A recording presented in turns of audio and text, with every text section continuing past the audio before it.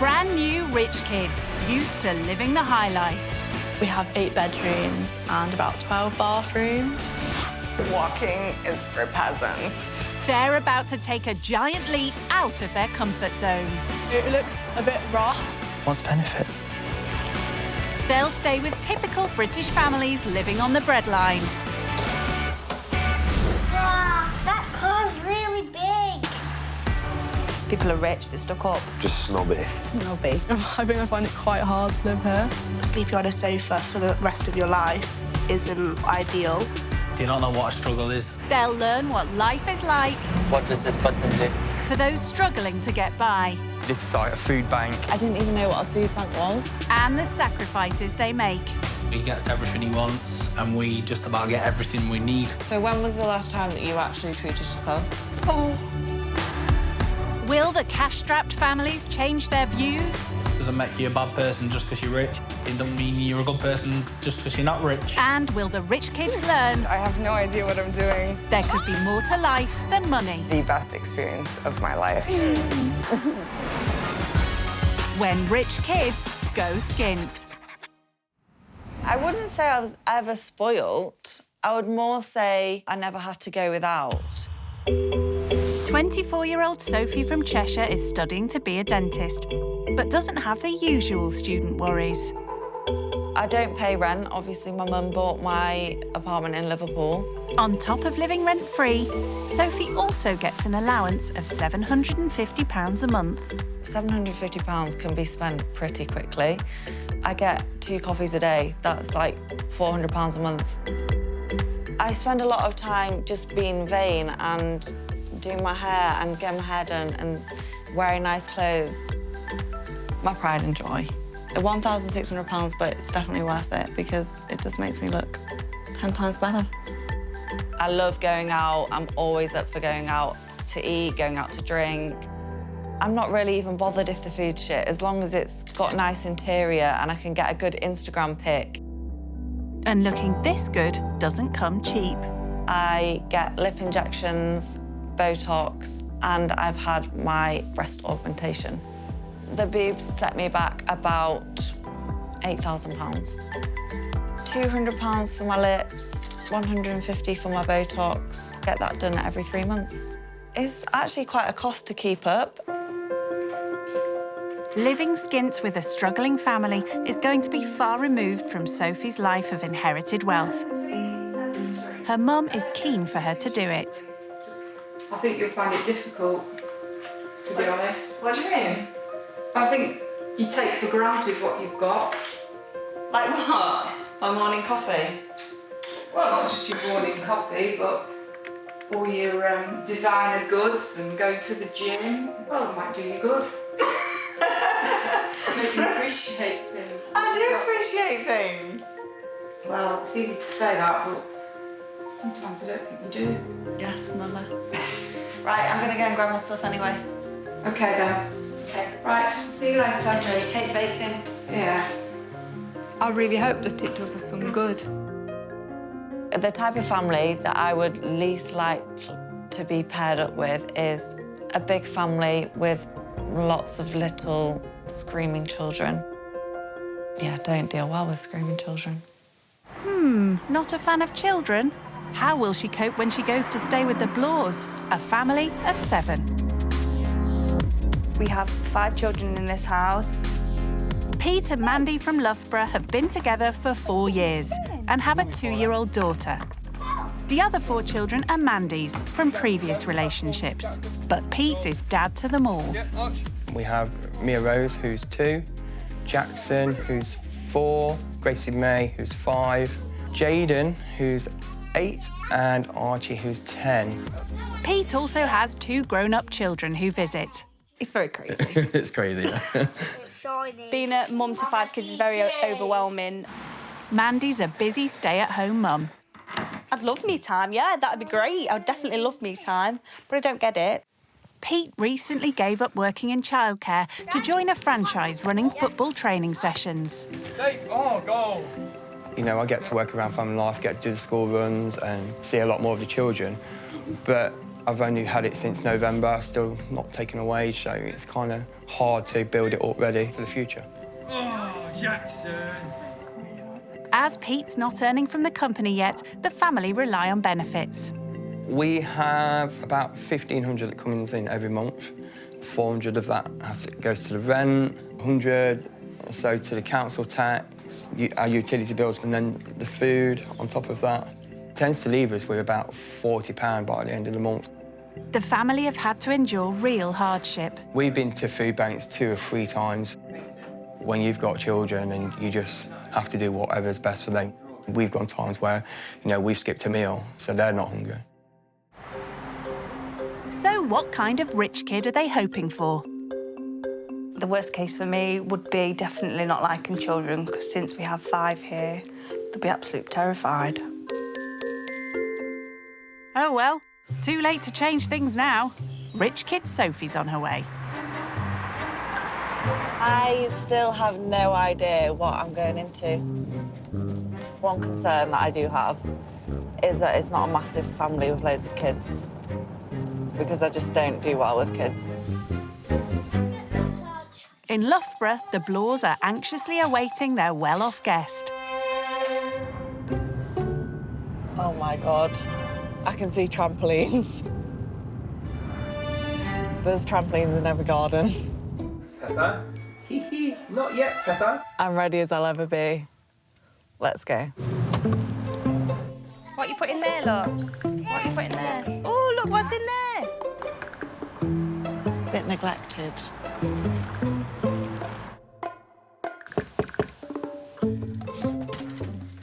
Hello. Hey, come in. Would you like to come in? Hey, I'm Sophie. This is Mandy. I'm Oh, Pete. hello. Say hi. That's Jackson. Hi, Jackson. Hello. Say hello. Say hi. Oh, lots of children. That's Mia. We'll go from the youngest first. She's 2. Okay. That's Jackson. He's 3. This is Gracie May. 4, sorry. Yes, 4. This is Gracie May. She's 5. That's Jaden. 5. He's 8. That's Archie, and he's 10.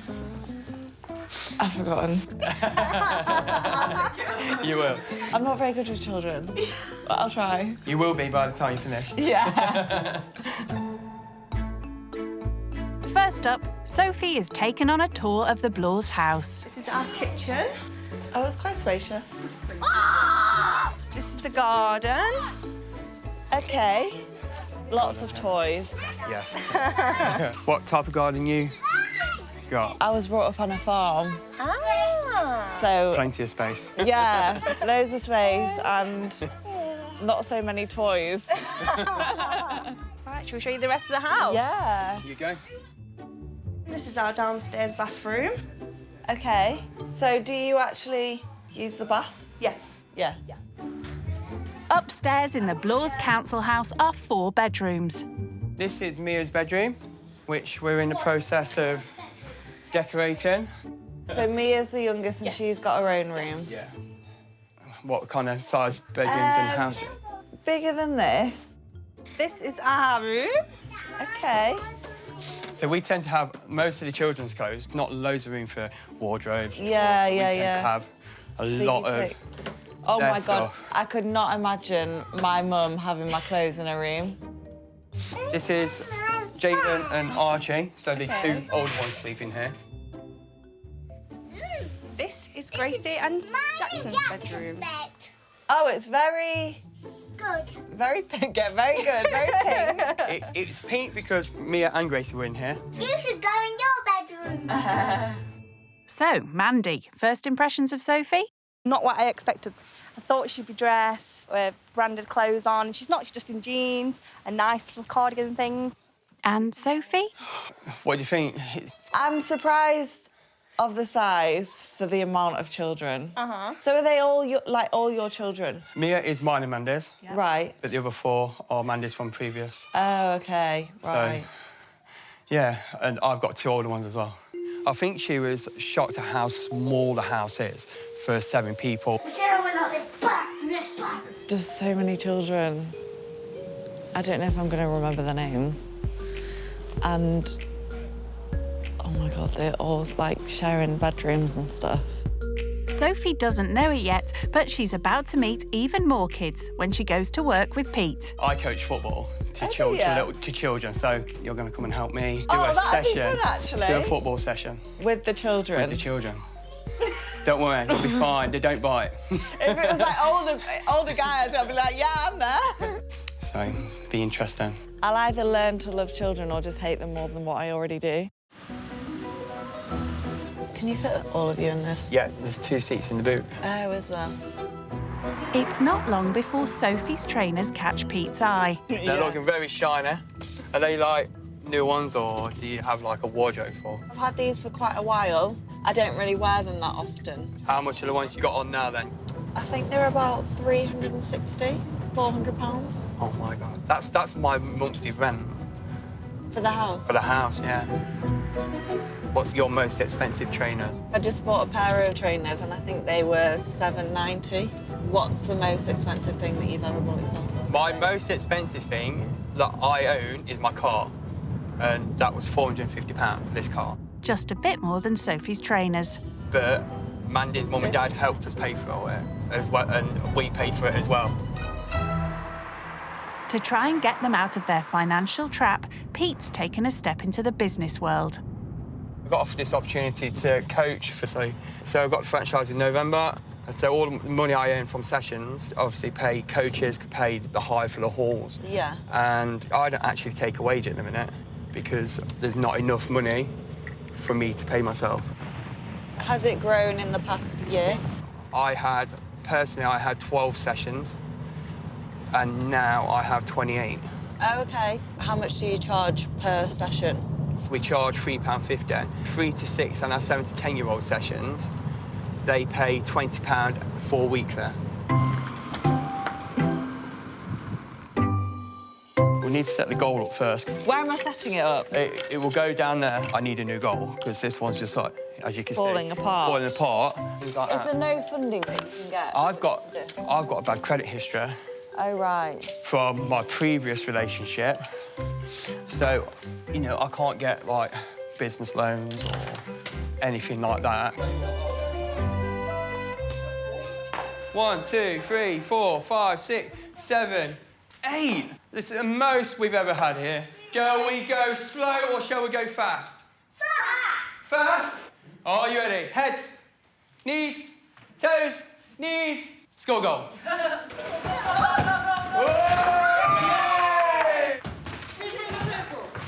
It's good, it's fun. They all look like they're having fun, which is the main thing.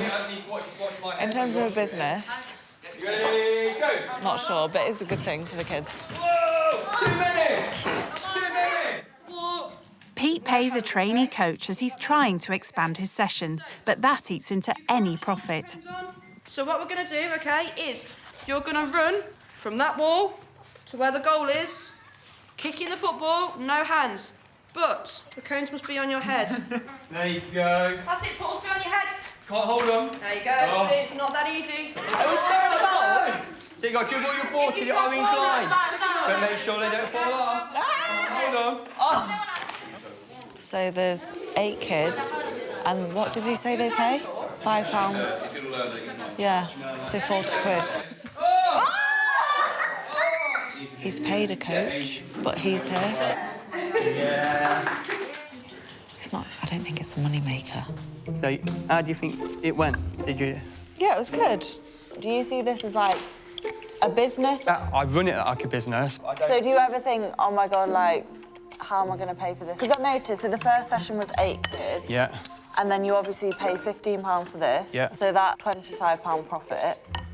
And then you've got to pay... Amy, yeah. So it doesn't work in a minute. I'm positive, always yeah, positive. I know there's the negatives, but no, we'll get there.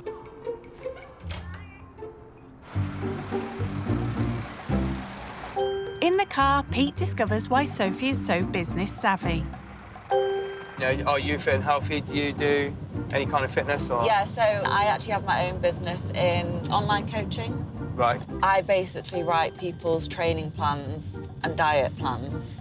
They'll check in with me on a weekly basis. What kind of prices do you charge? So most of them do roll monthly, and they have a diet and a training plan, and I charge them £120 a month.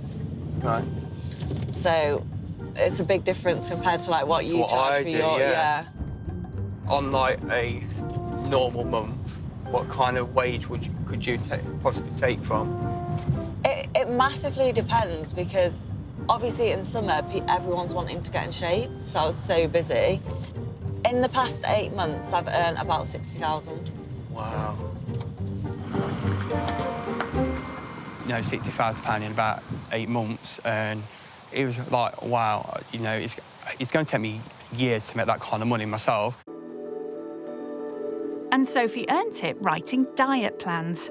Will she be expecting a strict calorie-controlled offering for lunch? Hello. Hi, Sophie. Would you like to come and help me make some lunch? The only thing we have left is ham. Do you like ham? Yeah, I like ham. That's cool then. What kind of things do you have to eat when you're at home? I follow like a diet plan. So I'll have like between 4 and 5 meals a day. How many meals do you have? We literally have breakfast, dinner and tea, and that is it. Oh my God. Yes. I couldn't, like, that's just mad to me. This is obviously quite a normal lunch. But for me, I'd be like, right, focus on the grams of protein and then like the grams of carbohydrates that are going into a meal. We don't have the money. When we go shopping, we'll look for the cheapest thing. Oh my God. So do you ever feel as though if you're hungry, you can't afford to have something to eat? If it gets to that point, then we feed the children more than ourselves. We'll just go and starve. Oh my God. Do you ever eat out? No, not at all. Do you feel like you're missing out or? Not really, because we don't really see it in front of us, so I guess not. Yeah.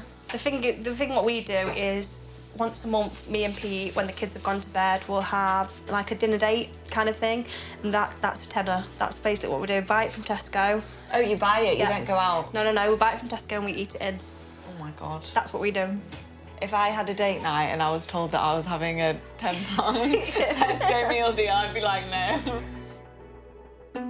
Are we eating in here or in here? No, we can sit in here. We'll sit in here together. Okay. We can have a little girly chat. Mandy was 19 when she had her first child, and for the last 10 years, she's put herself second after caring for her 5 kids. So when was the last time that you actually treated yourself? I can't even tell you, because I don't. Aww. Aww. Don't even get emotional. Oh, don't get emotional. Oh, sorry. No, don't apologise, don't apologise. Wow. A long time.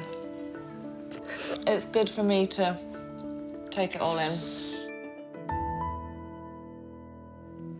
And after lunch, Sophie wants to take in everything about Mandy and Pete's finances. So what is your kind of budget for the month? We get just under £1,500 a month coming from Universal Credit and family allowance for the children. But then once we've paid everything out, we're left with about £44 to live on. If anything went wrong, we'd have to ask parents. If the kids would ever say, oh, I want a chocolate bar from the shop, do you have to account for all these things, or can you... Sometimes we have, no. And we can't afford We can't afford... My sister helped buy us our school uniform this year. Was there never a point when you thought, I can't afford to have another kid? Because for me, I would never at the moment consider even having a child, because I know that I can't provide it with a lifestyle that I've had. It was... We wanted a baby together. Even though we don't have a lot of money, we're always happy. We always love each other. Yeah. You know. That's the main thing. And that is more than anything. So, Sophie, what kind of income do you have? It just depends, like, how many clients I have. I do get my allowance, which is £750. My mum bought me the apartment in Liverpool that I live in for uni, so I don't have to pay rent on that. I think my biggest monthly outgoing is coffee. Like... Is that takeaway coffee? Takeaway coffee. So Starbucks or, like, Costa, I would have at least 2 coffees a day, costing £4 each. So that's £8 a day. 8 3 is like 204, like... You can get, like, 50, up to £300 a month on coffee. This sounds bad, but I don't really budget. So if I was for dinner, I could spend £100. Is that just on you, though, or would that be like... On me. What do you get for that? So I'd go, say, to a restaurant and have the 3-course meal and then a few drinks. Wow. I know, it costs like that. Wow, a 3-course meal? I don't think I've ever had one of them. Oh, my God. Wow. No, I don't think I have. What, even? So No, if you... never. To spend £100 on one meal is like, you know, it's 2 weeks worth of shopping. Yeah. And that's to feed 7 of us. Yeah. Sophie has been living in a completely different world. Pete thinks it's time for a wake-up call. You know how you said you spend £100 on a meal? I just want to show you something that is down here. All right. Oh, God. This food bank is one of 2,000 across the UK. It distributes donated food to people in crisis. So me and Mandy have been here 2 or 3 times when we've had no money at all, not been able to afford food, and they gave us like groceries for a few days, 2 or 3 days, and 2 or 3 times we've had to do it. It's the hardest thing that I've ever had to do is ask someone for help to feed my family, which I should be doing. So I'm not an emotional person. That's horrible. So, yeah, it's the hardest thing I've ever had to do, but hopefully, fingers crossed, I've never had to do it again. It hits home when you compare it to, say... Yeah, it's like when Mandy said, I've never had a 3-course meal. Yeah. It's like... Like, I didn't even know what a food bank was. Yeah. And that's just ignorance. I just felt like I let my family down. You should never feel like that. Like, it's not your fault. You're trying your best. I know. At the end of the day, like, you're trying to set up a business and stuff. So... It just makes me feel a bit guilty, like spending money when there's people like you that are just genuinely struggling to even eat, like, tinned food. No, thank you. That's all right. Wake me up a little bit.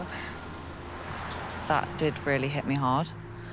I'm not an emotional person, so for me, when he contrasted it to my lifestyle, you know, going out for dinner and spending £100, it was kind of hard to hear that he's had to go through that.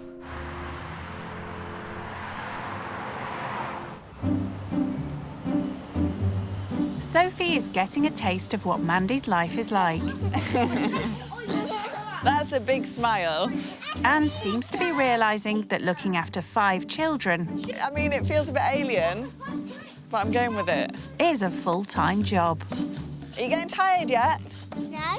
Oh, my gosh. Are you? I am. I'm gonna do a seat drop. Woo! It's 6:30 and Mandy is making cottage pie. But tonight, she has help. Hey. Hi. How's it going?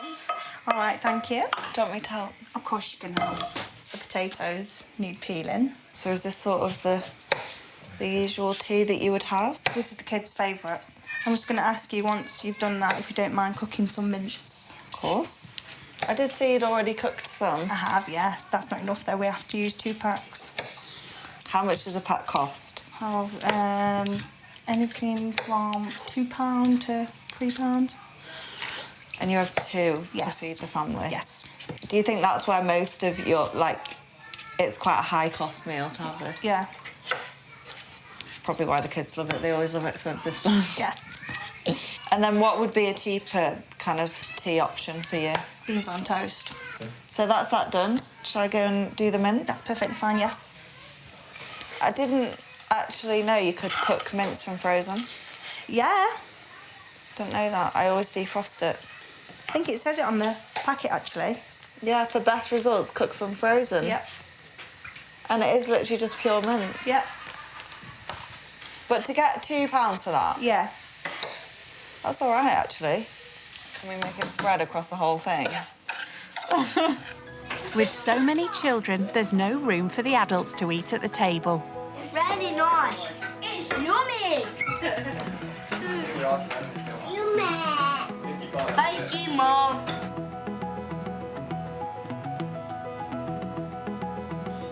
This looks good. It does, doesn't it? Although giving advice on nutrition is her business, Sophie doesn't want to put the family under pressure. So how much do you think this dinner would cost you per person? Yeah, about £1.50 at the most. Right. Do you ever do desserts? Sometimes we'll have ice cream and 65p or something, isn't it? Yeah. No such luxury tonight, though. Today's been amazing. You know, I was so happy that we met her. She's really lovely. It's been so nice. Had a fantastic day, but I am very tired. Time for Sophie to find out where she's sleeping tonight. Here you go, Sophie. Here's a pillow and a blanket for you. Thank you. That feels all right, you know. The bed feels, well, sofa, not bed, but it's comfy. I've slept in worse places. See you in the morning. Yes, see you in the morning. Enjoy your sleep. Hope it's comfy for you. You too. It's been a long day for everyone. Night.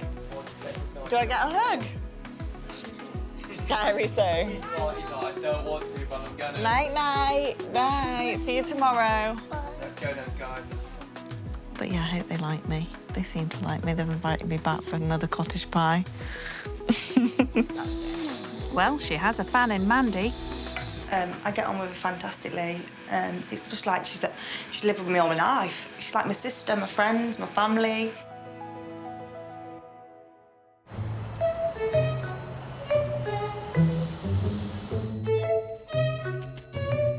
Day 2 started very early for Sophie. So I heard the kids in the morning at, like, I don't even know what time. 5:30, maybe. That is why I don't like kids. The guilty party tried to win round their sleepy guest. Morning. Don't look like you've got no energy. You all sound like a herd of elephants above me. But underneath their cuteness lies an ulterior motive. Please, can you make us some breakfast? Me make you breakfast? I don't think I've got a choice. There's other things I'd rather be doing, like going out for brunch. Everyone's saying goodies. Oh, easy. I can do that. Mandy and Pete are taking advantage of their free babysitter. I hope they're going to be okay. I hope Sophie's going to be all right looking after them. I think it's more Sophie we have to worry about than the kids. Are these the bowls? Okay. Portion size, what's it like? Despite claiming she'll never remember all their names, Sophie's doing pretty well. Archie, come and tell me how much you have. Right, Jayden, how much do you have? Tell me when. Can you see? Yeah. You guys are going to mug me off here and give me a whole bowl. I'm basically That? Yeah. Okay. That one's for you. Thank you for being patient, Gracie. The children are intrigued by the live-in home help. What do you usually have for breakfast? Probably eggs, mushrooms, spinach, peppers. I usually have a cooked breakfast. Mix of everything then. A mix of everything. Or sometimes porridge. Do you ever have porridge? I like I love porridge. Well, Can't hear screaming or yeah, shouting, the children so- are quiet, so I should ask you to move in. I know, yeah. I have the kids out every morning. Do I like staying here? Yes, it's actually been really good. I've actually had a lot of fun. I could have slept better, I think. You guys woke me up early. I did, because I was still in bed. Oh, were you? Are you done? You all done? For someone who says they don't like children, Sophie appears to be a natural. It's 9:30 a.m. and Mandy, refreshed from her lie-in, is raring to go. Hey, Sophie. Oh, hey. How was this morning? Yeah, good, actually. So today, me and you are going to do some cleaning. We're going to spend the day being me, so I'm going to show you what I do in this household and also look after 5 children and the kids being here as well. OK. Let's go. Come on. Okay. Mandy and Pete have a long list of chores they'd like to get done today. I'll see how I always use the tablets. Ah. It's filthy. I'll get them off. Thank you, baby. Just from that drawer.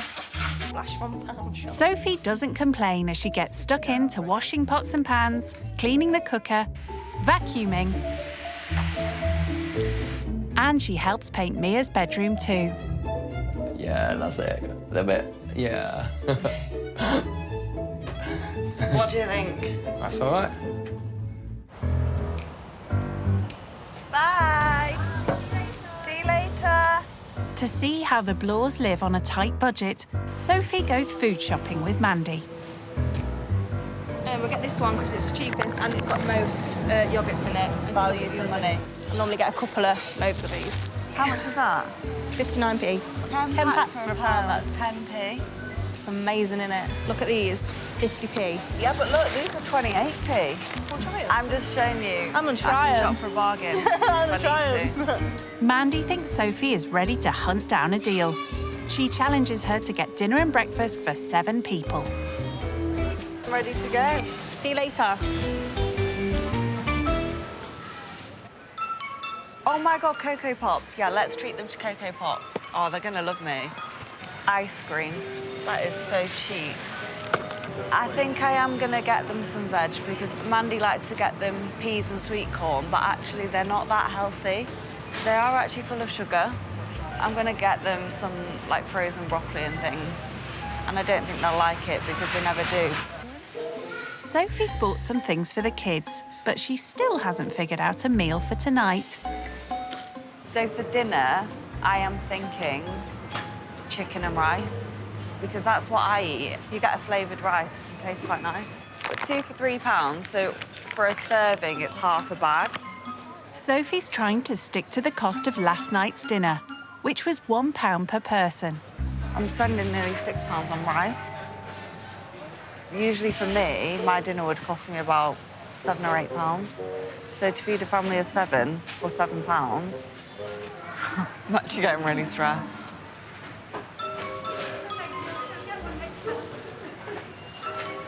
Oh, OK, 65p.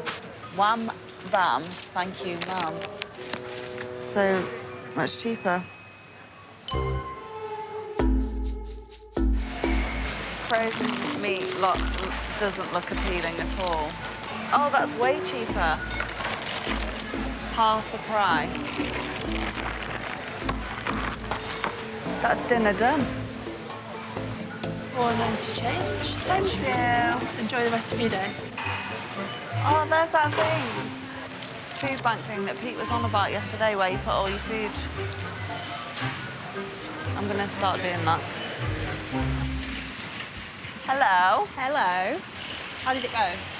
Yeah, really well. So I got them dinner for tonight and then a few snacks as well. Okay. And a big box of cereal. Oh, yes, that's what I was worried about. Hi, guys. Sophie may not have gone as far as a 3-course meal, We've got shopping. but she splashed out on 2. I got them dessert for tonight. Bless you. Treated them. And they were only like 90p, so... Bargain. Yeah. So you did it. Yeah, that's 10p each for dessert. Fantastic. Frozen chicken. Uh-huh. That's for tonight as well. Yeah, that's cool. Frozen veg. That's amazing. Yeah. That you've so thought of the kids, and I like that. Yeah. Okay, good. You did good, so well done. Right. Sophie's had an intense couple of days with the Blore family.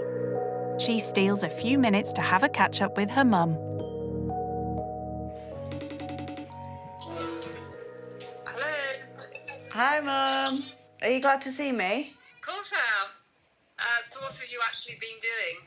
Yesterday, I made cottage pie. It was like frozen mince from Iceland. I didn't even know you could get frozen mince. That's what I said. Oh yeah, so and then yesterday we like went for a walk to this food bank. Have you ever? Oh yeah. I've never heard. I didn't know it was really a thing. Yeah, well, I've given her quite a lot of stuff to the food bank. Ah, I see. I didn't know about it. It really hit his pride that he had to go there, Yeah, and sure. he felt like he'd failed his children, and he was actually crying. Oh. Yeah. Well, he hasn't failed them, has he? The fact he goes there is a big thing. Exactly, and he's like trying to. He's like, got his own business that he's trying to set off, but it doesn't pay him a wage because it doesn't make anything. Yeah. So you're proud of me? I've got through the weekend. Yeah, I'm very proud of you. Yeah. Very proud of you. I'm proud of myself. Yeah. All right, then. Yeah, well, I love you. I love you too. Yeah. Bye. It's not often that my mum would say she's proud of me, so that does mean a lot. With her mum's praise ringing in her ears, Sophie begins her final chore, but realises she's made a big mistake. Oh, defrost. Defrost thoroughly for a minimum of 12 hours in the fridge. Can't be giving them food poisoning. What do you think Sophie's gonna cook today, Archie? Rice, chicken, and veg. And veg. Good. That is a pretty good guess, I think. Or maybe I could just chop some sausages in there. Yes. Not quite the healthy meal she had in mind. These take 15 minutes. Throw the rice in the microwave to start it off. And then I'll put it all in here, chop the sausages up, add the raisins. Voila. This is just gonna look like a mangled mess. First time cooking for kids, any kids. It's got peas in, it's got broccoli in, it's got cauliflower in. How scary for children. What would you like if, like, for pudding after dinner? Raisins. No, chocolate. The main thing that I would worry about with the family is, like, nutrition. And it's not something you can just teach someone in a weekend. And it's not something you can do on a budget always either. So as much as I'd like to, it's probably not viable. And then I think we are ready to dish up.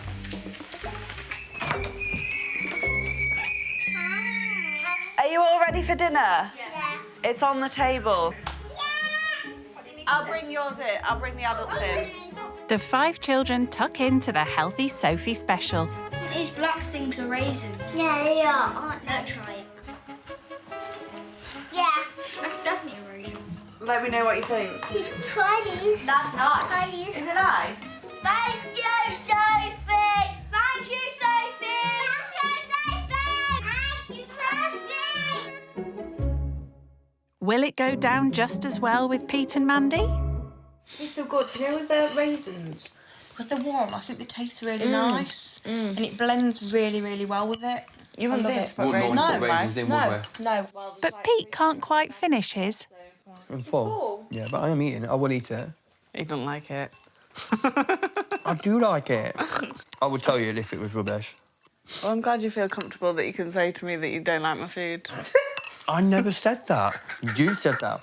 Don't put words into my mouth, Sophia. I never said it. If we're able to have banter and, like, take the mickey out of each other and have a bit of laugh and a joke, I think that just shows how well this experience has gone and how well we get on with each other. And yes, there's differences financially, but really, we're just the same. I like your cooking. Do you? Yeah. Thank you, Archie. Are we going to go and see Daddy? It's close to the end of Sophie's stay with the Blores. She takes Mia to see her newly painted bedroom. Daddy in your bed. Look at that wall. Do you like it? That smile says it's good. Is it good? She's nodding. It's good. High five. Good work. So as a thank you to you, and obviously you took me to football yesterday and it was really nice and everything, I wanted to give you this gift. It's a £50 voucher for a sporting company. If you wanted to, like, branch out and get other things for your coaching thing, the amount of effort you put into this business. Thank you. It's very much appreciated. Aww. Thank you. You're welcome. Sophie also has a surprise for Mandy. Hey. Hi. You all right? You chilling? Yeah. Having some you time? Yeah. So we're going to have girly time. Oh, OK. So which one do you fancy? Blue's my favourite colour, so I'm going to Do you want to go blue then and I'll do grey? she wants to show Mandy how a little pampering makes all the difference.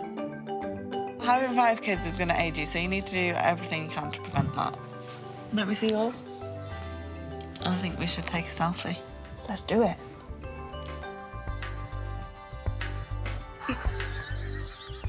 That was great. I'm going to say that. It was just fantastic. I loved it. It was a lovely surprise. I didn't expect it. After 2 days with the family, it's time for Sophie to say goodbye. Are we going to give her a hug? Let's go. The kids absolutely loved her. Thank you for making me feel so welcome. We've also got you this as well. It's just Oh, to say guys. thank you. To Sophie, thank you so very much. We would like to thank you for a fantastic experience and being getting to know you and learn different things about the life you have and letting us share our life with you. We hope to stay in touch. We will definitely stay in touch and see each other again in the future. Love from Pete, Mandy, Archie, Jaden. Guys, thank you. Oh, you're crying. And I've got something for you guys as well, for the whole family. 2 trips to the cinema. You can use that whenever. You're welcome. Thank you. So I'll give that to you, Pete. Thank you can very look after much. that. See One you big all one. in. On you Enjoy go. yourself at the cinema. Bye, Sophie, a big hug. So kind of like chucked herself into our situation and like did what we asked of her and helped with the children, and then to give us those gifts for me for my business and you for yourself and children as a family was, she really didn't have to do that, and they're very much appreciated. Thank you, Sophie, for everything. Honestly, thank you so much. Thanks again. You have been so amazing. It's been lovely meeting you. No, you guys have been amazing. Sophie wasn't what I imagined. She's more down to earth than what I thought, so that was my biggest surprise.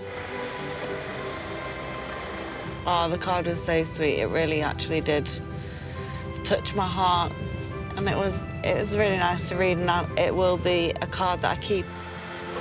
The children loved having her here. They did. Yeah. Yeah, I might not offer the babysitting skills.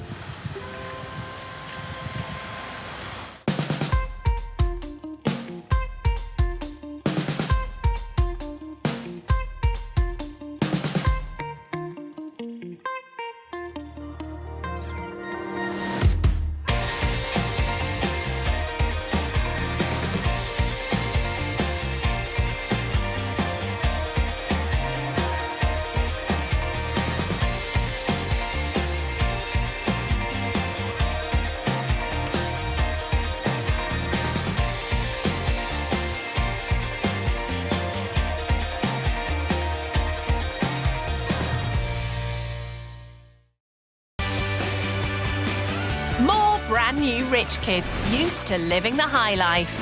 It was about £85,000 on my education. On a month on clothing, I'd probably spend about £5,000. That sounds really bad, doesn't it? They're about to take a giant leap out of their comfort zone. These are flats. I've never been in one of those. I've never really stayed anywhere by myself. They'll stay with typical British families living on the breadline. Obviously, she looks rich. He never had anybody say no to him. Oh. This is worth about 8,000. Terrible, aren't I? They'll learn what life is like. I don't know how they do it. I'm just surviving. For those struggling to get by. I just cried and cried. And the sacrifices they make. She's doing all she can. It's heartbreaking. If you have something that you want to do, you have to work hard for it. Told you I ain't got no muscles. Will the cash-strapped families change their views? I thought he was going to be stuck up, but I was wrong. Rendell is a big surprise. Oh, it's a big one. And will the rich kids learn? I was blown away by what they do and how they live. There could be more to life. Thank you, Jesus. Than money. That's the least I could do. This is so great. When rich kids go skint. I've never worried about money because of my mum and dad. 18-year-old Rendell from Essex is the daughter of high-end jewellers. I'd say I've always been around finer things in life. I've always been able to wear nice jewellery. My most expensive possession would probably be my car, which was around 30,000, I think, and my mum and dad bought that for me for my 17th birthday. I've never had an allowance pretty much all my life of just, if I wanted something, I could ask for it and they'd get me it. Oh, God, that sounds really bad, doesn't it? Rendell no longer lives in the family home, but she's not gone far. I moved into my bungalow when I was around 15, I think. I needed more space for my clothes and shoes and bags and stuff, and I think my mum was sick of me taking up all her room with my stuff. Rendell may have a lot of stuff, but she has started buying it with her own money now, as she's got herself a job. I'm currently a social media influencer. I have around 400,000 followers, and I share what I wear and all different things like that. I definitely earn enough to keep up with the lifestyle that I like to have. So what does she like to spend her hard-earned cash on? Louboutin boots, £1,000. Giuseppe Zanotti, over £1,000. £1,000? Ouch. They are very, very painful. When I buy them, I try not to think too much into the price. This is Givenchy, 1,500. I love it because it's bright pink. The Chanel, 3,000, but I love it because it's gold. This is my money, so... But the thing she values most is something money can't buy. My most prized possession is my mum, definitely. You all right this morning? Yeah, you okay? Yep, good, thank you. What are you doing? Starving, getting some toast. Okay. She's the strongest person I've ever met, and I feel very lucky that she's my mum. Rendell's mum has been diagnosed with secondary cancer. It's just an ongoing battle. They say that we can't cure it, but we choose to not believe them. My life is a prime example that money cannot buy you happiness, because before any of this happened, my life revolved around money. It's probably the only thing that I thought mattered. Normal day-to-day things that I wouldn't have appreciated, like even having breakfast together, the small things I now really, really treasure. Rendell wants her mum to see how much she's learned from her about being strong. I've been raised to understand the real world, but living in the situation and knowing about the situation is two completely different things. Well, she'll be learning just how tough it can be when she goes to Leicester to stay with the Edens. 33-year-old Tony, Diana, 28, Izzy, who's 13, and 4-year-old Tiago. Money is mad tight. It is. We have to budget for absolutely everything. Everything. Baby. Diana and Tony met sexy on an internet dating site. Schnookums. 7 years ago. We just clicked. Yeah. We're kind of like the same, but obviously you're a boy and I'm a girl. Glad they got that sorted. And now they're engaged. Irish and Portuguese is a wicked mix. Portuguese-born Diana recently graduated in business management, but is struggling to find a job. So there's not an array of jobs out there for me. Sometimes I am overqualified for the job, but then I need experience to apply for the jobs that I want to, that I am qualified to work at, and it's very hard work. Tony used to be a delivery driver with his own car when the family lived in London, but 2 years ago they moved to Leicester for a cheaper, easier life.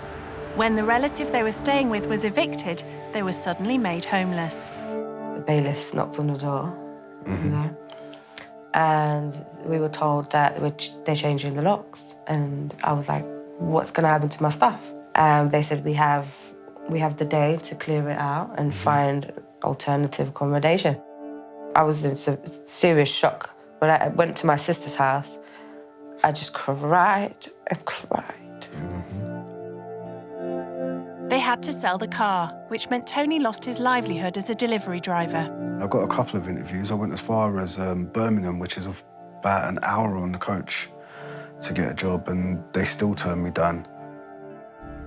The only way they could afford a deposit for the house they're now in was by using Diana's student loan. But Tony and Diana still rely on handouts to get by. Everything in my room has been given to me by my family members. The piano and the makeup desk and chairs were all given to us by Tony's mum. Without my family, I don't know where I'd be. Even Diana's clothes are hand-me-downs. Nothing goes to waste. The debt repayments mean they struggle to get by on their universal credit. So after all the bills, we're left with £192 and 12p. That's £44 a week for any emergencies. But despite their dire financial situation, Tony's not giving in. With a passion for cars, he's recently started a college course in motor mechanics. The big dream is to have my own chain of garages. That's the one thing I want. If you want something, you've got to work hard for it. You've got to see your goal and grab it with both hands tight. Nope. So what are they hoping to teach the rich kid? I think a rich kid could learn how to maybe appreciate what they have more, or maybe like acknowledge that anything could happen in life. Rendell couldn't appreciate her mum more. She was homeschooled from the age of 13. So how does her mum think she'll cope away from the small family circle she's used to? I think it'll be a real experience, going and living with someone else. Yeah, I think... Their life, how they live, and maybe they'll learn something from it too. So yeah, that's what I'm hoping. We can both learn different things from each other and they can see that money doesn't make people happy or solve life, does it? It doesn't solve life problems, does it? No. Do you know, one of the things I think you may struggle with is being away from home. Yeah, I never really leave because home. You never leave home. But then this will be a good learning curve for you to realise that you can go away and come back and everything is the same. Yeah. It'll be so lovely if they've got young children for you, won't it? Yeah, I'd love that. Because then I think you'll connect straight away. Yeah. Maybe make it easier for you. Yeah, I'm really excited. Yeah, I think it's going to be great, Rendell. Yeah. My mum's fighting spirit is not like anything I've seen before, and it's not just because I'm a daughter. Everyone says it about her. Do you know what? One thing I want to say is I'm so proud of you. So proud of you. Thank you. And I know that this will be massive for you, and you won't come back a different person because you're amazing anyway, but you'll learn something. Yeah, definitely. Love you. Love you. You get jam in your shirt. I don't care. Sorry. The thing for me that I would like Rendell to learn out of this is that not everything is handed on a plate, not everything comes easy. Although I think she does appreciate that and understands it because we've always taught her that, I think to see it firsthand will be amazing. The day of Rendell's venture into the unknown has arrived. She packs all she'll need into her £3,000 designer hold-all and handbag. And going there to understand we all have struggles in different ways. I think we can both learn a lot from each other. As she starts on the 120-mile journey to Leicester, she's well aware that this is a huge step. I've never really stayed anywhere by myself. I like being with my mum and dad, just like knowing that I'm close to them, so even being this many hours away is going to be really hard. In Leicester, Tony's thinking about the rich kid who'll soon be arriving. I think they might find it quite hard because thinking of like rich kids and all that, they wake up whenever they want, innit? You know, because they haven't really got a routine. Unlike the Edens, who have the morning run every day. I hope that they have children because I love children and love babies.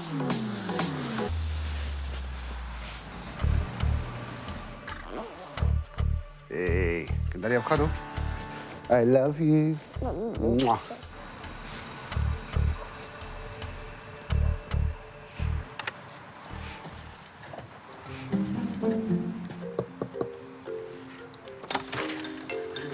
Hello. Nice to meet you.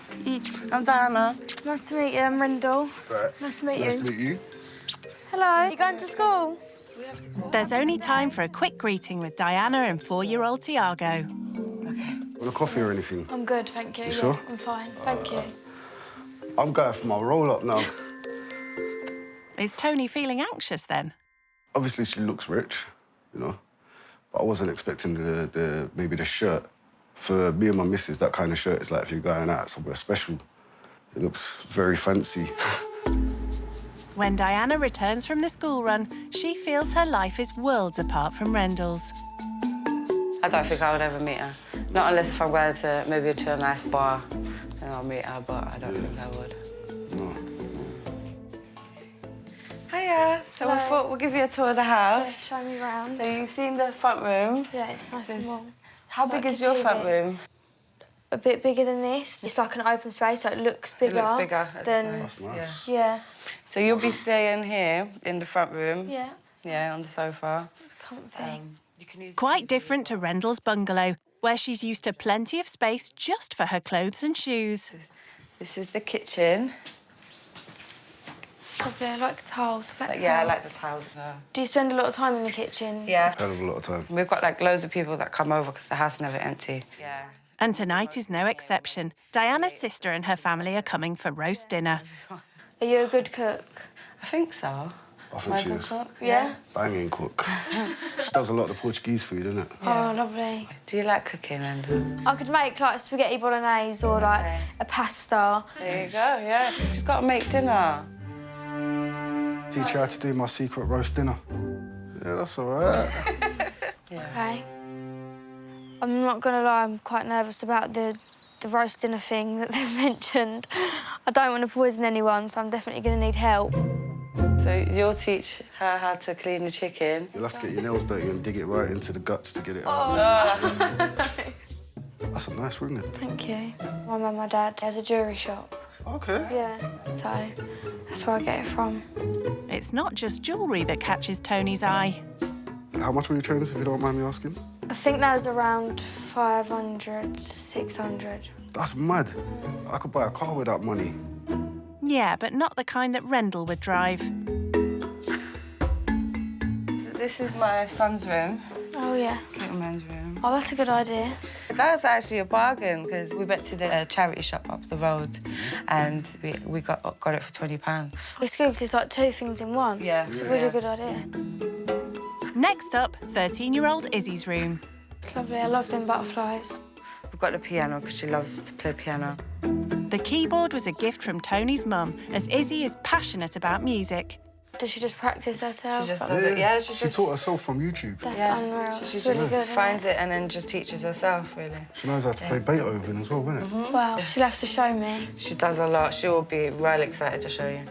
So how big is your room in your house? When I lived in my mum and dad's house, my room was maybe a little bit bigger than this, not too much bigger. And now we have like a games room sort of thing in the garden, and we converted it. Now I've got like... You got your own little house? Yeah, my little bit in the garden to get away. That's cool. Definitely coming in. Diana and Tony have virtually no space to store their clothes, let alone escape for some peace. So this is our bedroom. Technically her room. My I don't get bedroom. no say in it. Claiming it. No, yes, mate. I like your bed. Thank you. Nanny got us the bed. Yeah. We didn't have one, did we? We didn't have a bed at all. And then we moved to my auntie's house, and it was really bad because she had bailiffs coming in, and so like we're in the house and they're shouting like we're gonna change the locks now. So I had to take So I had to take all my stuff, my bed, everything, put it outside in the rain in the front garden, and find someone with a van, storage, everything in that one day. So you had no chance? No chance, nothing, nothing. Because it wasn't our house, we would just stay in there. That really was an eye-opener. It's so unfair, and that's why I think that it's so nice that you see how proud and how happy they are to have what they've got now. So where do you keep your clothes or like storage? I've got 2 drawers I use, and then Tony's got the bottom drawers for his T-shirts. And then a suitcase for the rest of my clothes. Suitcase for the rest. It's a far cry from Rendell's wraparound wardrobe for all her stuff.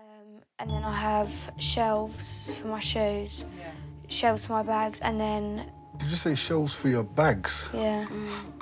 Like in the shop, you know, when you go shopping centre, you'll see them. What's the most expensive bag you bought? 3,000. Oh, wow. I can't imagine having a whole shelf just for bags. Money like what she spends on her bags and shoes and stuff would be... If we had that on a regular, we would be very happy because obviously we'd have the car instead of getting on the bus everywhere, and we can go to London as well. Go see everyone there. Yeah. So you don't get to see them because we don't have the car. Yeah. Hello. What are you doing? And we're making a little lunch. Tony's cooking noodles and Diana's making tuna sandwiches. Would you like A tuna sandwich? Would you like something to eat? Okay. I'll just have some toast or something. Yeah? All right, Whatever, I'll make you some toast. Thank you. What kind of food would you have for lunch? If I'm at home, I make something easy. Yeah. Like put some toast in the toaster. Or I just go and get something quick, like go get Nando's. Yeah. Do you eat out often? Yeah, I do eat out quite a lot just because I find it a lot easier. I don't know what I'm doing in the kitchen. I try. I'd love to learn properly, but we probably go out for dinner maybe 6 times a week, and I'd say it probably sets us back around £100 to £200 a time. I probably spend most of my money on food. You haven't got a budget? No. Yeah, okay. Now I've got my own money, I'm a lot more wiser with it. I've realised, well, I can't just chuck the money away on things because we're left with nothing. And I try not to ask my mum or dad for money ever now. Good. What do you do for a living? I'm like a social media influencer. Yeah. I just do posts for companies. Oh, cool. They send me the clothes or like whatever the item is, and I take a photo in it, and then they pay me. If you're stunting in their gear, do you get to keep it after? Yeah, it's all right. That's cool. Yeah, that is cool, yeah. So how much money do you get from that, if you don't mind? Some months I could get one post from a company or brand, and that might be for, say, for example, like £200, and then I could not get another post that month. But then other months, like I've had like post deals where it's like 3 posts for like £1,000 or like... Wow. £1,000 for taking just 3 selfies. Nice work if you can get it. Diana and Tony are at the other end of the spectrum, struggling to even get a job and make a crust. The bills going out, in total, we have 1,200 and something going out every month. And we only get like 1,700. We don't get, so after paying everything, this month we were left with £197 for the rest of the month. We don't have anything else. We've had times where we've had £50 for the whole month. Yeah. And we have... Between us and the 2 kids. Yeah, yeah. So it does get very, very difficult. It gets really stressful, really stressful. Because we can't, like, go out and do something. There's a park that we go to and it's got horses in there, and the kids can touch the horses so they come up to you. I think they're the best memories, though. Yeah, they are. The little That's things are the best things in life. After lunch, Rendell joins Diana on her visit to the job centre, somewhere Rendell has never been. So you have to find certain amount of jobs per day, per week. And like sort of apply for them? Yeah. Oh, okay. And if you don't get that amount of jobs, then they won't pay you. So you won't get paid at all. So they pay you to search for a job while you're searching for a job? Yeah, while I'm searching, yeah. Oh, okay, that's good. Diana's been unemployed since she finished her business management degree 6 months ago. So even though you have like your degree and things like that, is it hard to find a job still? Even with... It is hard to find a job because they don't know how good I am. Yeah. So they have to hire you to find out. Yeah, exactly. With Tony now studying to be a mechanic, Diana is desperate to start earning a living. I'm going to search for business consultants, yeah. And that's it, really. It just shows every sales consultant job around, and then it will give you, like, how much you want to earn. It is a different world to her because she hasn't been in that position, really. So, yeah, that's what we do. Obviously, I don't know how easy it is to get one of the jobs off there. Yeah. But it's I could apply for like 50 or 100 jobs in one day and only get a reply from 2. Really? Yeah, it could be like that. Just a short time that me and Diana was in there was loads of people coming in and out. So I can't imagine how many people throughout the whole day are searching for a job. So it must be, like Diana said, it's a struggle. Despite struggling to get a full-time management job, Diana isn't just sitting around waiting for the phone to ring. For the last 4 months, she's been selling cosmetics from a catalogue, using flyers to generate interest. So we've just got to hand these out. Oh, and that's got your contact? Yeah, so it just says that if you want a brochure, you just contact me. Right, because I have to pay for every single thing that I order. Even the brochures, they're not free. Oh, really? So if I just put the brochures there and they don't want to order, sometimes they don't give it back. So I have to reorder them again and waste more money. To try and make it as profitable as possible, Diana and her daughter Izzy create appealing mixed hamper boxes. Me and Iz, we do try and sit down and plan it all because she needs to understand. I'm off to get Tiago out. All right, babe. All right, See you in a bit, yeah? Bye. Bye. I want to make sure that she knows that she has to sell to make money. Yeah. So the more you sell, the more money you make. So it's both of you in it together? Yeah, yeah. And with an extra pair of hands to help out today, they set off to post some of the flyers which Diana has bought by dipping into their very tight budget. So when you get sales, does it work on like a commission? Yeah. Sort of So, basis? yeah. So it's 20% commission. Okay. Yeah. But I've figured out that I earn more if I make the hampers than just selling than By just themselves. ordering and giving them. Yeah. Do you want to Yeah, post I'll that do one it. in? Diana posts these flyers twice a week. That's one down. How many do you normally do at a time? I normally do about 20. Yeah. And then I'll kind of wait a few days. And if I haven't had any feedback, then I'll go back to a different road and do another 20. Try again. Yeah. Because Yeah. I've got to pay for everything. Yeah, so you want it to work? Yeah. Should I do this house? I've enjoyed today because it just shows what type of people that Tony and Diana are. That's Tiago. Did you hear him? No. How are you? How was school? Do I get a hug? They get their stuff done and what they've got to do, they get up and do it and search for jobs, and I think they're amazing.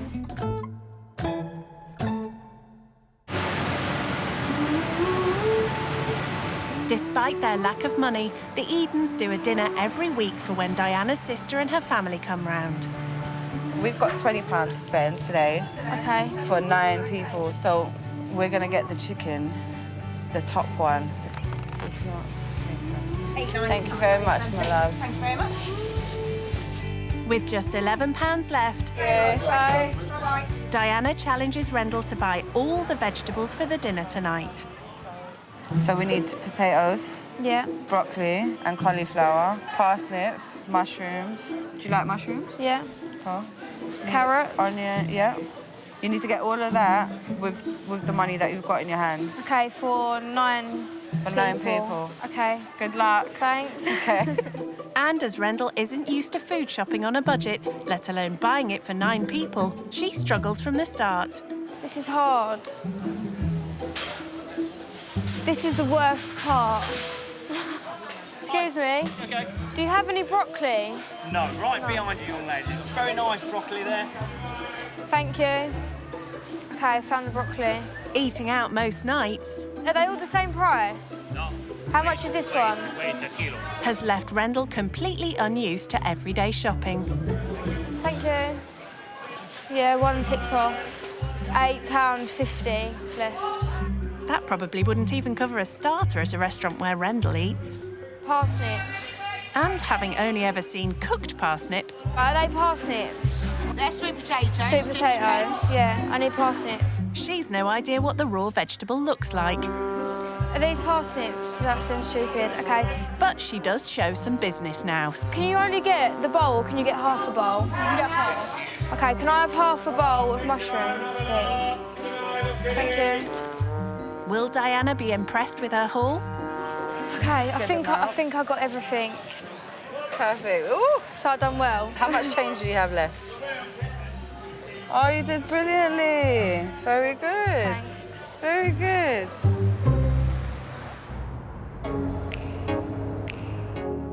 "13-year-old Izzy and 4-year-old Tiago always take their turn with the household chores. Today, Izzy's job is to help prep dinner. Hi. Nice to meet you. Nice to meet you. Your mum's been telling me about you. Thanks. Rendell gets stuck into doing her bit too, but after so much walking today, wants to know why the family don't drive anywhere. I ain't got a car. Okay. I can't afford one. Yeah. You had a car, didn't you? I've had a few cars. My very first car, Yeah. 800 quid, and it was a Vauxhall Corsa, 1.7 turbo diesel. That means nothing to me. I'm like, all them big car words, I don't have a clue. So what car have you got? I've got a Mercedes CLA. Nice. Yeah, I crashed it the other day. Oh my God. I didn't crash. I accidentally drove in, I pulled back too quick and I went into a lamppost. Tony could probably fix that for her when he finishes his course. Princess, you gonna play some songs on the piano for us tonight? Yep. And sing? Maybe depends, because my throat is starting. I think I've got tonsillitis again. Oh no. Do you play an instrument?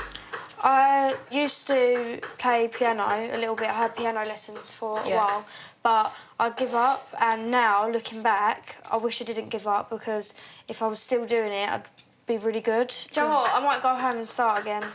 Look at me. I thought it was too late for me to learn any qualifications, but I'm back in college and at 33, learning all 3 years again. Yeah, starting it back up. It's never too late. Yeah. No matter how old you are. Yeah, it's true.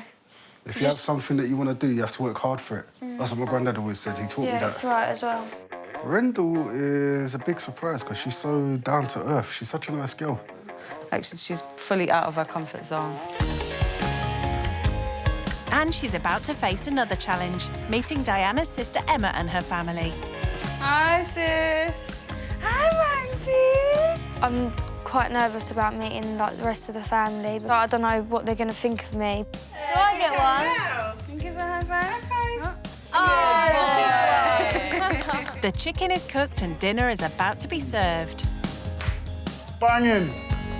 Rendell seems quite at home with the Edens, but the dinner she helped cook is about to come under scrutiny.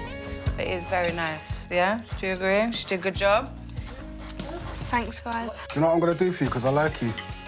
I'm going to write down the whole recipe for you. Oh, my God. You're giving it away. He's never done that before. I feel special. And as they all relax together, Rendell realises the Edens value family as much as she does. Because, no matter where you go, anywhere in the world, your family will always be there. Yeah. So we want to make sure that we are together at least once a week. Yeah. At least. Yeah, have one day. Yeah, just one day where we all come in and we just find out what's been happening in everyone's world. Yeah, that's lovely. How close are you to your family? Me, my mum, my dad, my brother, my nan and my niece, all them, we're really close. Yeah. Good. Yeah, we are really close. Good. Your family is just always there. Definitely. All the time. We have little walks as well. Yeah. So before the food. Play board games, yeah. They cheat in Monopoly. No, we do not. Yeah. You cheat. And you as well. Everyone cheats. Well, every family has this debate, don't they? Who cheats? Yeah. It's normally my dad is to cheat in the Monopoly game. I'm the only one in this family who don't cheat. Shame. I play legit.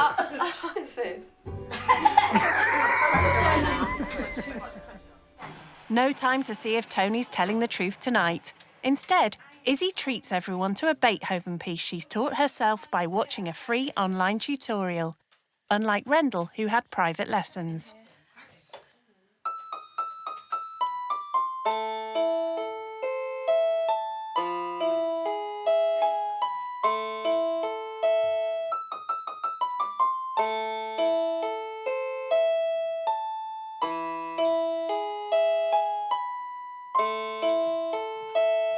That's what I know.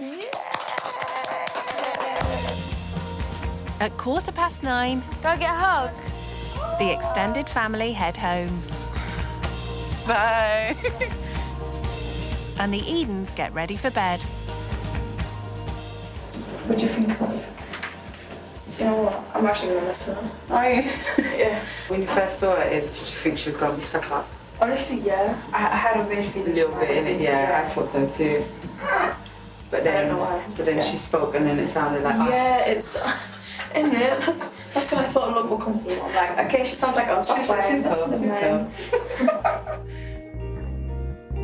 Rendell's final challenge is sleeping away from home. Whenever I stay anywhere, I'll bring my mum's blanket, so it feels like I'm still with her, I'm at home. I just put that next to my head when I sleep. It's just a smell. I suppose it's just a comfort thing.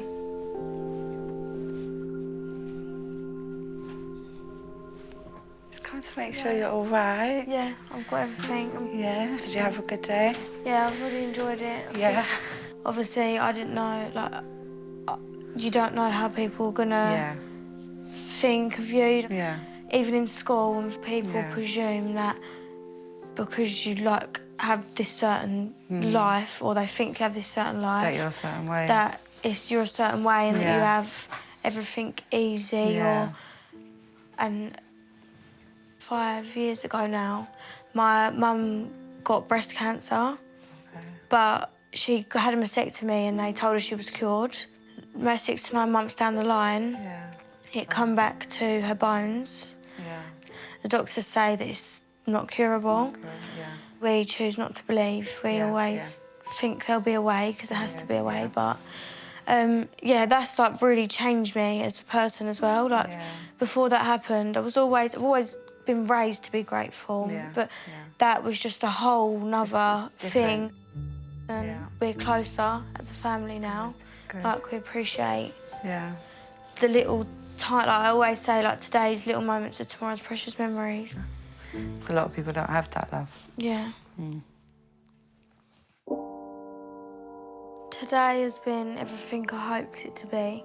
I've learned things and hopefully they've learned things about me. And she said that her mum's got cancer, that she had breast cancer before, but then it came back. Got more aggressive. Yeah, and that's why, like, life that happened, just giving a different view to life, basically. But it's hard. Nice, man. It is hard. It's mad hard. And she's very young as well. Yeah. I feel it for her, man. I'm not sure what they thought about me to begin with, but I just hope they like me, really. I'm really tired. It's been, like, all new things for me, so I'm a bit worn out. But, yeah, I think I'll get a good night's sleep.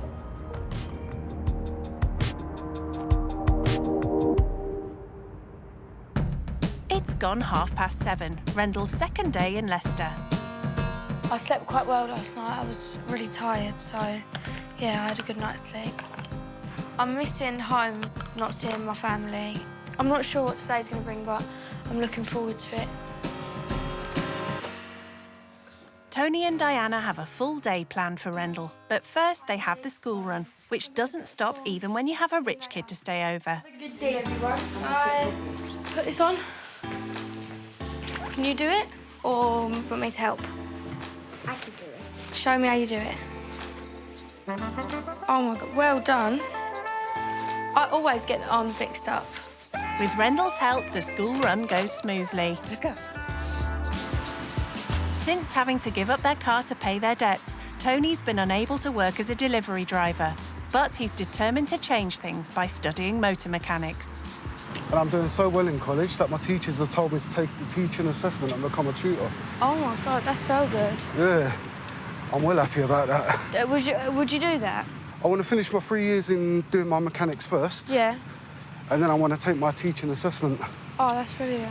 You know, and then I open up my own place. But then you can come to me and get your car fixed. Yeah. You know, when I'm driving to lampposts. No risk of that here, as without a car, Tony relies on the bus to get him to college. At least we've got seats. Yeah. What made you, like, pick, like, stuff to do with cars and, like, mechanics out of anything? I love cars. I love engines. Yeah. I've always been into cars. I know it sounds weird, but, you know, when you get into an argument and all that, engines calm you down. Just like your, like, therapeutic thing? Yeah, basically. This is where we're going to get off. Tony has big plans for when he finishes his course. So this plot of land here, Yeah. once I finish my 3 years, I'm going to see if I can get a building built there for my garage. Do you know much about business and stuff? My missus has done a business course and then her sister's going to do my books. Do you know much about it? Obviously, with, like, the job that I fell into, the only thing I really have to know about is, like, invoices and things like that. So bookkeeping? Yeah. I'm not the best on, but I just go to my dad to ask him most of the time. Do you have any qualifications or anything like that from school? I don't have any, like, GCSEs or anything like that. When I left school, I didn't have an education either. No, you didn't? But it made it hard for me because I couldn't get a job anywhere. No. You know, it was mad. If I didn't fall into, like, the social media thing, Yeah. I would have been so stuck and I would have probably gone to college and found something that I wanted to do a career in, sort of thing, but for now, I don't need to. Rendell's had it easy, but Tony's ambition has impressed her. It's admirable that he's in his first year of this college doing it and he's already planning what he wants to do, how he wants to go further. Tony's just a prime example that there's always room to do something else that you like. Tony shows Rendell how to remove a wheel. When you unscrew them, does the whole tyre just come off? Yeah. Now it's Rendell's turn, in her white designer clobber, to get her hands dirty. Rendell did have a new experience today, definitely. It was very much a fish out of water, but she still got stuck in. I told you I ain't got no muscles. Obviously, with my job, it's not really hands-on. I just either like, take a photo. There you go. Is that done? That's it. Yeah, I really enjoyed it. It was something different and it was interesting. Now you know how to change a wheel.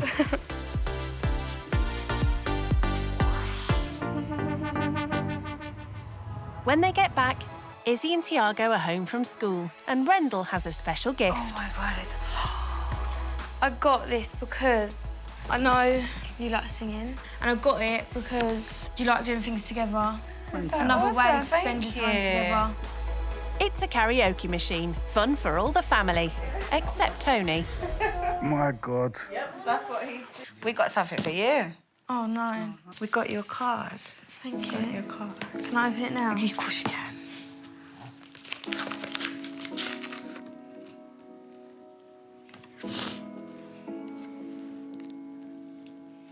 I can't read it out, I'll cry. Yeah, stay there, I'll get you some tissue.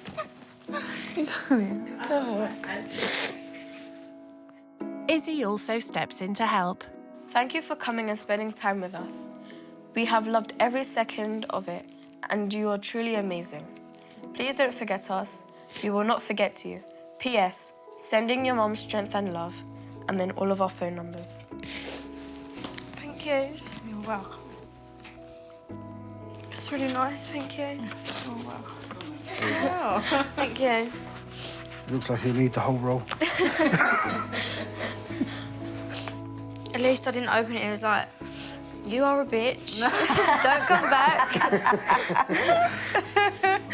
Do you know what? I'll be honest, I said to Diana, you actually changed my perception of rich people when you came, because I thought you was going to be stuck up and a little bit hoity-toity. Yeah. But you're actually really nice. Thank you. 4-year-old Tiago just wants to open the box and have a go at the gift that will be coming out at every party the Edens have. Going to God that Jesus is born. So good. Awesome. High five. That was wicked. Even with a sore throat, Izzy can't resist. Amazing grace. Yes. How sweet the sound. So sweet. That saved a wretch like me. I once was lost, but now I'm found. Was blind, but now I see. That's all. All right. Excellent. It's Tony's turn. Yes. I need to go for a cigarette. I'll wait for everyone to leave the house, and then I'll be getting on it. No, you'll be gone. Sadly, Rendell will miss out on that as her visit has come to an end.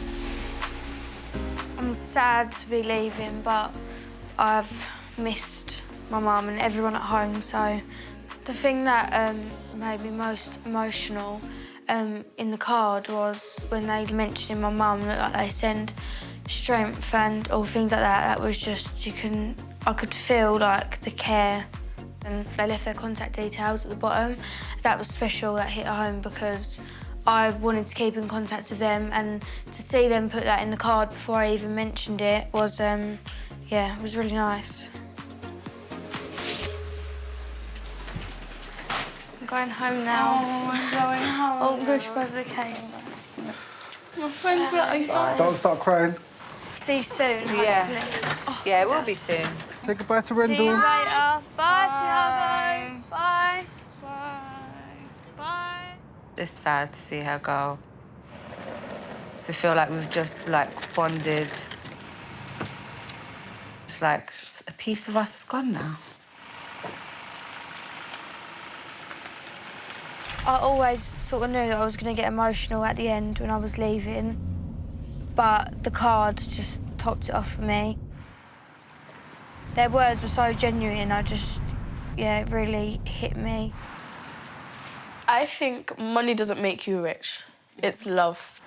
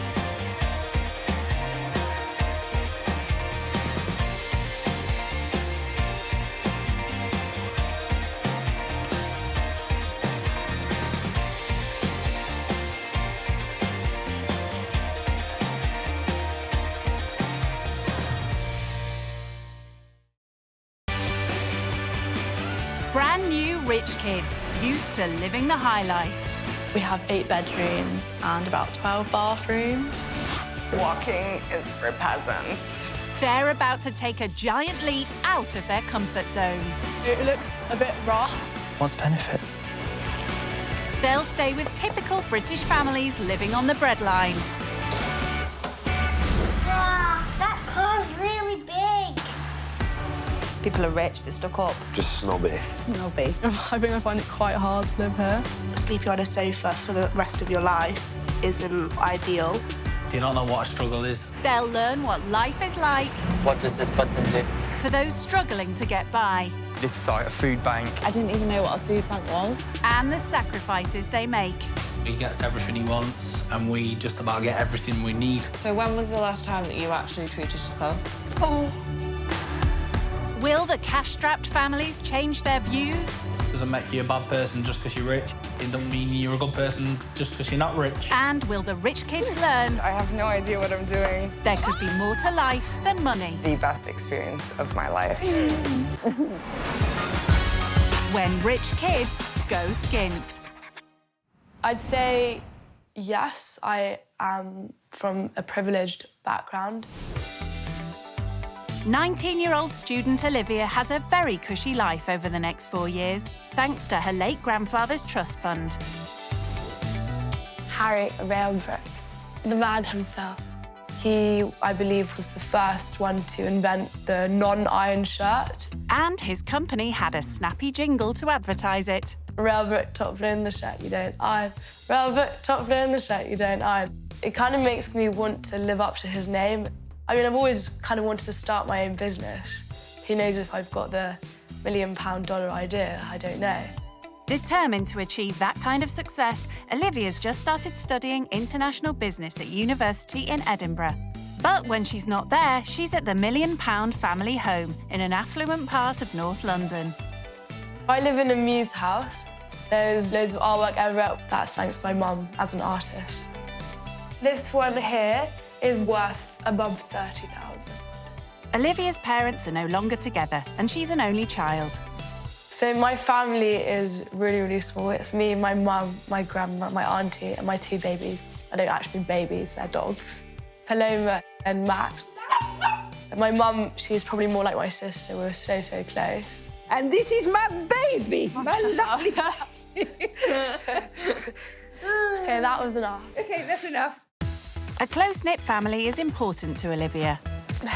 I'd like to have kids around about 27. 3 kids. I've got some names in the back of my head. One thing's for certain, they'd have to play golf. I love playing golf. There's something really surreal about being on the golf course. There's honestly nothing like that. That was so bad. So, apart from golf, what else does Olivia like splashing her cash on? I love going out in London, Mayfair, clubbing, all the typical party scenes. And what does she wear to all those exclusive clubs? I'd rather spend a lot of money on one incredible piece than loads on lots of kind of rubbish, you could call it. Vintage Moncler, probably about 1,000. Louis Vuitton, over £1,000. That's £1,000 to you and me. She has expensive taste, but Olivia doesn't consider herself reckless with money. I often ask myself, do I actually need something or do I want it? There's obviously a big difference. She's even done a couple of part-time jobs as a waitress and delivery cyclist. I love bike riding, I love exercise. Why not get paid to ride my bike? So she knows that earning money takes hard work. Per delivery, you'd make £3.75. It did get exhausting in the winters when it got really, really cold, but it was good fun. So could Olivia cope living skint? I don't think I'd actually find it particularly difficult. And I think completely stripping it back, it's almost like a detox. Well, it won't be a luxury spa detox. When she goes to stay with 20-year-old Connor and 18-year-old Mel. They live in a council flat in Great Yarmouth with their son, Toby, who's nearly 1. Me and Connor met 3.5 years ago.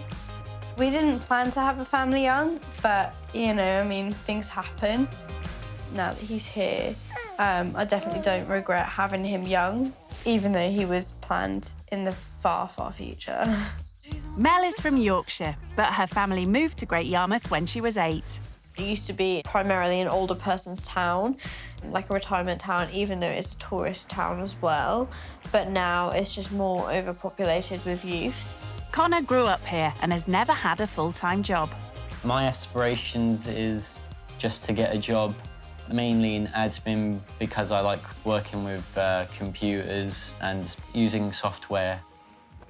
The responsibility of suddenly finding themselves as parents has been a shock to these young adults. The last time we went out for dinner was about 8 months ago, maybe a year. They now live off benefits, but Connor has just started a part-time job delivering takeaways. I do a 5-hour shift every day. I have to make 2 deliveries per hour. The pay is around about £4 to £8 per delivery. Mel is now a stay-at-home mum, despite having huge career ambitions. I was going to go to university to become an astrophysicist, but then I fell pregnant. Having only just started earning their own money, Mel and Connor are not used to managing finances. We get £556 a month, but due to rent arrears, we only get £480 to pay for all of our stuff for the month. We need to pay Sky. That's £70. That's a quarter of their monthly budget. £10 for Apple Music, all the insurances, £25 for nappies. Amazon Prime, so that we can get the nappies cheaper, is like £7. How much does this even come to? Let's add this up. £37 for food for a month. That's less than £10 a week. We would have to then use our child benefit, which is £20.70 every week for more food. They've a lot to learn and are starting to have concerns about meeting the rich kid. I just hope that they, you know, get to know us before they judge us.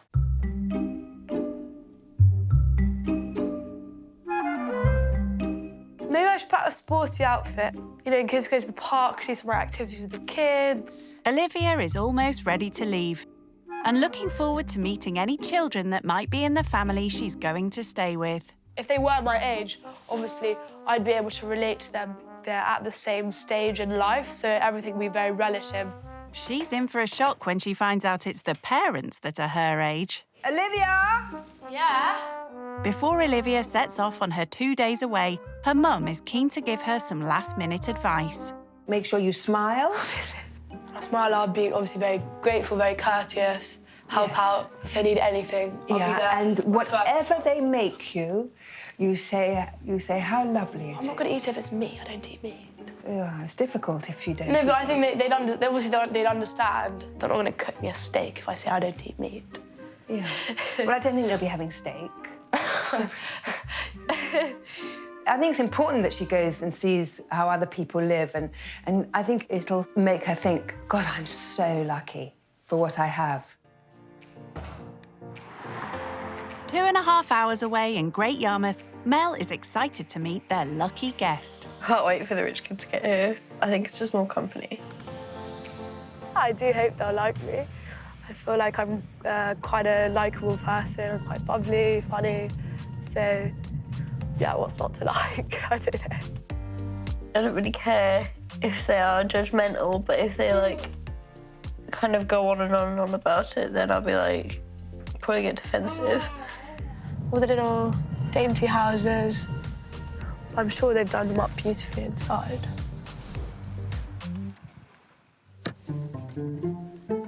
Living in a world full of art, Olivia recognises the work of a local. It's about loser wrong up there. So whoever wrote that is a loser.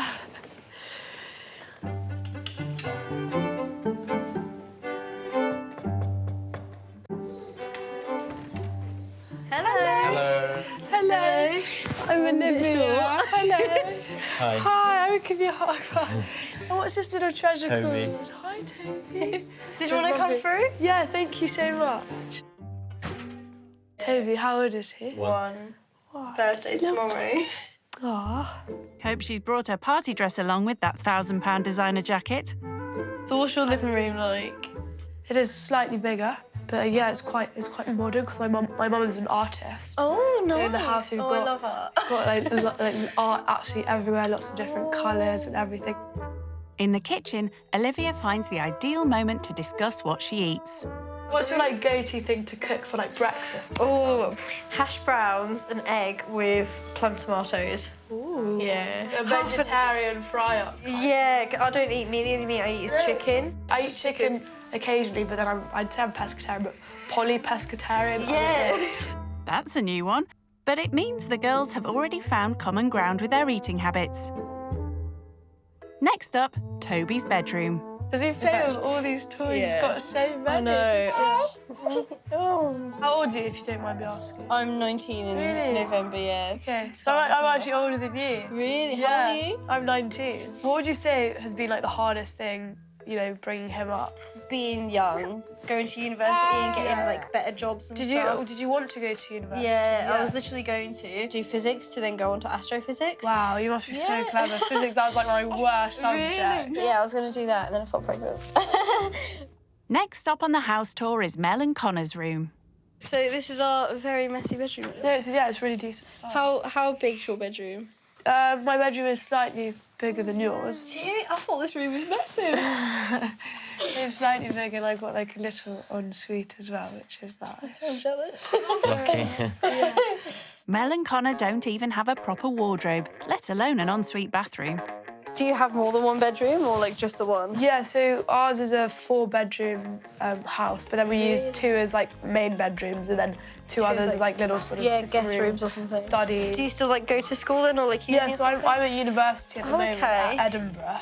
Do you want to go take him into another room to try and settle him down because he's really tired? So what does Olivia think so far? Their kid is absolutely adorable. It makes me want to have my own, but not now. I think 19 is quite young to have a kid. There might only be 6 months in age that separates them, but they are worlds apart. Your mum's got a steam room? Yeah, we do. That's quite nice. Oh my God, no, I'm quite jealous about that. Mel doesn't have a steam room, or in fact a spare bedroom. This is where you're going to be sleeping, like in here. You can have the sofa, or I've got a double air bed, so you can like blow it up and then you can sleep on it. I mean, I don't want you to like blow it up or anything. I can like perfectly sleep on the sofa. Sure? That's yeah, fine. okay, perfect. That's my closest thing to a spare bedroom. First impressions, Mel and Connor, they're really, really lovely people, and I'm looking forward to spending more time with them and just seeing how their lives are, really. Well, no time like the present. First up, Olivia gets to see what it's like food shopping with a tenner. Do you have a budget, ever? It's not something that I have to actively think about. How much would you spend on food a day, essentially? All my food at university is catered breakfast and dinner, so the only expense I have to pay for is lunch. So how much would you spend like on yourself for a meal? If I'm going like to a really, really nice place, it can be anywhere from like 50 to 150 a head, literally. Oh my word!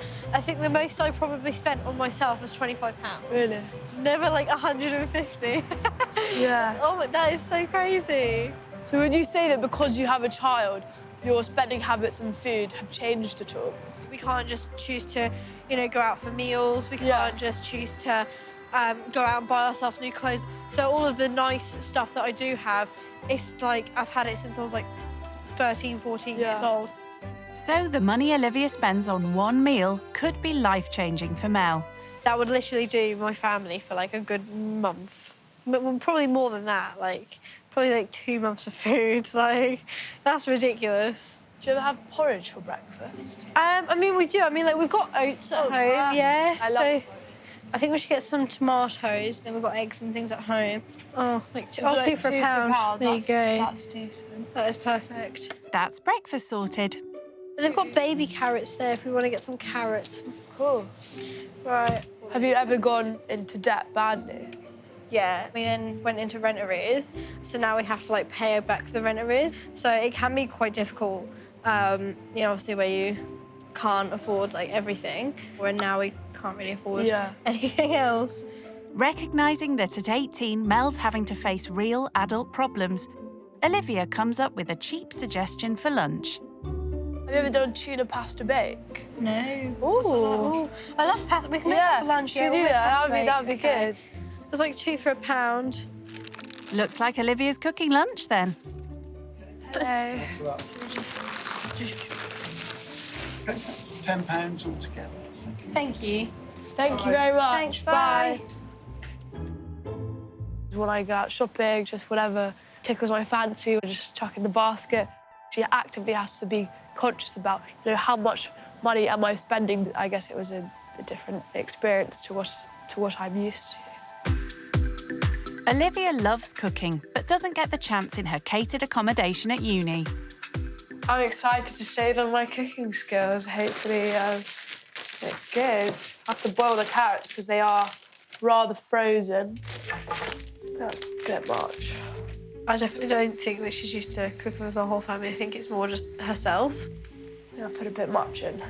I mean, I don't really eat a lot anyway. Like, it may look like it, but I don't. I've never tried it, so I'm excited to see how it tastes.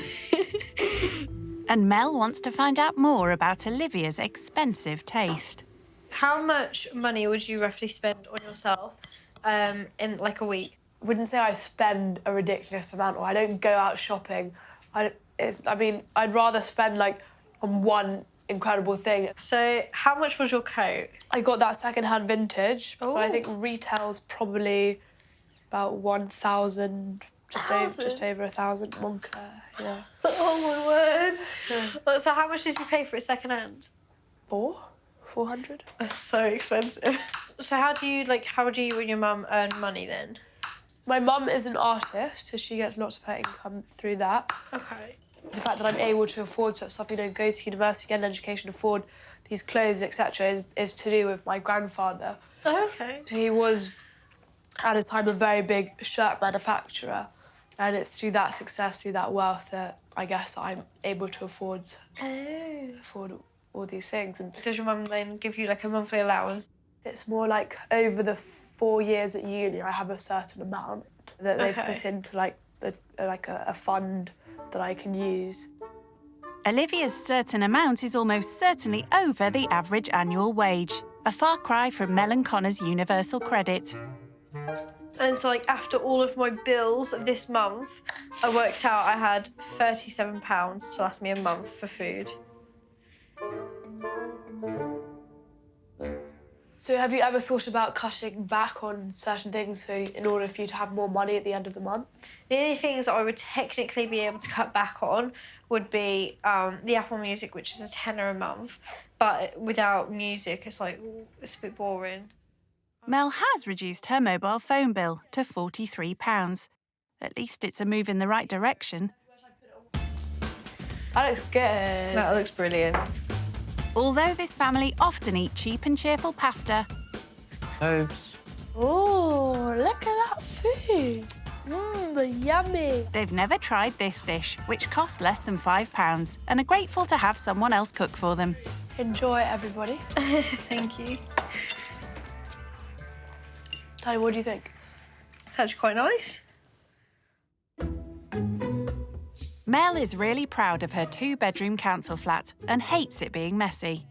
Some of it needs to be folded up and put in his drawers, and some of it's too small, so it has to go in that box. And I'll fold up all these clothes and put them away. So obviously being on a budget, does that affect the amount of money that you're able to spend on Toby? I mean, a lot of his clothes are actually like Hugo Boss or like Versace, Burberry, you know, like everything like that. But actually, we used to go out and we used to go buy him like brand new clothes from like Primark or things like that. And I thought, well, if I just go on eBay, like this top and this top, they're both, these 2 Hugo Boss tops, I got them both for £1 on eBay. Seriously? Yeah, and this Tommy Hilfiger top, that was brand new and that was only £1.50. Brilliant, absolutely brilliant. Mel clearly values designer gear, but Olivia wants to look beyond the labels. So being a mum at 18, is that something that is really difficult for you? I mean, it's not like really difficult because of my age. I guess just being a mum in general is quite difficult. Do you think you made the right decision then? I definitely do think I made the right decision, but I also feel like should I not have made this decision, I would have had a lot more opportunity in life. But I don't feel like it stopped my dream. Like, my dream will always be there. I've had it since I was a child, so it will always be there. But whether or not I can execute the dream is something else. Like, with your career and stuff, going to university, that was something that you really wanted to do. Yeah, exactly. So, I just can't win, really. In my personal opinion, even though she does have the kid, I think there are ways around it. Maybe she hasn't found that avenue at this moment. Hearing about Olivia's uni experience, Mel's been made all too aware that her dream of going is on hold. Bye, Connor. So Mel is taking Olivia to the closest university to seek advice about her own future.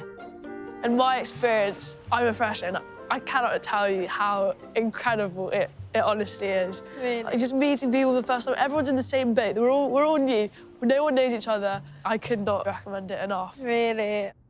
It's just like, obviously, Toby. I mean, maybe they have facilities here that would be able to look after. Maybe, yeah. Realising Mel's dream could become a reality, Olivia is determined she explores all her options. Oh my God, they've got a nursery. That's so good they have a children's nursery. I said that there was a nursery here. Rather than having to rely on Connor to look after him and not work, I can then bring him here and Connor can still work, so that's great. There must be others in your situation, which I'm sure all unis would have to cater for. Yeah. You're definitely not on your own. Because obviously you have like such a passion for it. Oh my God. And you, you don't even realise. Yeah, I can just tell. It's like glowing off you. It really is. Do you want to go inside and have like a drink or something? Yes. There's definitely ways around, you know, your situation and the fact that student finance is available. Easy for Olivia to push, whose entire student life is cushioned by her trust fund. Mel would have to take out a student loan. But that may be short-term pain for long-term gain. I just kind of let my dream die. Honestly, ever since I was a child, I've always dreamt of being an astrophysicist, and even if I didn't want to do that, I've always wanted to go to uni, always. So I think that, like, just being here is just like, it's just giving me such good vibes. Like, I just want to stay. That certainly, you know, opened her horizons to, you know, being able to study here at uni, and it's definitely something that she's going to consider now. It's now 10 p.m. and Connor is heading out to work as a delivery cyclist. Olivia is joining him to get a taste of how tough this job can be outside of a busy city. Olivia worked the same job in London and could make £15 an hour. It's good pay when you drop off, but waiting for the deliveries it's kind of bad. Connor has an app on his handlebar that tells him when an order comes in.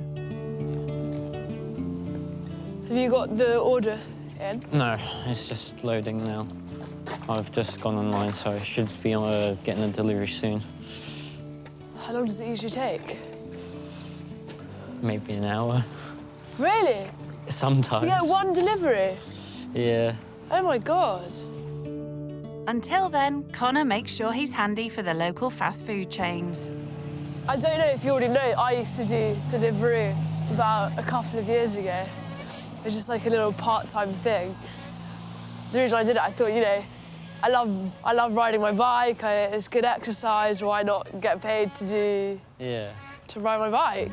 And did you get, like, a lot of requests for pickups? Yeah, literally as soon as I picked up one, the next one would come up. Easy money for Olivia, but for Connor, who's in Great Yarmouth, there's far less demand for home-delivered meals. At the moment, obviously, I'm looking for more work because... What other sort of works would you be looking for? I am looking for anything, but my plan A would be for, like, an admin job, working with computers. You seem like the perfect couple, you know, Mel into physics and you into computers. Yeah. Very technologically minded, you could say. Yeah. By 11 p.m, Connor is still waiting for a job to be passed to him. Have you still got any delivery? No, if you want, you can go back to the house and I'll finish off my shift. Are you sure? Yeah, that's all right. How long do you usually stay until you get, you know, an order? Well, it's at random, so... But I'll just do another 45 minutes and I'll be back home. OK. And you may not even know if you get, you know, a delivery before then, or not. I won't have a clue. I do hope you do, because it's so cold. Yeah. OK, well, I guess I'll see you back at the house with Mel. All right, I'll see you later. OK. I'll catch you there. Just kind of hits you hard that you could be spending, you know, hours out here and still not making any money whatsoever. It is an hour literally wasted where he could be doing something more productive. It puts a lot of pressure on me trying to find work and obviously look after the family. It puts weight on my shoulders, basically, and it's hard to earn money and trying to find a job at the same time. It's nearly 11:30. Olivia's decided to forego the sofa and opt for the airbed. Here's all your bedding. Sorry, I can't seem to work this. Oh, yeah, just hold it. Okay, so like whenever you feel it's done, honestly, it's fine. It's fine, it's not gonna come undone. It's honestly, it's so lovely. That's so good. It actually is. Yeah, it really is. Thank you so much. Okay, we'll go around. Thank you. Right, so I shall see you tomorrow. I'll see you in the morning. Good night. Before she got here, my perception of a rich kid would be like potentially really snobby, but no, she's the complete opposite. She's such a lovely, down-to-earth person. Like, I just love the vibe that she gives. He thinks the same. It's crazy. She's a mother, but she's younger than me. That's definitely something that I don't know if I'd be able to do. Hopefully the baby won't be screaming, but if it does, that's fine. I'm used to barking dogs, so if baby's crying, I'm sure it won't wake me up. I'm quite a heavy sleeper. I hope she has a really good night's sleep. Good night. It's day 2 in Great Yarmouth. Last night, I slept completely through, so that was fine. I didn't hear the baby at all. After not having much luck last night, Connor decided to head home just before 12. Are you excited for his first birthday? Yeah. Are you excited for the party? Mm-hmm. You're gonna have lots of fun. Yes. Toby's 1 year old, which is really, really sweet. So I don't know what we're doing for that. Maybe a little celebration or something. Who knows? He's such a cutie. Toby's special day is starting off with a treat. I'm gonna make him a breakfast that he absolutely loves. Eggs and tomato and sausage. If it was a Saturday morning, if I was back home in London, for example, I don't know, maybe take the dogs for a walk, see some mates, go for brunch. Who doesn't like a good salmon, avocado on toast with chilli and lemon? That's a given. Anyone would like that. They would if they could afford the cost, around 10 times more than Toby's birthday breakfast. Good morning. Morning. Did you sleep well? I slept very well. How was your sleep? Yeah, good, thank you. Oh, that's good. What are you cooking this morning? Probably just gonna be eggs and tomato. Okay. I really fancy that. Nice, yummy. What are you gonna have? If you've got porridge, that would be we've got lovely. loads of porridge. So, as you know, obviously, like, today is Toby's birthday. Yeah. So you're going to be going into town with me. Yeah. And you're going to get, like, all the party food. Oh, my gosh. Yeah. Okay. Realising that Olivia might be financially quite savvy, Mel wants to put her to the test. So that's a lot of responsibility. I don't want to mess it up. Yeah, all of the party food and like decorations and things. Yeah. So, yeah. Okay. The problem is you only got a tenner to do it. Like, you got to do it all. Oh, wow. With so little cash, £10 is all they can spare for their party. Only £10. If I was organising it, the budget would probably be much greater. But it is what it is, and I managed to get around it. Before they go shopping, Mel and Connor tidy the kitchen in preparation for the small party they're having in their lounge. Hang on, little man. Do you want to go run in my bath? Yeah. Olivia, Yeah? could I borrow you a second? Yeah, of course. Is it possible you could clean the table He's up? so messy, isn't Oh my God, yeah. I think he's actually asleep. Oh, he's asleep. Oh my God. Bless him. Come on, Tobes. Well, once you give him a bath, he'll get really tired again afterwards, and that'll be perfect. Then he's not grouchy in his party. So, what chores do you do around the house, like to help your mum out? So yeah, I do the dishes at home. I water the plants. Sometimes hoover. Oh. Yeah. Haven't That's cleaned quite up nice. a baby chair before. Yeah. That's the first. What was it like giving birth? To be honest, actually, like, giving birth was nowhere near as hard as everybody makes out. Like, I had the epidural. The labour itself was absolutely horrible, but when it came to actually giving birth, yeah, that was the easiest part of it all. How do you reckon your mum would react if you turned around to her and said that you were pregnant at 19? She would be absolutely gobsmacked. She'd be like, "No, Olivia, you cannot have a kid right now." If I was in that situation, to be quite honest with you, I would probably get an abortion. Yeah. Because I don't think I'm in the right mindset to have a kid. Yeah. I would want to, be probably like settled down and married and have a really like substantial income to raise the kid on. So do you not reckon like your income that you're on right now is good enough for a kid? Like, I'm not like working. No, I mean like like money you get from your mum. Like obviously like you would save it and like do like loads of things. But I still want to work for my. I be my own boss, understand work that. for myself or work for someone else. Like, I'm not just going to rely on that in any way. No. Still, at this current age, no, I don't. At 19, I'm a mum myself. I'm 19 and I'm a mum, but I completely don't blame. Like, I wouldn't advise somebody my age to go out and get pregnant. Like, I'm not going to advise it at all. Are you planning on having any more? Oh God, no. No. You've just got the one child.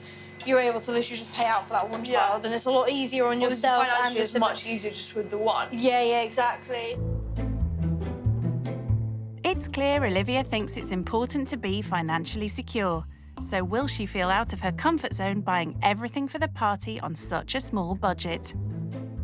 Here's a tenner. Thank you. So basically, you can, get like loads of great things in here, but just remember you need to buy food with that too. Okay. Yeah, have fun. Right, thank you very much. That's okay. The fact that Olivia's used to spending £150 on one meal alone, I think I'm just a bit, scared as to how she's going to be able to, do a birthday party for like under a tenner.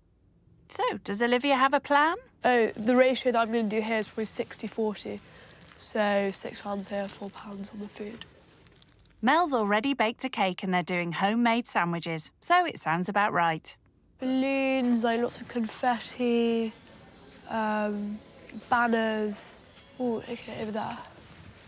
So I think I'm getting like maybe just one banner that they can put when they enter into the room, first birthday one, and then lots of different balloons.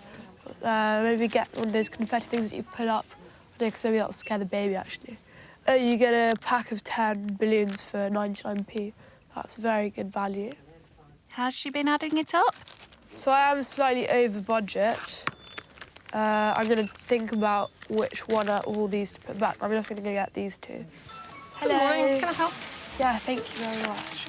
I think I'm actually going to take one of the banners away and just see how much it comes to. So that lot there is going to be £6.49. Now in full budgeting mode, Olivia tries her hand at bartering. So you have to do it for £6. No, darling. You can't. No, sorry. 10 out of 10 for trying, though. Thank you. That's £10 you give me. That's your change, £3.51. And everything's there for you. Have a nice day. Thank you very, very much. Bye.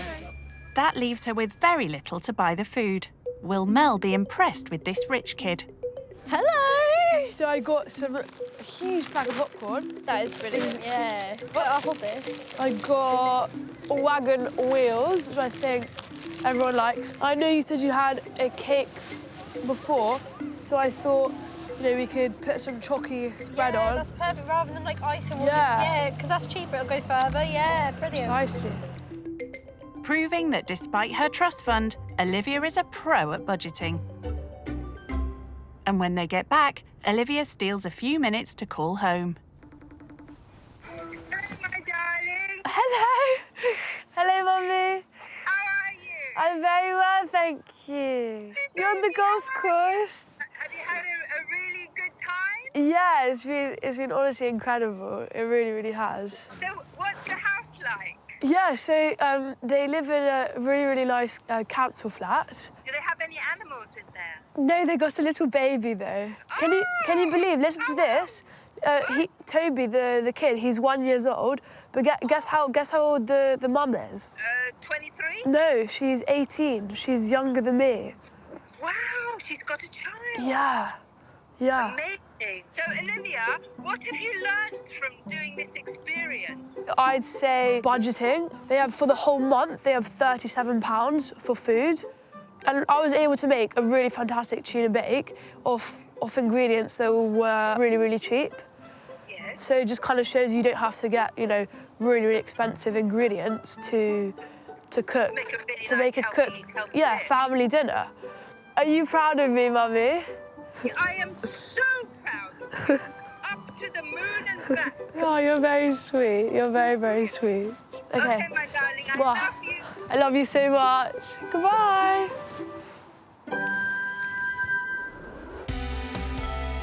Is that in the middle? Yeah, I'd say that's in the middle, yeah.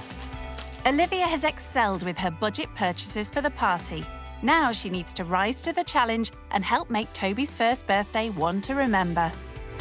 How much did all these presents for Toby cost? Just under £100.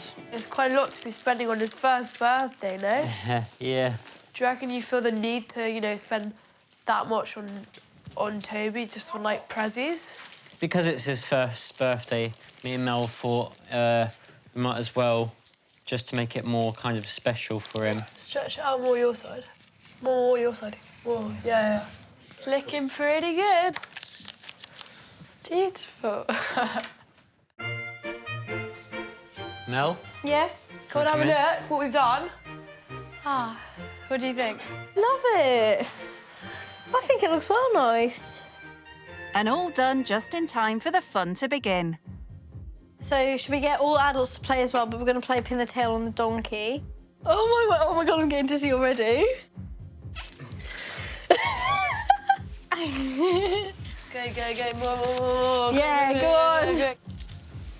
on. Are you dizzy yet? Yeah, very, very dizzy. Oh, you were so close. That's quite good. I reckon we should let Toby have a go. Right there. Woo, look at that, Toby. Amazing. Toby wins. What does the winner get? Cake. Cake? Not before he's opened his presents, though. Tobes? But the birthday boy has other things on his mind. Tobes? He's not even looking. Opting for a 10p cookie over his £100 present. It's more interesting in food. Look! Oh, hello! You're right. A special guest has arrived. Mel's best friend, Ebony. Hello, Kiwi Pie. I like your shoes. What? Yeah. How long have you known Mel for? I've known her 10 years. Yes, a very long time. Yeah. Very long time. Have you seen a change in Mel since giving birth to Toby? Before she had Toby, she was a bit reckless. Reckless, really immature, didn't care about anything. But since she's had Toby, she's the most selfless person now. All of our money goes on Toby. You do your job as a mum and you do a fantastic job. It's just, she's an amazing mum. Should we cut the cake? Yeah, come on, let's do that. Let's go. Olivia's pulled it off. The party's been a success.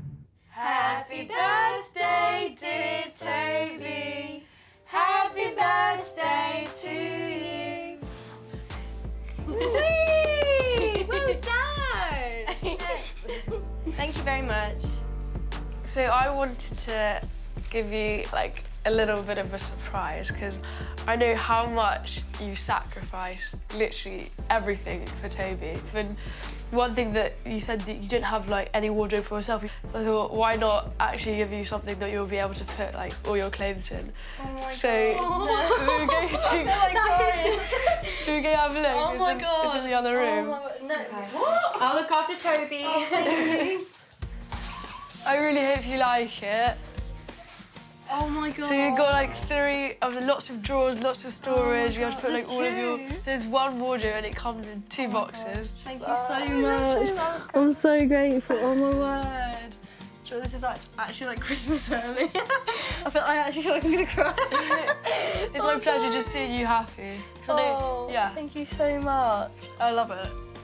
I was actually like speechless. Like I don't know. It's just something that obviously we very much needed. I couldn't be any more grateful for it. Olivia's time with Mel and Connor is coming to an end.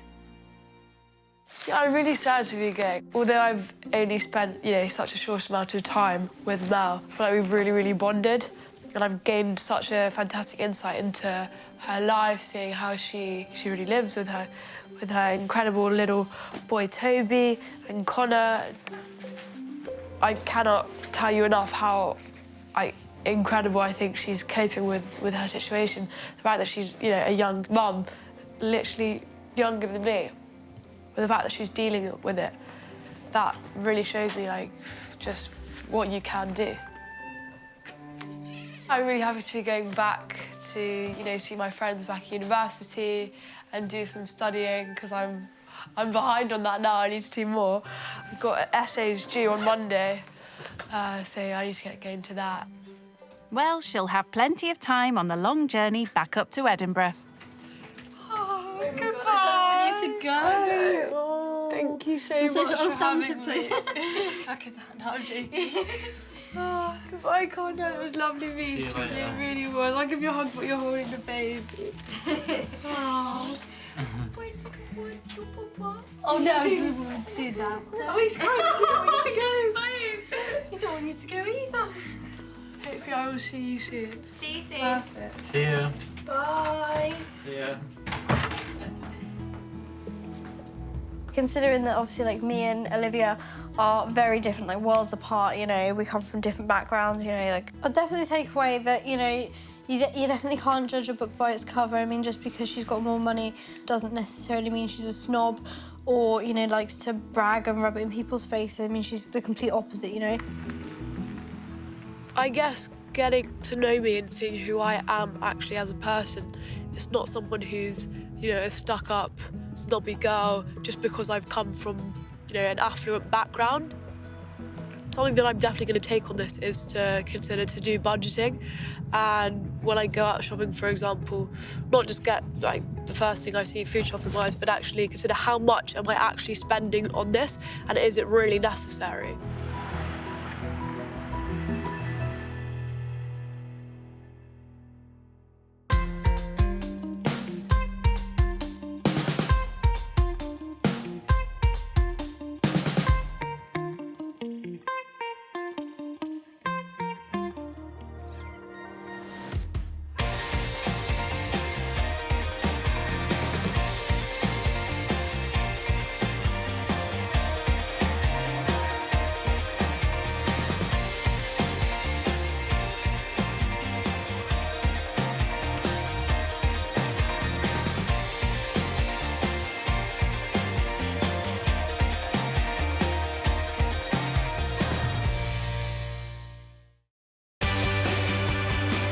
Brand new rich kids, used to living the high life. We have 8 bedrooms and about 12 bathrooms. Walking is for peasants. They're about to take a giant leap out of their comfort zone. It looks a bit rough. What's the benefits? They'll stay with typical British families living on the breadline. Wow, that car's really big. People are rich, they're stuck up. Just snobby. Snobby. I think I find it quite hard to live here. Sleeping on a sofa for the rest of your life isn't ideal. You don't know what a struggle is. They'll learn what life is like What does this button do? for those struggling to get by This is like a food bank. I didn't even know what a food bank was. and the sacrifices they make. He gets everything he wants, and we just about get everything we need. So when was the last time that you actually treated yourself? Oh. Will the cash-strapped families change their views? Doesn't make you a bad person just because you're rich. It doesn't mean you're a good person just because you're not rich. And will the rich kids learn I have no idea what I'm doing. there could be more to life than money? The best experience of my life. When rich kids go skint. I do admit I do spend a lot and I should stop, but it's not happening. Sorry. This rich kid going skint is the son of a self-made multi-millionaire. My name is Adil. I live in Cheshire. Adil couldn't wait to leave school and join his dad's property empire, where he was instantly made a director. I don't think algebra is going to buy me a property or a Rolls Royce, let's be honest. Adil and his family have a fleet of executive cars, mostly Rolls Royces and Bentleys. This is my car for my 16th birthday party. Never driven it, not interested, I don't know why I even got it now. Because he's so rich, Adil has a security guard called Samir, who also doubles as a chauffeur. I will never travel alone, he's always with me, I feel safe with him. And Samir isn't the only member of staff at Adil's family's 6-bedroom palatial home. We have a gardener and a housekeeper full-time. So anything I need doing, my bed doing, I need a coffee or whatever, it's done. So this is my dining room. We have these very special pictures covered in Swarovski stones. It says Allah. And it's not just crystals on the walls. The main lounge is decked out with customised designer furnishings. Everything's Versace, all the sofas, the chairs, the tables. It's always been Mum and Dad's favourite brand, so we go, why not we do the first house Versace? So we went to Harrods and we came up with this good combination. The show house look is important to Adil. He has very exacting standards. I'm a very clean person. The room has to be clean, a cup has to be laid out in a certain way. I feel everything has to be just perfect. That's one of my biggest problems. One of his other problems is shopping. Bags are a particular weakness. This is the Louis Vuitton Prisian bag, and it's only plastic. And at £2,500, that's one very expensive plastic bag. So one of the best gifts I've ever been given by my parents was just this watch, the Audemars Piguet, because it's a special limited piece. So why does a rich kid like Adil want to sample life with a family on benefits? Oh, I don't know anything about benefits. What's benefits? Generally, only being able to afford what you need, not what you want. I'll definitely say I will struggle, I'm not gonna lie. I feel I would struggle not having the highest standards of facilities what I have, like a housekeeper 24 hours. But I just want to learn it and see what it's all like in the real world. Adil isn't going far to sample the real world. The Bennett family live 50 miles away, in Preston. I'm Cheryl, I'm 25. I study at college. I'm Daniel, I'm 26. At the moment, I'm unemployed. Cheryl and Daniel live in a rented 3-bedroom terrace house with their 3 daughters. Miley's 7, Eliza's 5, and Skylar's 2. 11 months ago, the family suffered a financial and emotional blow. Unfortunately, I lost my job. Had a bit of a breakdown, didn't I? You're not earning money. You kind of feel like you've failed your family a little bit. Kind of flips your world upside down. And it's meant they've had to make sacrifices. When did we last go out for something to eat? Probably about 6 months. Yeah, and even that was 11 quid, or you can eat Indian buffet. Yeah. Because of the drop in income, they have to keep a closer eye on their budget. We've got about 1,400 coming in. Yeah. And we've got about £500 once we've paid all our bills. So what do they hope the rich kid will learn from living with them? We're not in this situation through choice. Not everyone has been fortunate enough to have the life that they have. They've never lived. You don't know what a struggle is at all. You know, it'd be nice for them to kind of understand what life is like at the bad end. Living skint with Daniel and Cheryl will be a world away from Adil's normal life. His family want to make sure he's thought it through. What do you think you're going to struggle with then? I think sharing a bathroom, that would be the one of the things, you know what it's like. Okay. Drinking more not having water and things like petty things like that, I feel like a struggle. So cleanness, make sure everything's clean. I think that's what I'm scared of the most. Yeah. Not really the family, but it's just the bathrooms Your lifestyle. and stuff. Yeah, it's understandable. Being Adil's older sister, I'm quite protective over him. So the family he will be living with, I hope they treat him really well. Well, I personally think that it's a really good opportunity. I mean, you're such a good person, and at least it'll show you what positivity you can bring to other people. I am a little bit worried. He'd never done anything like this before, so I would like to see how he would achieve to be out his comfort zone and to be with other people. What if the family, expected you to cook or help out in the cleaning? Cleaning-wise, I mean, I don't mind washing a cup or something. That's the most I'll do, or clean a table. Cooking-wise, I'll just have to call a chef or something, because I don't know what to do. You can't call your chef there, Adil. No. On the day of reckoning, Adil's only worry now is what to pack. I'm still a bit nervous, to be honest. There's so much to choose from. One of my favourite Louboutins, pink satin. Maybe go a bit wild, take the blue colour. I mean, these are still new. Forgot I even had this colour, to be honest. His suitcase alone cost around £2,000. And with his watch and all his designer gear, it's no wonder Adil feels the need for a security guard.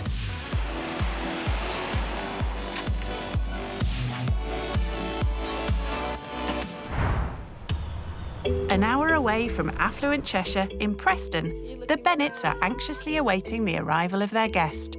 Don't really know what to expect. We're looking forward to it, we're excited.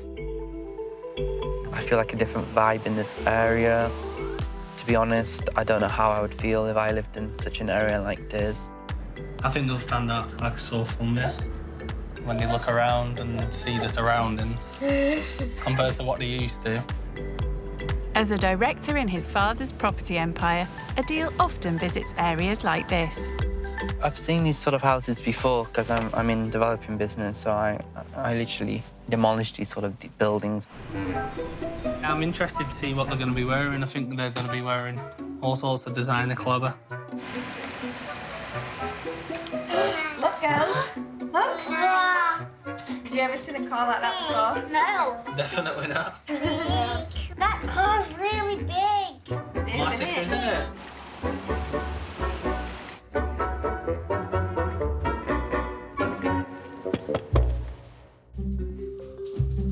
Adil arrives mid-morning. Hello. Hi. You all right? Good, thank you. Nice to meet you. Nice to meet you. What's your name? Adil. Adil, nice to meet you. I'm Daniel. Hi. Hi. I'm Cheryl. Adil, Nice to meet how you. are you? I'm okay, you? Good, thank you. I bought you guys some chocolate. Oh, wow. Hope you like them. What do you say? Look at them. No, it's okay, no worries. Thank you I'll very put it over there much. for you. The chocolates are set aside for later. My name is Miley. Hi, nice to meet you, Miley. My name is Eliza. Hi, Eliza, nice to meet you. And this is Skylar. Hi. Saying hello. Hello. Little wave. Yeah. Come on, I'll give you a tour of the house. So this is like the playroom stroke dining room. Yeah, I've got nieces and nephews. Right, okay. So we've made one room into like a play area for the toys. Is it this size? It's slightly bigger, but What about your dining room? we can serve up to 12 people at a time. 12? Yeah. Wow. And you cook these nice dinners? No. My mum usually does, or we just have a chef that will help us cook. Right. So it's a lot more easier for us. Yeah. So, yeah. So Adil probably doesn't spend much time in his kitchen. Time to see the Bennetts.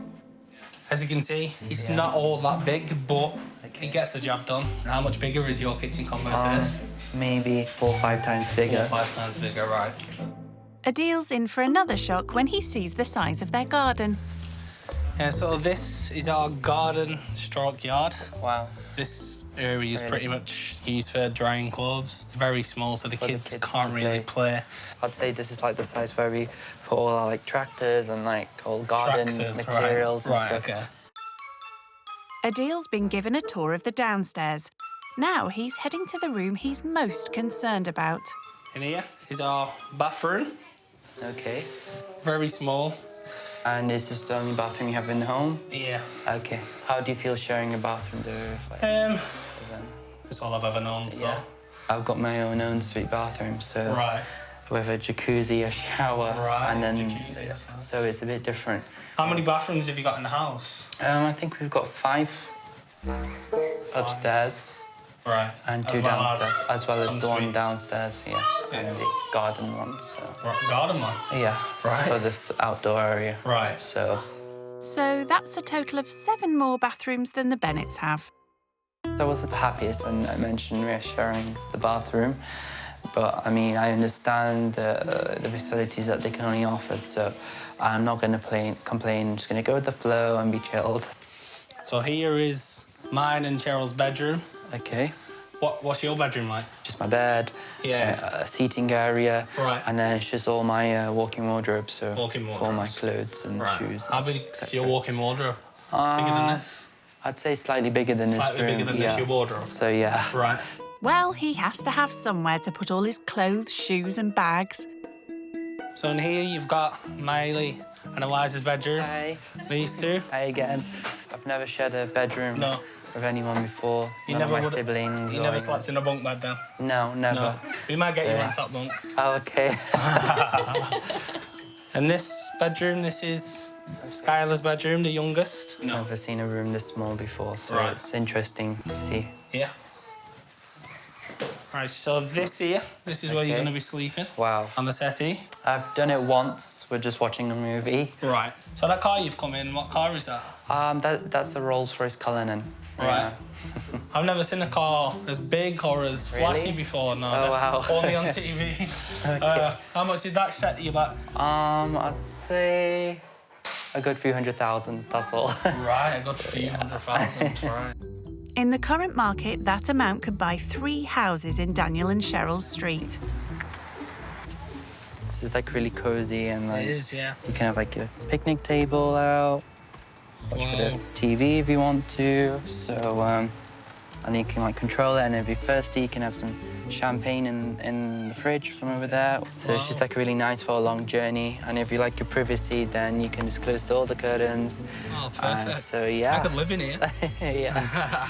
And then the car's so extra, so you don't even need to ever close the door. It's like a button inside that closes the door for you. Right. Or you just click it here, and it just closes for you. Right. So you don't need to lift it because it's really heavy, the door. Right. So yeah.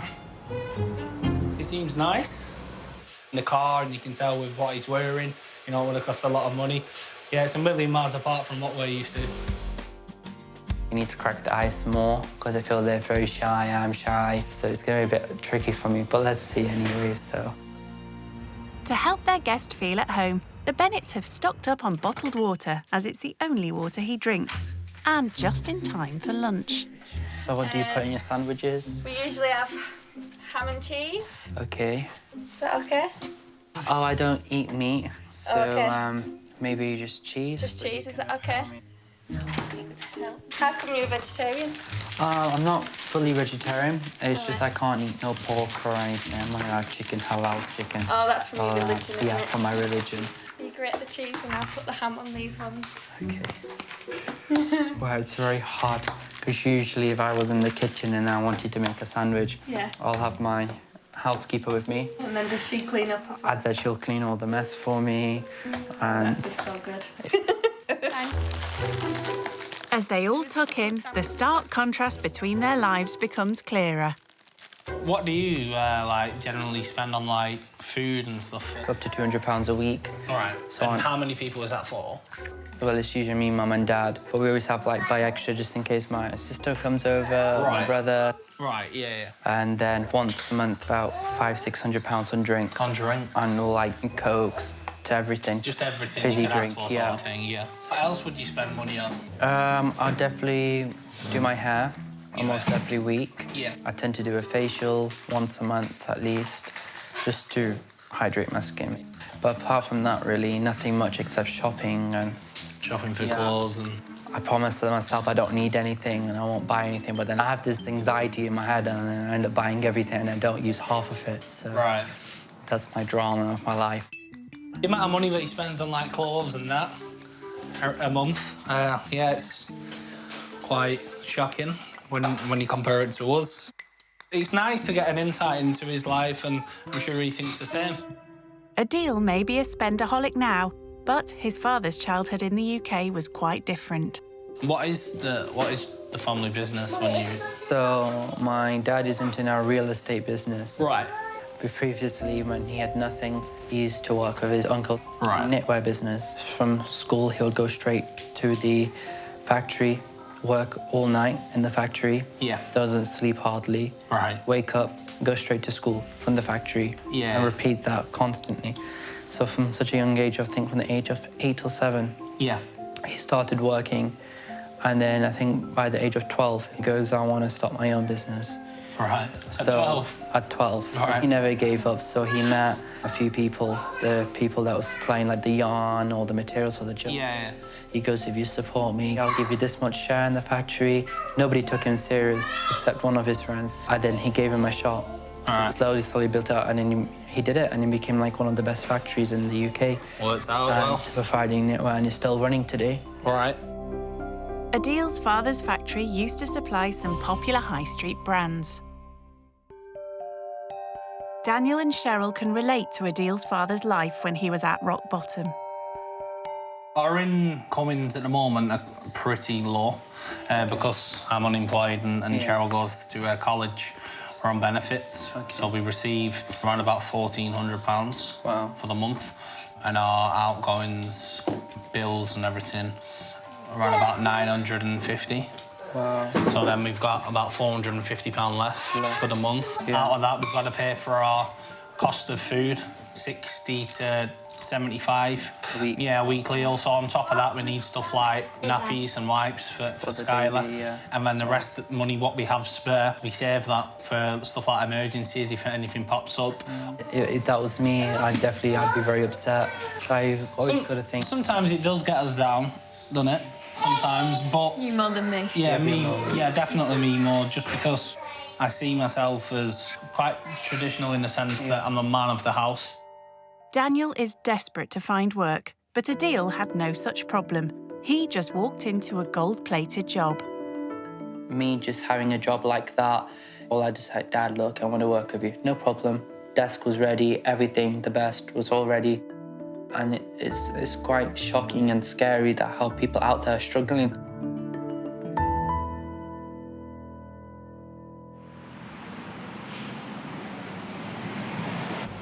In order for Adil to fully grasp just how difficult life on the breadline is, the Bennetts ask him to try and feed them all for a tenner. Oh, God. And with that, we would like you to get enough food for us to make a meal for us 6 for tonight. Yeah, so there's the £10. Thank you. So do your best. Good luck. Thank you. Very stressed because I don't mind going to the supermarket, but actually picking the ingredients and everything, and you're responsible for everything, I've never done before. And he's also going to be responsible for cooking the meal. Adil asks 7-year-old Miley for her thoughts. Have you ever tried Indian food? No. Never.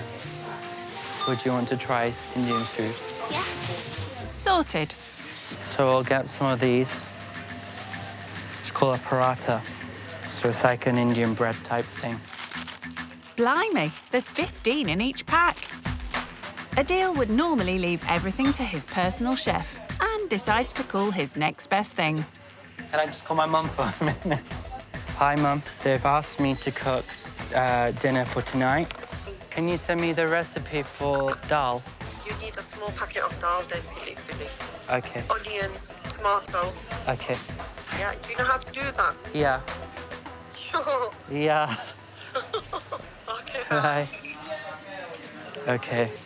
So here's lentil. I think we should cook a small packet. 2 onions, 1 garlic, and tomatoes. One of these. Oh, God. I'll get one if you got one. Thank you. I The see garlic's some there. garlic here. Okay. Red chili powder. They all look red. So we need... I've not really been to a supermarket this crazy before. I'm put under so much pressure. Very hairy, so I'll put it on the floor. Oh. 5 packs of them for only £1. Do you want some?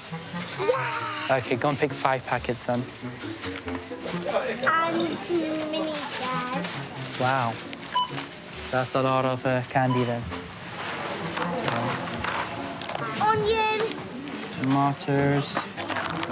So how much is that, sorry? 16.47. Okay, so I've gone over my budget a little. So here's £10. Adil pays the difference on his own card. So I kind of went over budget by £6 something. So that's quite a bit. That's more than half. Yeah, ish. So, oh yeah. So What we'd have to do if we was over budget, we would have to sacrifice something and put it back. maybe I made the mistake getting the candy for the kids.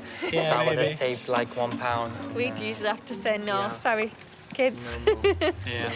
I quite like the idea that I'd have done it now because it's like made me feel like, whoa, how much do I actually spend in the supermarket? So, yeah. Rich Kid Adil shows Daniel and Cheryl what he's bought for dinner tonight. So I decided we can cook some parathas. Yeah. Then I wasn't sure if I would be able to stay in the budget if I went for like chicken option or lamb option. Yeah. So the cheapest option was to do a vegetable one. So I decided to cook lentil curry. There's just one small problem, though. So I've never cooked Indian food before. Yeah. Would you be able to help me? And Yeah, I try don't this see. together? I don't see why not. Yeah, Let's give do it a shot then. Let's see where we go. I think having someone who cooks for you every single day would be heaven. But I can't imagine what that'd feel like. It's going on for 6 o'clock, and Adil is about to start cooking dinner. Do you have like a grinder? We don't, I'm afraid, no. Do you have like a blender? Not really. Fish. What shall I do? Chop by hand? Okay, so Have you chopped I've vegetables chopped before? I have chopped the odd vegetable before. Right. Oh, I'm crying now. Wow. Okay. Do you do most of the cooking in the house? Yeah, typically. I feel like I'm the better cook, so... Okay. Why is that? Cooking is something that I've had to do from a young age. When I was in my early teenage years, I lived on a council estate with my dad.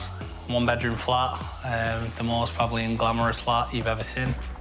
My dad's not very domesticated, and having to be in a situation where I have to fend for myself, that's where I picked up skills like cooking and stuff like that, and just through practice, really. Adil's lentil curry needs to simmer. I think it's going to take about an hour now to cook on a low heat. An hour? Yeah, it's going to take an hour. Why is that okay? It's just that in an hour's time, the kids would usually be ready for bed. Oh, gosh. Well, no. Shall we cook something else as well? So maybe they can try the lentil tomorrow and you can have it now in an hour's time and maybe give them something else. Yeah, we can do that. Yeah.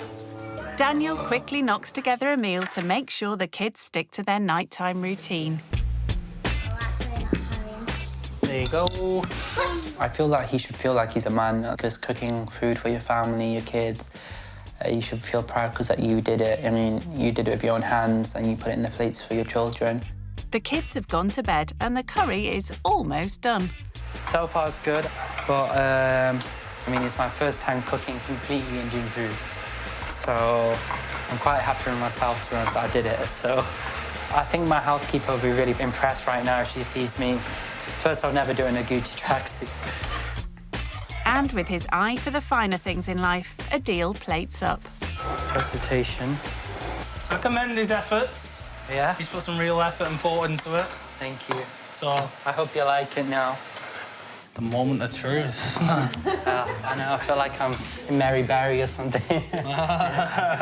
Who does the best cooking? Not bad. Is it okay? But it's nice. Oh, it's hot. Oh God, it's very hot. That would have sent the kids to another planet. Thank goodness they bought the bottled water. I mean, I felt so happy and I felt so big, like a big boy, like a big man.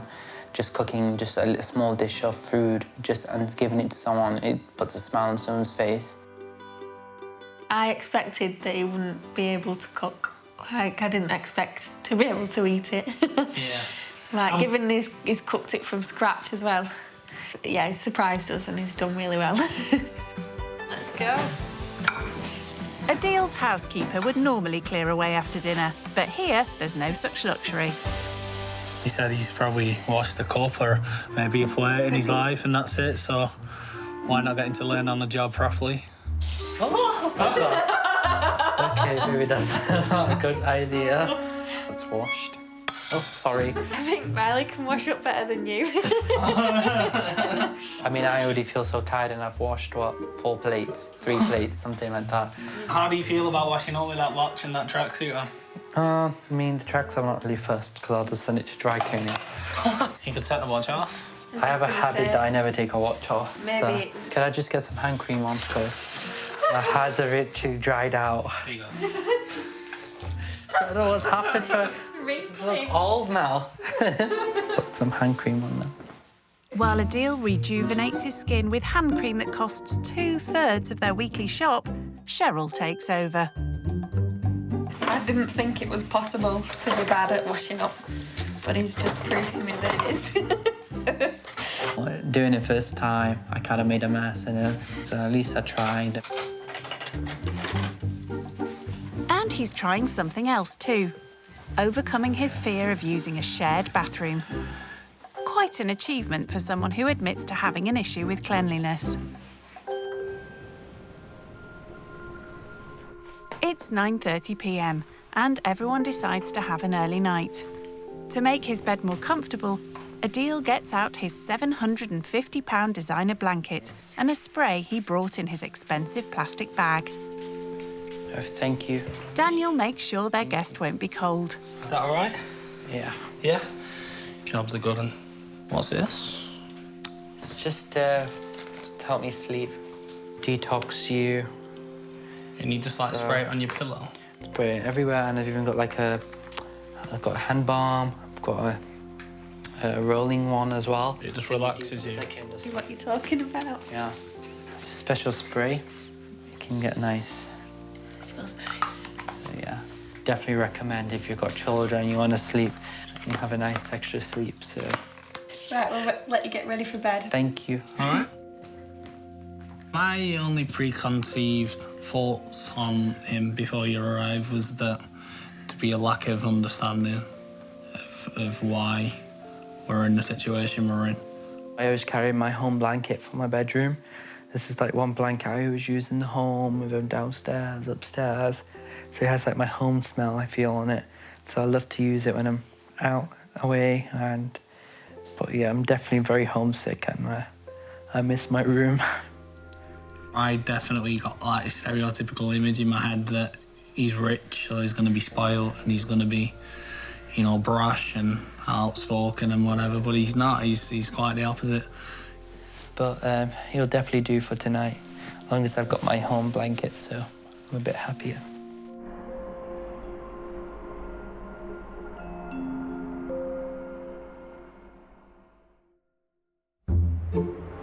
It's nearly 7:30 and the Bennett family are up, dressed and eating breakfast.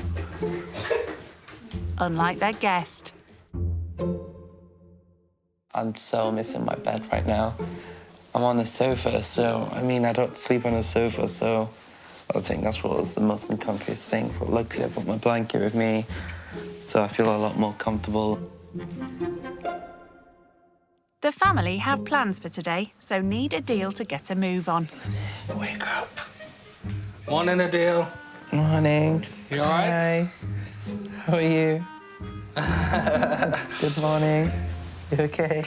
What we're going to do today, the kids go to ballet and tap dancing schools. Wow. Okay. So what we're going to do, we're going to head down there, and we would like you to come down with us and see what our Saturday morning entails. Okay, let's go. Cheryl and Daniel have to make sacrifices to ensure they always have enough money for an activity their girls are passionate about. They love going to dancing. I think it's something for them to do. It's not cheap, but it's something they like doing and something we want them to do. So we make sure we have the money for it. Adil breaks his habit of a lifetime. No, I can't shower here, so I've decided as soon as I get home I'm going to shower, because I can need an actual shower, not the bath thing. I've never showered in one of them. Well, at least he won't delay the family. So how far is this ballet location?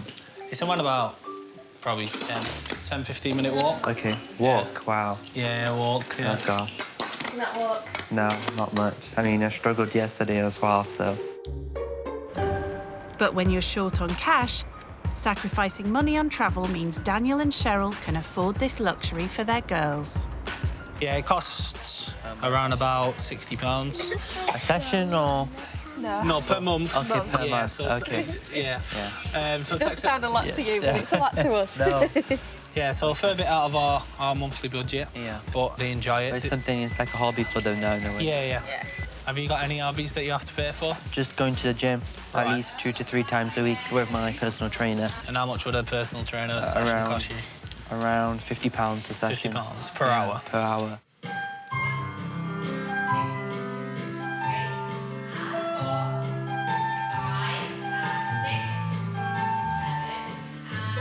The £60 they set aside to pay for these lessons is a quarter of their spare money each month. It's quite expensive. Me and Cheryl have to make sacrifices for it. You know, we can't go out on nights out. We can't, get takeaways. We can't treat ourselves to an item of clothing or whatever. We'd rather that go towards the children. In Adil's experience, I don't think he would have had to make a sacrifice for someone else to do something. He gets everything he wants, and we just about get everything we need.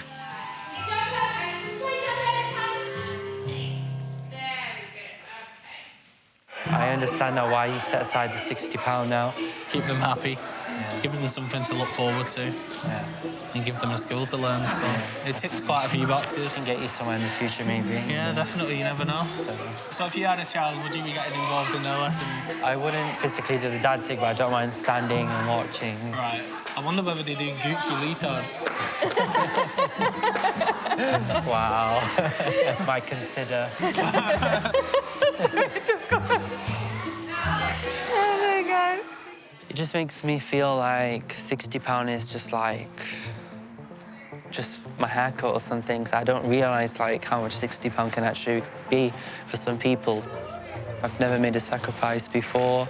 It's clearly woken me up now, to appreciate what I have more. Daniel and Cheryl don't have a car, so today Adil's getting a taste of how they travel when it's too far to walk. We're gonna go into town.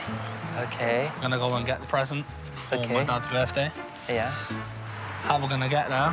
We're gonna get on the bus. Stop. Yeah, we're gonna get on the bus, so no fancy cars. We could just take the rolls if you want. Unfortunately not. Okay. How far is it from your home? It's around about 1.5 miles, 2 miles. Wow. Yeah. Okay. And that's how we usually get about, to everywhere, basically. I can't do the bus, though. Eh? Can't do the bus. You can. Good stuff. Have you ever got on a bus before? Never. Never. I thought it was funny, the fact that he's never been on the bus before at 19. Quite bizarre, really.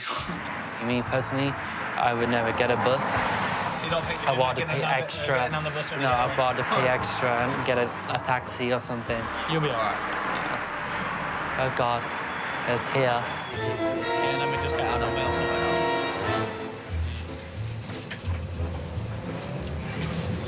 So what does this button do?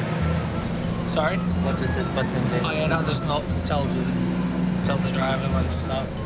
So you press it, it'll make a noise, and you'll know when to stop. I'll let you press it when it's time. Okay.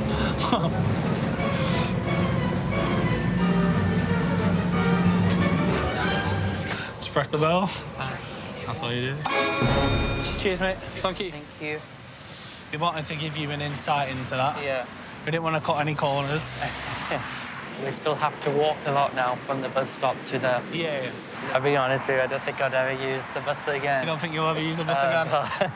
Well, I can tell you for sure you will, because we've got to go back on a bus. But yeah.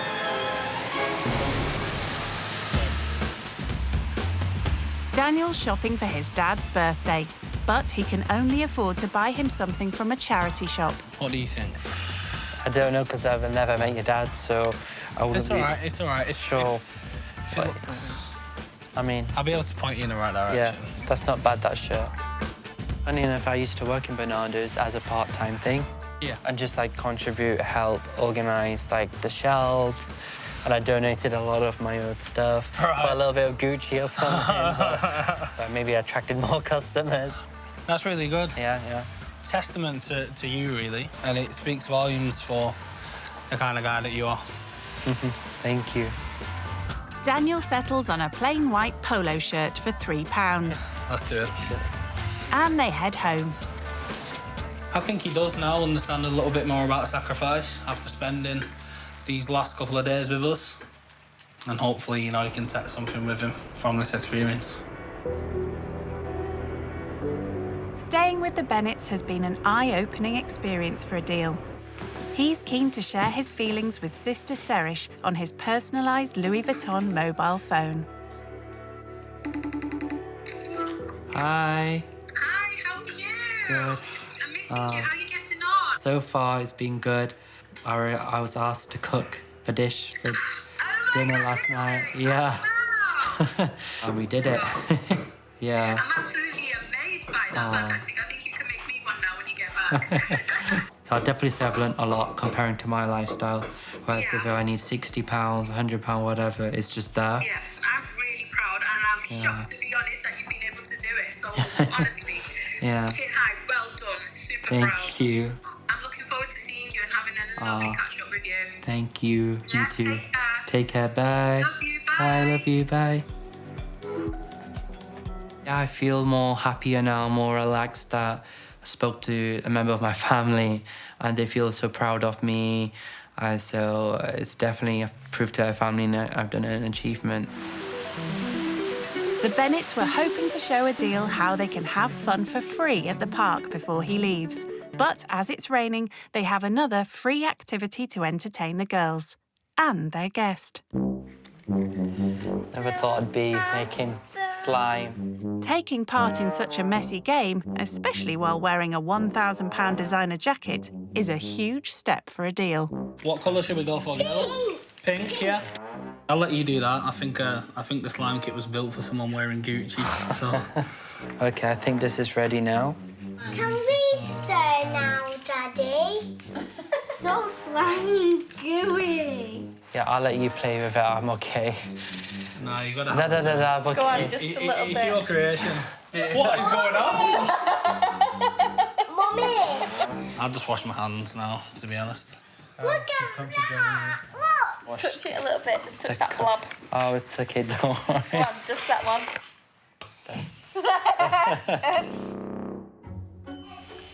I mean, it's not the first thing I'd really want to touch, but we just have to go with the flow. It makes the kids happy then. I was worried to get on my jacket because it's one of my favourite jackets. I mean, we've been saving it all along for someone dressed in Gucci, so we stitched him up a little bit with that.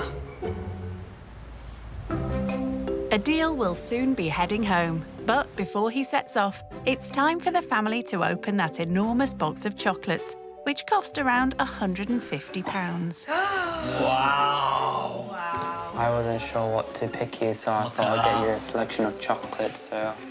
Have you ever seen a box of chocolates that big? No. How many are you allowed? You can just get one for now. I got this one. Baby sack, which one do I pick? I got that one. Is that nice guy there? What do you say, girls? Stardew? Thanks, Adele. Knowing how much the three girls love dancing, Adele has arranged one more thing. I've decided to book you guys to go and see Dancing on Ice experience. I like that. Wow. Okay. We've never gone to anything like that before. Wow. But it's definitely something to look forward to. I wish I could do it. That'll be another dancing. Yeah. You'll be doing too. Thank you very much. Yeah, don't worry. It's time for Adele to leave. And as ever, Samir's on hand to make sure Adele's tracksuit never gets wet.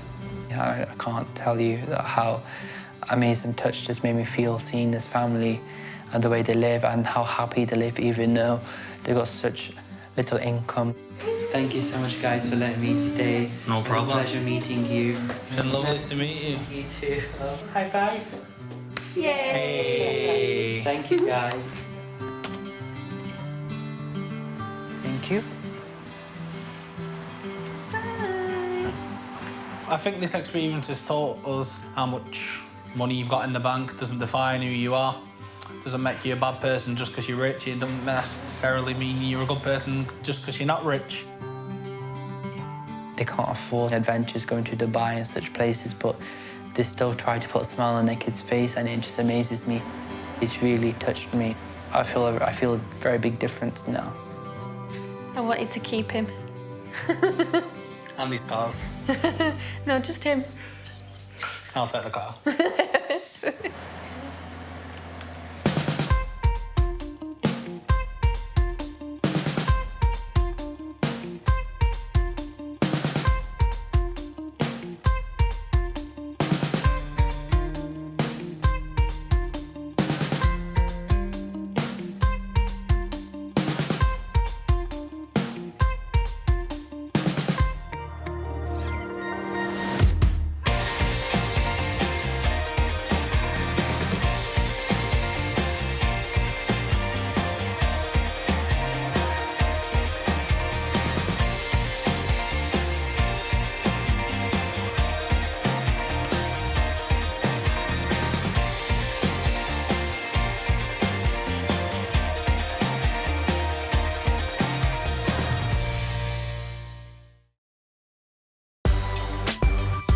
Rich kids are used to living the high life.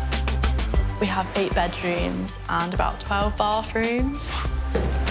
But it's at Christmas when they really go to town. So I think my family usually spend between like 5,000 and 10,000 on Christmas, but this year it might be more. We'd go skiing every year, but my dad would just cover the bill.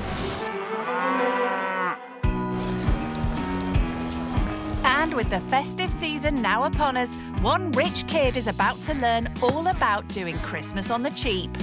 Grow your own Christmas tree, £1. They were like 400. That would pay for 3 of these for Christmas, wouldn't it? When you want to give the kids what they want and you can't do it, Sam, it is hard. I feel quite bad. Will the rich kid learn? I can't do it.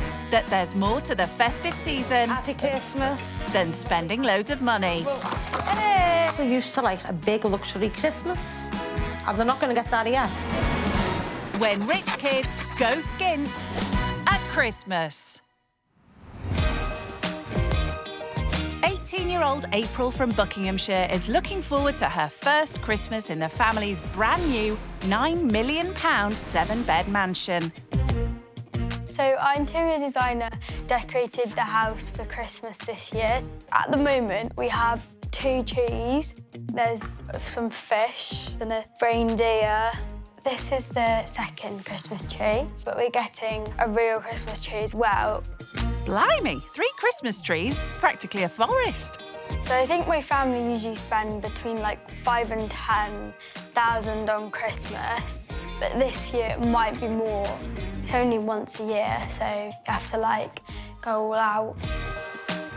And with their new pad kitted out with every luxury, the family are on track to have their biggest Christmas yet. So we have a bowling alley and a gym.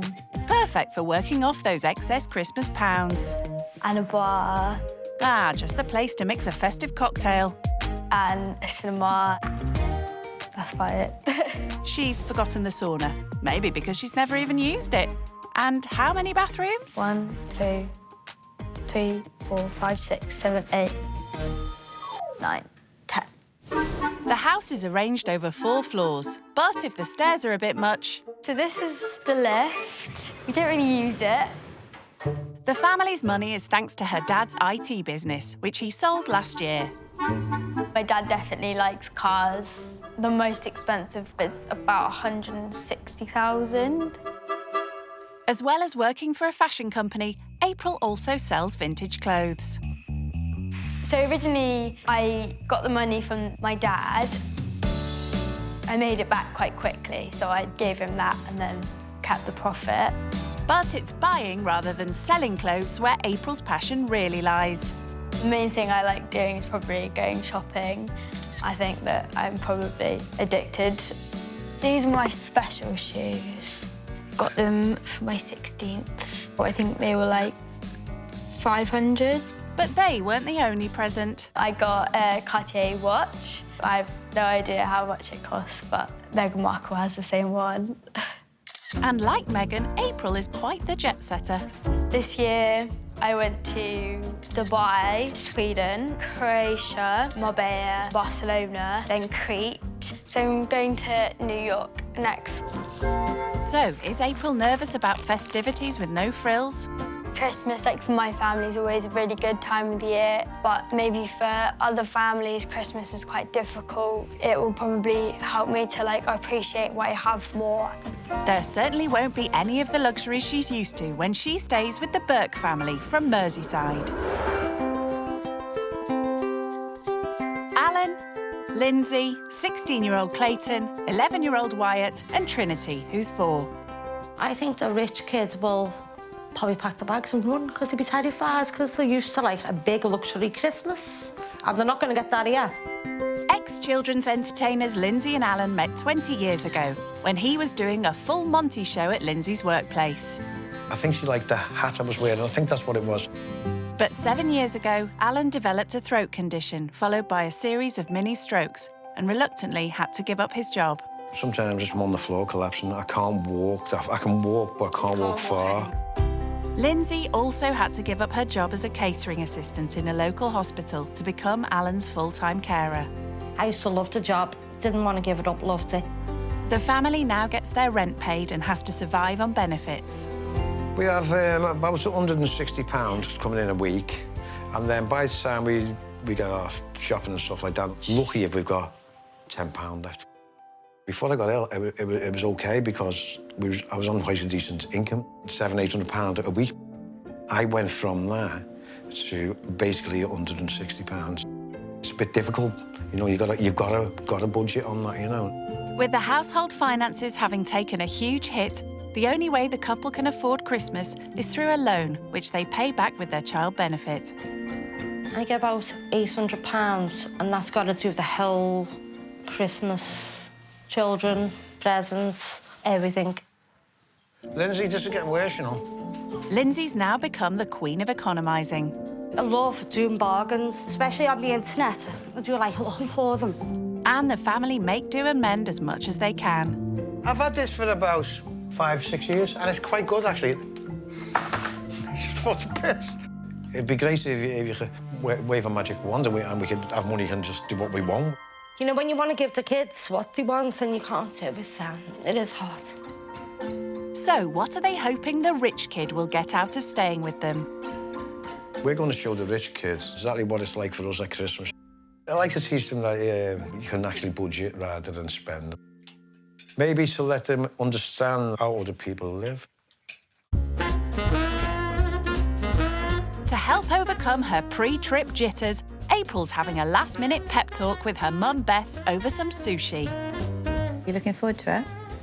Yeah, I'm excited, but I'm a bit nervous as well. I bet. I think it's a fantastic experience because obviously I grew up in just a normal household. I didn't have the things that you have. It'd definitely be interesting, like, to see how another family does Christmas, like Christmas shopping maybe, and buying presents. Yeah, it's really difficult to really understand these things until you actually see them. What if they ask you to clean and tidy and things like that? I like to think I'd be fine. Exactly, that's the thing, isn't it? It's like, this is what we Yeah. think, and it may be completely different. It maybe not like cleaning like toilet.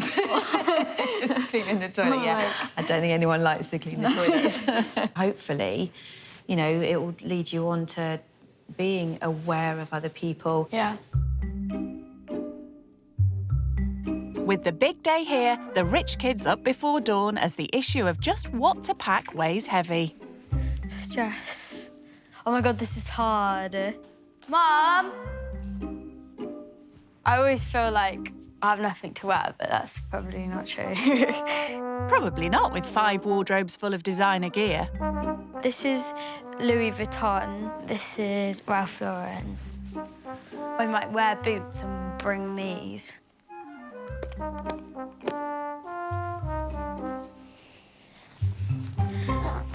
So is that all the essentials?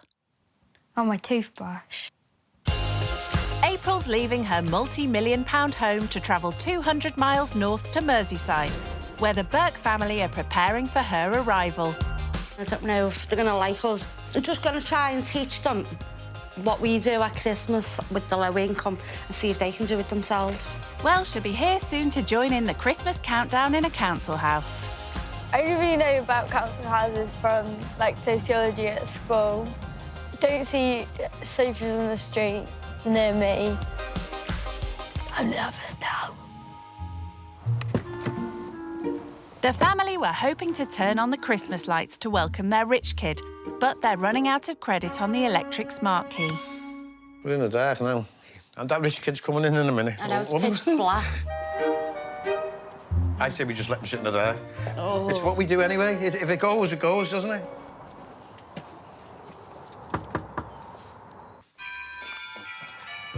Hiya. Hi. Hi. Nice to meet And you. you, love. Hi, I'm Alan. Hi. Nice to meet you. This is Trinity. Hi, Trinity. This is Wyatt. Hi. And this is Clayton. Hi. Just got to go and get some electric because the electric's gone as you turned up. Okay. Should we go and get electric? So see you in a minute. Bye. See you in a minute. And see you in a minute. Pay-as-you-go electric smart cards can work out more expensive, but it's a way for the family to control their spending and not spiral into debt. We'll just have to wait till we get the electric, so we'll just have to sit in the dark for a bit longer. Can't do nothing, can't make a cup of tea or nothing. We got the electric. Hey, April, sorry to leave you in the dark. It's okay. I hope the light's on. We have light. Not only is this April's first visit to Merseyside, it's also the first time the rich kids ever stepped inside a council house. So, time to see how it compares to the huge mansion she's used to. This is the kitchen. It's nice. It's OK for what it is. At home, my kitchen is, like, open plan a bit because it, like, flows through to, like, the dining room. Do you do the cooking at home? Not really. Have you cooked? Yeah, I know how to cook. If my parents aren't home, I can cook. What you don't see over them lights, kid? Yeah, well, this is the bathroom here. Have you got one of these in your house? I have about 8, 9 or 10. 10 baths? No, not baths, bathrooms. Bathroom, only, like, 10 bathrooms? Only, like, 2 baths. Yeah, but you only use one. This is Clayton's room. OK. What type of bedroom have you got? Is it bigger than this one? It is a bit bigger. Have you got an ensuite or anything like that in your bedroom? Yeah, I have it Don't say that. ensuite. You know? Yeah. When we've got to queue up to use the toilet, and you've got it ensuite. It's great to get out of bed, and you can go to your ensuite. Yeah. This is our room, OK. If you notice, we haven't got a wardrobe in here, so our clothes are stuck in there. In there, yeah. Is your mum and dad's bedroom, and they've got walk-in ones, or...? Yeah, it's like a dressing room. They have a dressing room? Yeah. It's unbelievable. It just is, you know. They may not have a walk-in wardrobe, but the family does have one luxury item that they could only afford by buying it second-hand. Oh, wow, a hot tub. Have you got one of them? No. You? No. We've got something you haven't got. Yeah, exactly. Oh, yeah. It needs cleaning. I think you'll have to help me clean that as well. Yeah. Watch your feet where you're walking. How much you know selling any dog muck? Yeah. It wasn't just the hot tub they got for a bargain. Alan and Lindsay also found a cheap second-hand swimming pool online. The reason we have this is because we don't go on holiday. Yeah. What we do is the children have got something to do. So you haven't got a pool, so what have you got? We have a sauna and a steam room as well. How often do you go in them? I haven't been in it yet. I can't believe you got them and you don't use them. Yeah.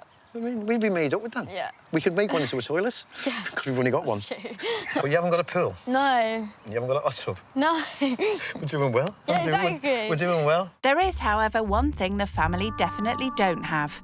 A spare room for April to sleep in. See that pillow there? Yeah. Well, guess where you're sleeping? On here.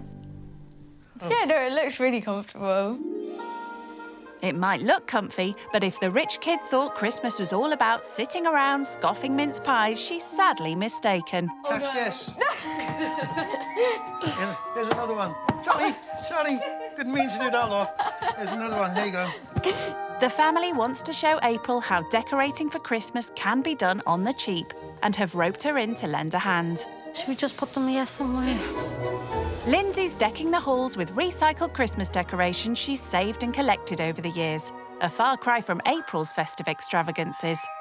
What were the decorations like? Are they the fancy ones? This year, because we moved into a new house, our interior designer comes and, like, decorate it. That's fancy. Yeah. So what's your Christmas tree like? So we get one real one, and then we have, like, 2 fake ones as well, like, in different parts. So there's one, like, in the living room and one, like, on the landing. So you've got 3 trees? Yeah. So how much are the Christmas trees? I think they're about 500. For a Christmas tree? Yeah, I think so.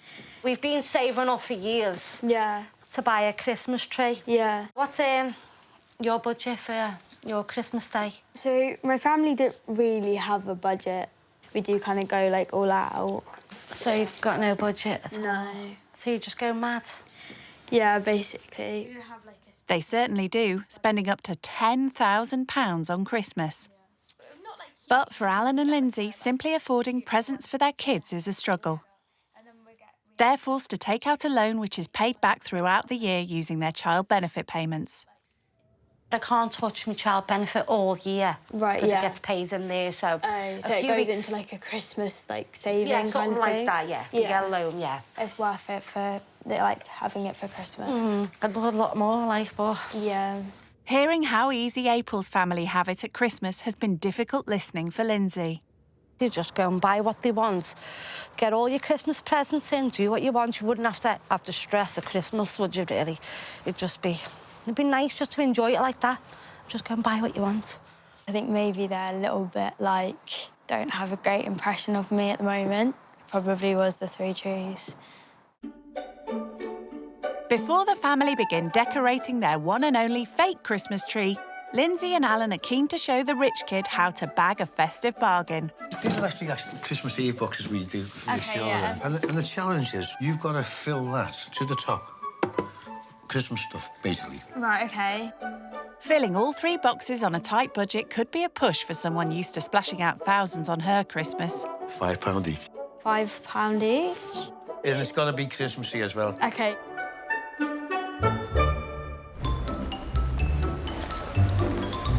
Alan's brought April to their local high street to hunt for cheap Christmas knickknacks. There's actually a charity shop down here, which Lindsay would never dream of going in. You don't mind having a little look, do you? No, that's You fine. might find something nice. Yeah, thank you.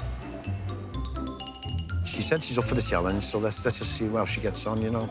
April has bought from charity shops in the past, although not for quite the same reasons most people would use them. You can get some quite good, like, vintage stuff to, like, resell for quite a good price. Ah, vintage stuff. So that's what the rich kids call second-hand items. And trying to find vintage stuff for 3 kids with just £15 seems to have April stumped. What is it? Just thinking whether one of the boys would like them. I don't know. This is really difficult. I don't know how to do this. Grow your very own Christmas tree. How much is that? £1. This is going to be hard for the older 2. I've no idea. You better get your Christmas thinking cap on. Alan's getting impatient. Oh, my God, she's been in a while. It's getting dark. It's hard. I feel like when you get older, you really value presents like gloves and socks. But when you're younger, that's like the worst present you can ever get. Finally, April manages to sniff out a few bargains she thinks the kids might like. A hand warmer. I quite like these. Half price. Yeah, 47p. Time to find out if she's kept within Alan and Lindsay's all-important £15 budget. That'll be $14.96, please. Blimey, by the skin of her teeth. OK, thank you. I'm actually really happy about that. Been in a while, you know, it's going dark. Yeah, I know. How'd you get on? You never got change? I do have change. How much? 4p. I didn't think you'd get change and fill them. Yeah, yeah. But the real test will be whether the kids like them. It's 6 p.m. as they arrive home, where Lindsay wants April to give her a hand putting up the Christmas tree they spent months saving up for. Thank you. At just £80, their tree's a fifth of the price of April's family's main one. There we go. Oops. Imagine she got 3 trees and Mum must be up the wall trying to put them all together. It's bad enough just doing one.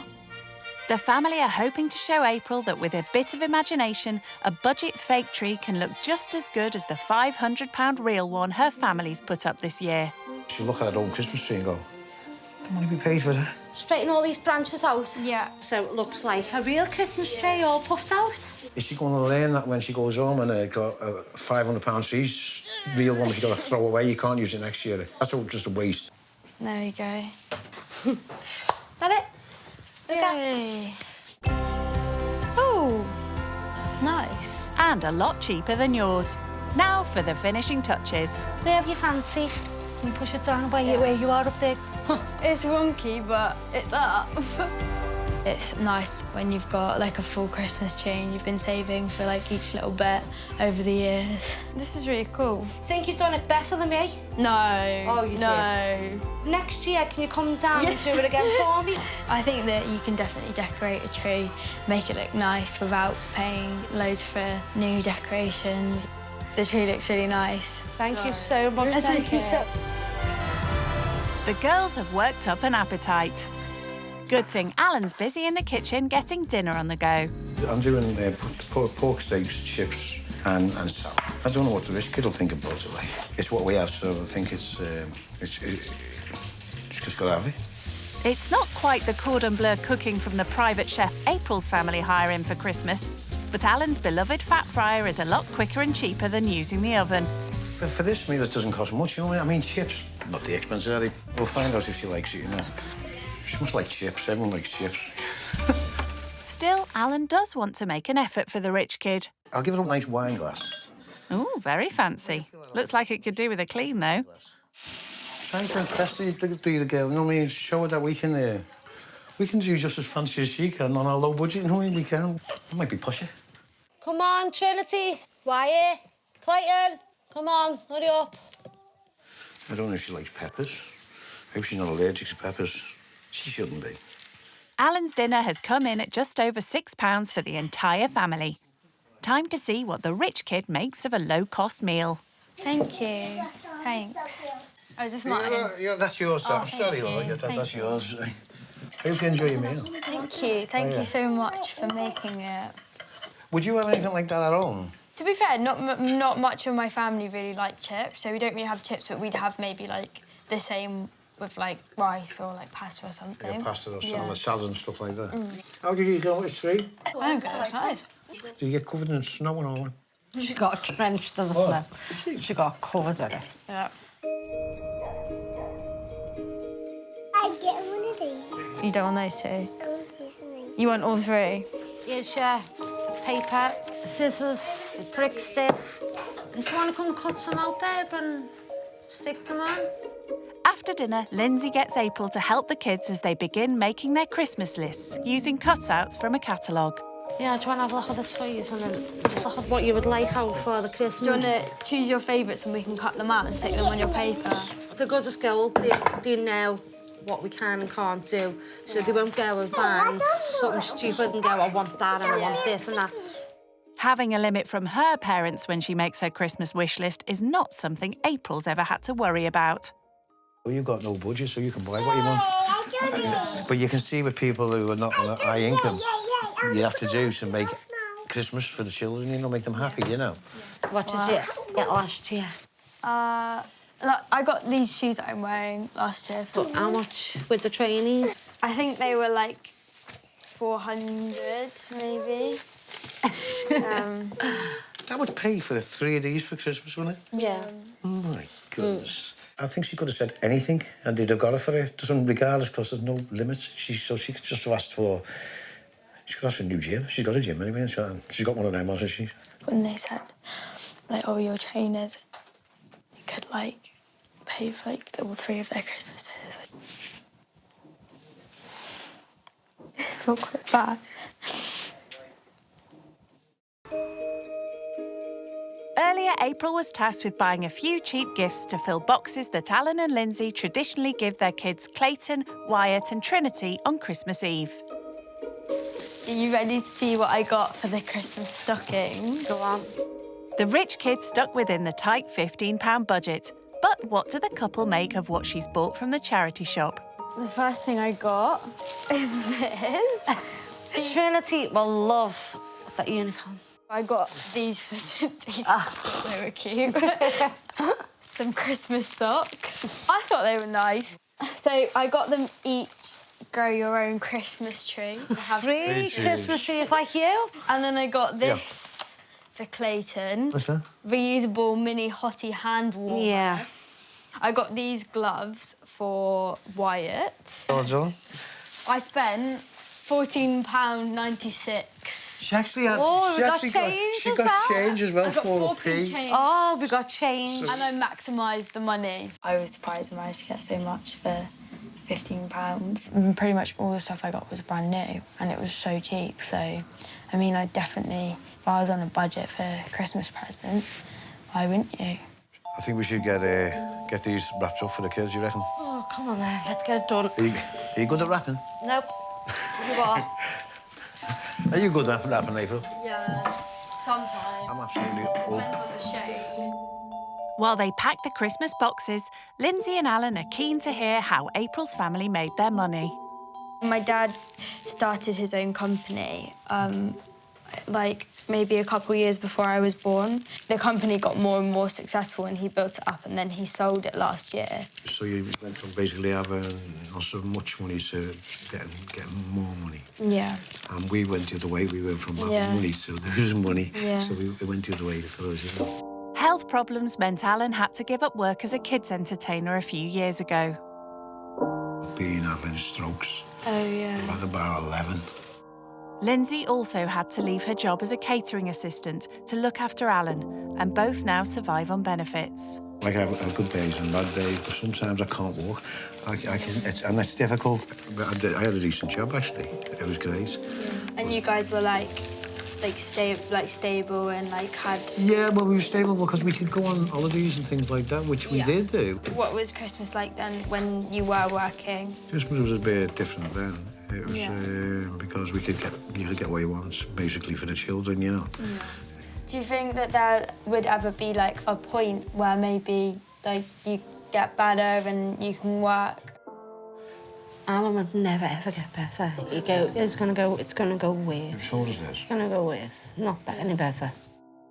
Well, at least you're working, aren't you? Earning your own money and not just not doing nothing, taking all the money off your mum and dad. Yeah, both my parents have just always like taught us like success won't come to you. Like you always have to work for it. Like, do you think all of your kids will like want to get into work? Yeah, but when they like left school and I forced them to get a job, I would never have them claiming or sitting around doing nothing. No. April can do the honours. Put them under the tree. Yep. Okay. Hey. It's now 10 p.m. All ready for bed? Yeah. Look cosy. Do you like my socks? Oh, lovely. Keep your feet warm now on the floor. Yeah, exactly. With a big day of Christmas celebrations planned for tomorrow, April's keen to get an early night. But unfortunately for her, there's no luxurious king-sized bed to slip into. You giving her a pillow? Yeah, Trinity's pillow. Have a nice night, love. You too, sleep well. And you, love. I'll see you in the morning. Good night. Good night, love. I actually feel very comfy. And I'm very tired.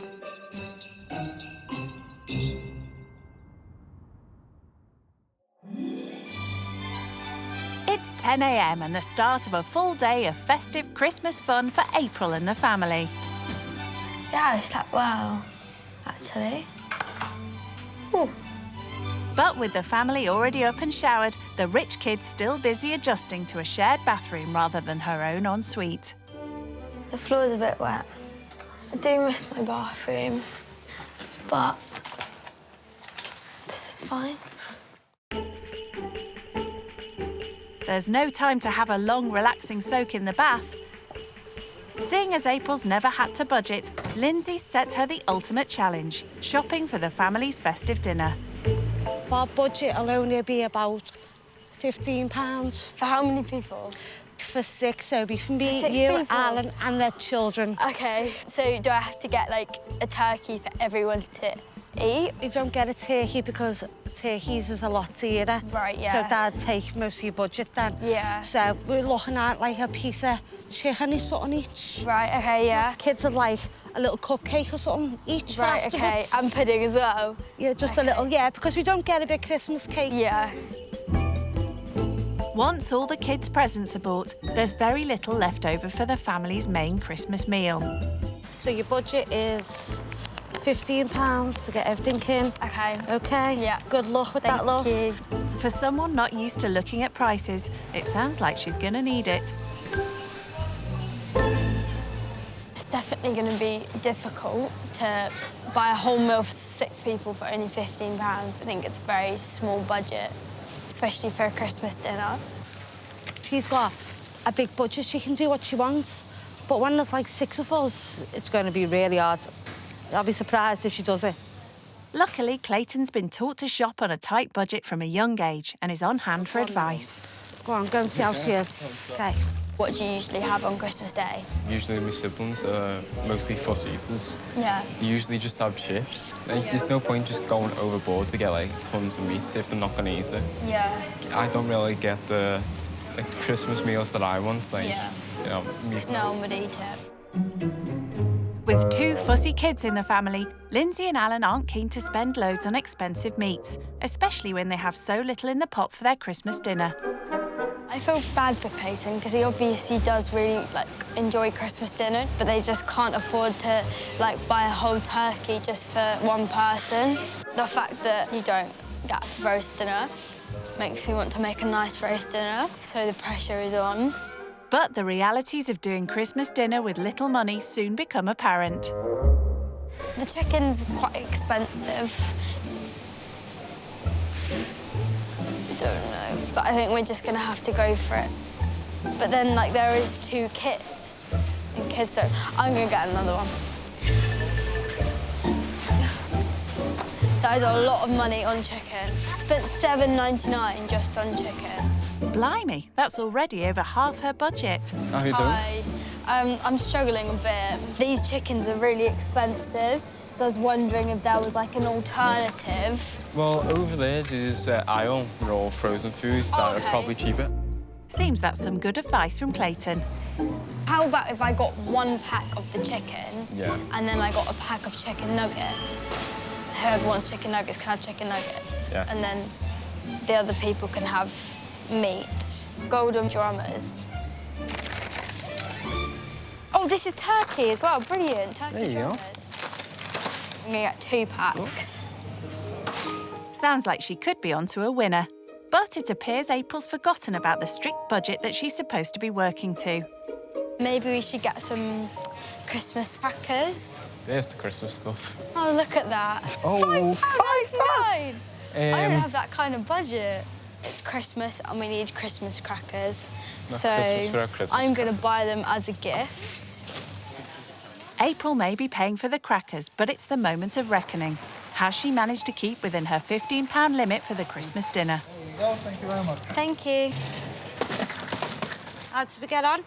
Yeah, good. Should we stay in budget or go over? Yeah, we've got 49p change. Well done, love. You're getting good at this, aren't you? That's Your you. mum is going to love you. Thank you. Let's go.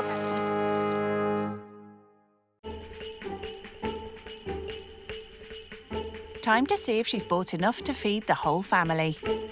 First of all, I got the chips. Most important thing. Most important thing for is Wyatt. chips, Also, these potatoes. yeah, they're good. For roasting. For you to peel, yeah. These frozen vegetables. Clayton helped me out a bit in terms of what meat you guys eat and stuff like that. So I got these, but they're also turkey. So it's technically a Christmas dinner, but they're nuggets. And then I got, for like all of us, some chicken breast. Finally, we got these Christmas crackers as a gift. Crackers as well? Yeah. Isn't that lovely? You got everything? Yeah. Did you think of everything, didn't you? I think so. Well done, love. You never brought another three back? If April thought her festive chores were done with the shopping, she's sadly mistaken. It's 1 p.m. and Alan's keen to get the Christmas dinner on the go. Is that a deep fryer? Yeah. Yeah. As he was doing roast potatoes and stuff like that.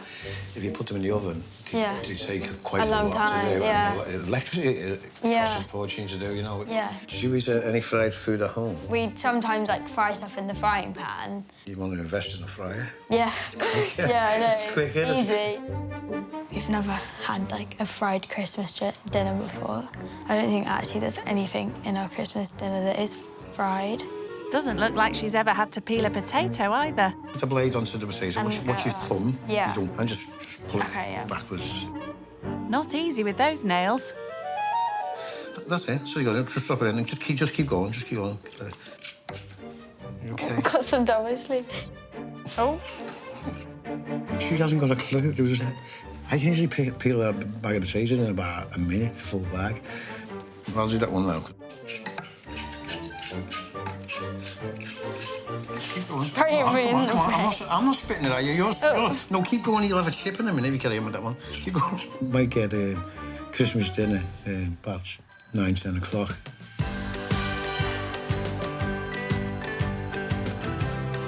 Guys, I got some boxes for you. While the dinner's cooking, it's time for Clayton, Wyatt and Trinity to see what April chose for them when she went Christmas shopping yesterday. Here you go. What do you say to April? Thanks. Thank you. It's okay. Is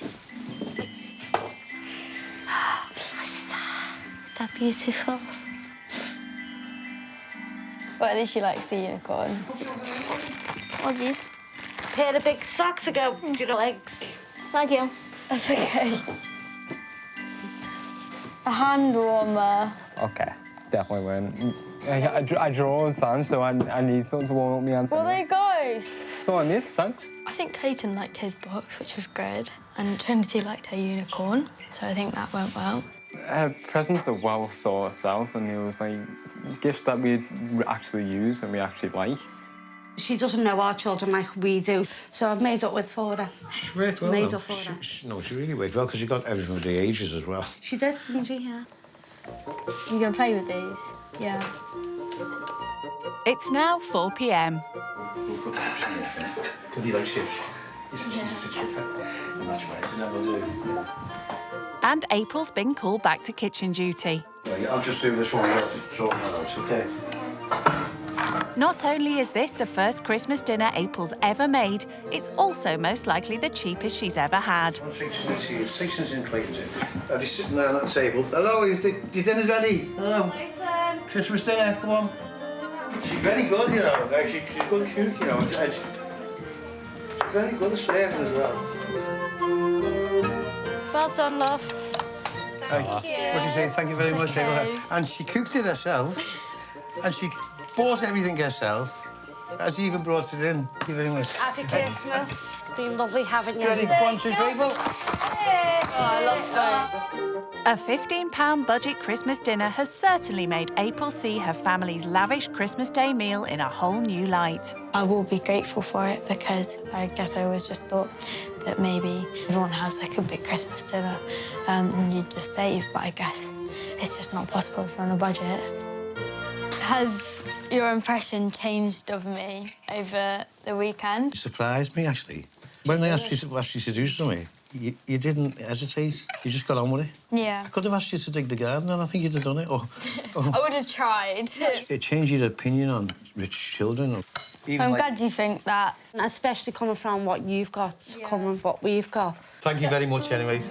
Thank you for having me. Not a problem. I'm very grateful. And special Christmas toast to April. And thank you for letting me stay. And Trinity, actually, didn't you get April a present yesterday? Thank a nice you. Christmas thing for when you go home. Thank you. Aw. I have a present for everybody as well. We are going to go to the Christmas Ice Festival in Liverpool. Wow! Yeah. Oh, okay. It's okay. Thanks a lot. It's okay. Thank you.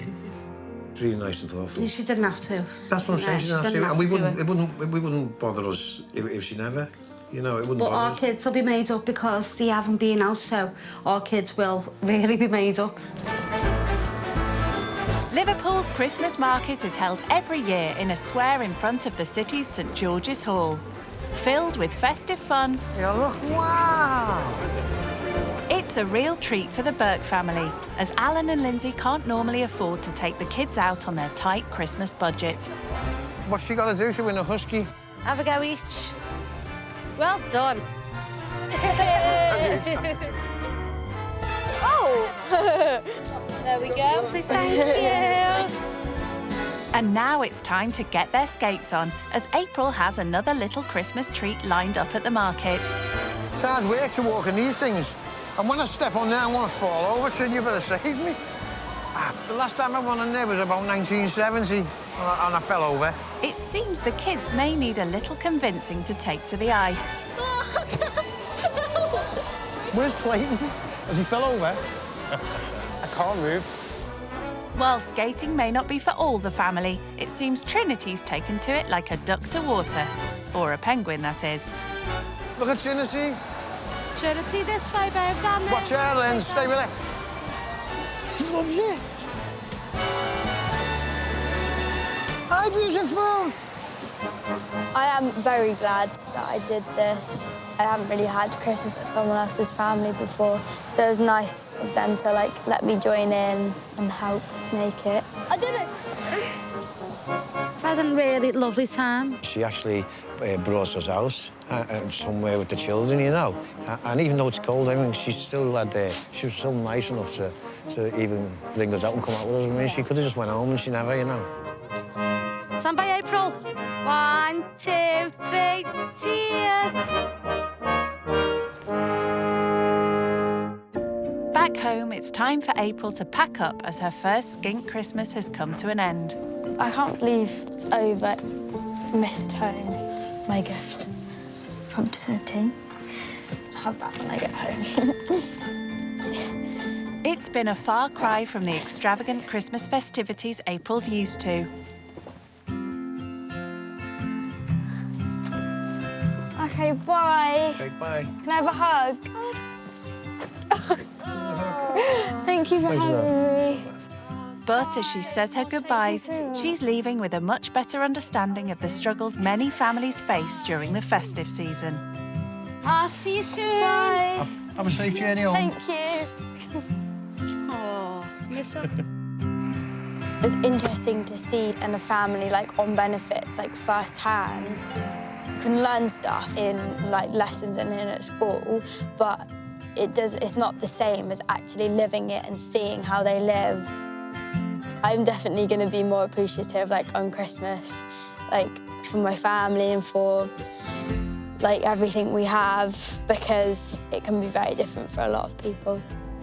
I was expecting for to be that snobby, but she weren't. It was really fun and the best thing, and an experience for us and her, you know. So. If you can come back next year. Yeah. Definitely. There is, however, one thing April won't be taking home from the experience. I don't think I'll be putting a deep fryer on my Christmas list. I mean, the chips were nice, but I'm not a fan of, like, really fried food.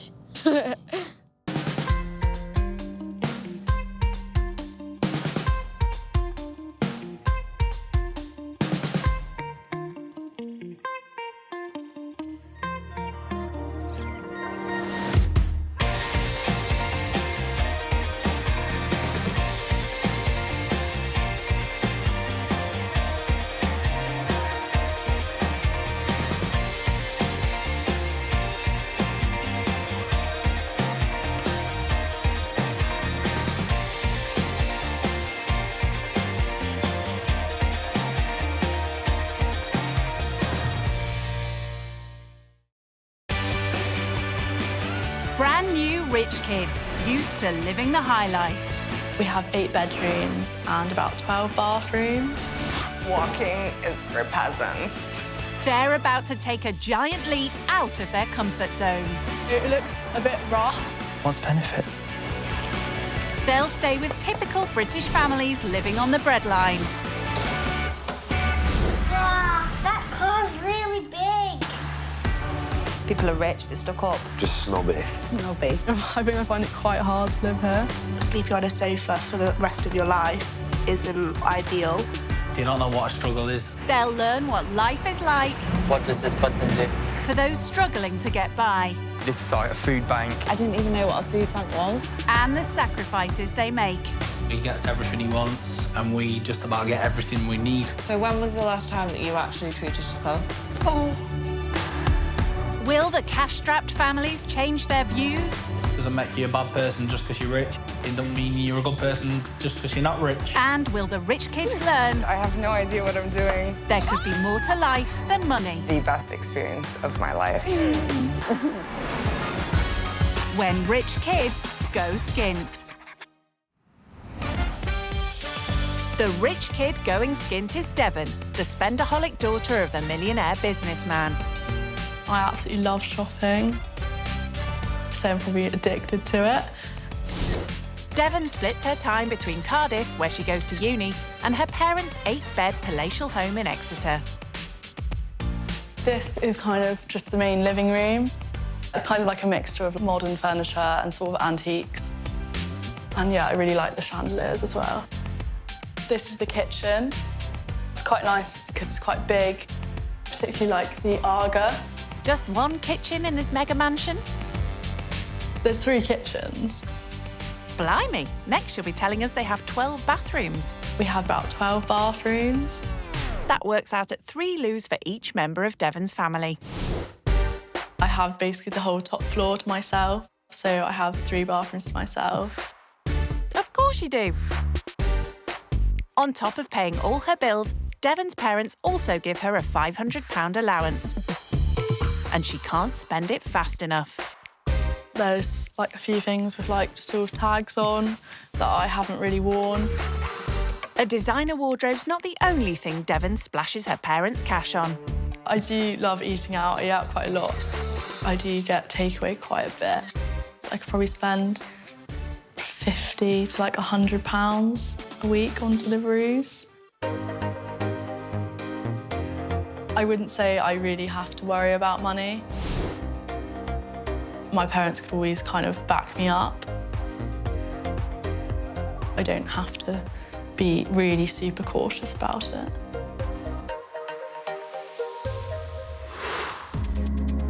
Things couldn't be more different for the cash-strapped Gibbons family from Lincoln. I'm Paul. I'm a retail delivery driver. I'm Sammy, and at the minute I'm a stay-at-home mum. We have 3 children, 4 bundles of joy. Paul and Sammy have been together for 6 years. We actually met in McDonald's car park, and we just started talking from there.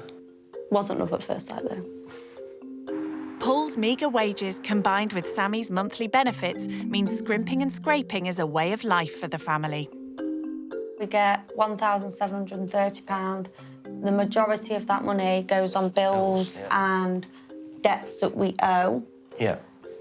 And we're trying, basically... Yeah, we're trying to clear our get back debts, on track, aren't we? aren't we? Yeah. Sometimes I think I'd be better off not working, but... I will go to work. No, I like working. The family's debts are certainly no laughing matter. A combination of payday loans and overdrafts have left this young couple owing around £3,000. It's meant making big sacrifices to save money. We disconnected the tumble dryer to save electric. We turn all the appliances off after we use them. Switch the shower off if you're not using it. That we don't saves really electric. have baths either because obviously that's The turning wall. the heating on. And we've also found that if we are cold, it would go and put a jumper on and maybe an extra pair of socks and my dressing gown instead of turning straight to the heating. The family can only afford to rent a tiny 3-bed terrace. And Sammy's feeling a little unsure about welcoming a rich kid into her home. I want the rich kid to be open-minded. not feel like they've got to judge me because I haven't got what they've got. And I'm a little bit nervous that they're going to be a little bit arrogant. Sammy's not the only one feeling anxious. It's kind of weird now because I know, like, I am actually going. Yeah, it's all getting, like, serious now. Before she heads 260 miles north to Lincoln, all Devon has to do is decide whether it's her Gucci or Louis Vuitton bag that will accompany her. Looks like it's Gucci. So this bag was kind of vintage, so, like, it wasn't as expensive as it would be if it was, like, a brand new bag. Second hand? So around £20 then? This one was about £300, but new, I think it's like £1,000. In Lincoln, the family are awaiting the arrival of their well-off guest. Obviously, we're not very posh, are we? Nuggets and chips would make us happy. They're like caviar sauce. Do you know what I mean? So, yeah, I feel a bit scared. Low-cost ingredients have clearly never been on Devon's grocery list. I think a loaf of bread probably costs about £3, £3.50. I'm not really sure. Cheapest milk, maybe like £2. Crikey! Where does she shop? It's 11 a.m. as Devon arrives in Lincoln. I guess I see a few shops around here, but there's no Waitrose. I feel nervous. My biggest fear will be them not liking our house, you know, because our house, you know, we love it. Anything we have, we work hard for. Hate to tell you, Paul, but Devon already has quite a few opinions about the area. It looks a bit rough, like quite run down. There's quite a lot of rubbish on the floor. The houses look quite small. Yeah, I guess I am a little bit out of my comfort zone. I guess it's not really sort of an area I'm used to. It's not really the sort of house I'm used to either.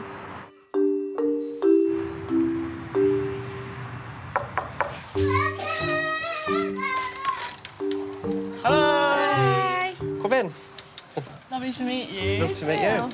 My name's Devon. Nice to meet you, Miss Sam. I'm Paul. Sammy. Hi. This That's is Ruby. Ruby. Are you going to say hello? No, a bit shy. This is Levin. Got Ellie and Harley Harley's in there a as baby well. that keeps running to try to get back to Yeah. So is this your main room? No, this is the dining room where we kind of eat, and if I get fed up of the old ones, I'm going to go away, go play. Yeah. With the family of 5 cramped in the 3-bed house, Devon will have to adjust to rather more modest living arrangements than she's used to. My house is quite big, so it's almost like 3 houses. We have 3 separate kitchens, but obviously we only really use one. But that's, yeah, it's quite big. It's kind of, yeah. Kitchen. Yeah. Only one narrow galley kitchen here, I'm afraid. As you can see, it's quite small. Yeah, it's quite cramped, isn't it? Yeah. But it's not what you're used to. So we've had to turn the handles in so we don't catch ourselves. Yeah. This is the Bathroom. Yeah. shower, but it's quite small. It's good enough for us, isn't it? Yeah. In my house, I have like the top floor to myself. Oh, do you? So I have like 3 bathrooms to myself. So cool. Yeah. Do you need all of them? No. No, don't really use all of them, to be honest. For someone used to 3 bathrooms of her own, sharing one could be quite a challenge for Devon. But that's the least of her worries. The door doesn't shut, by the way. So we're going to struggle with that. Okay. But I'm going to fix it today, If we do go hopefully. to the toilet, Yeah. we do just kind of tell people, you know. Okay. Is this your playroom? No. This is our living room. This is Ellie. Do you want to go and tell her how old you are? Speak louder so we can hear you. She's the shy one. She's 8. How old is he? He's 17 months. No sign so far of a spare room for Devon. This is where you will be sleeping. I have got to do some pillows for you. You're lucky to get that. So, how are Devon's living quarters shaping up? There is like feeling of shock. That's definitely probably the smallest kitchen I've ever seen. Like, very different to what I'm used to. I think I find it quite hard to live here.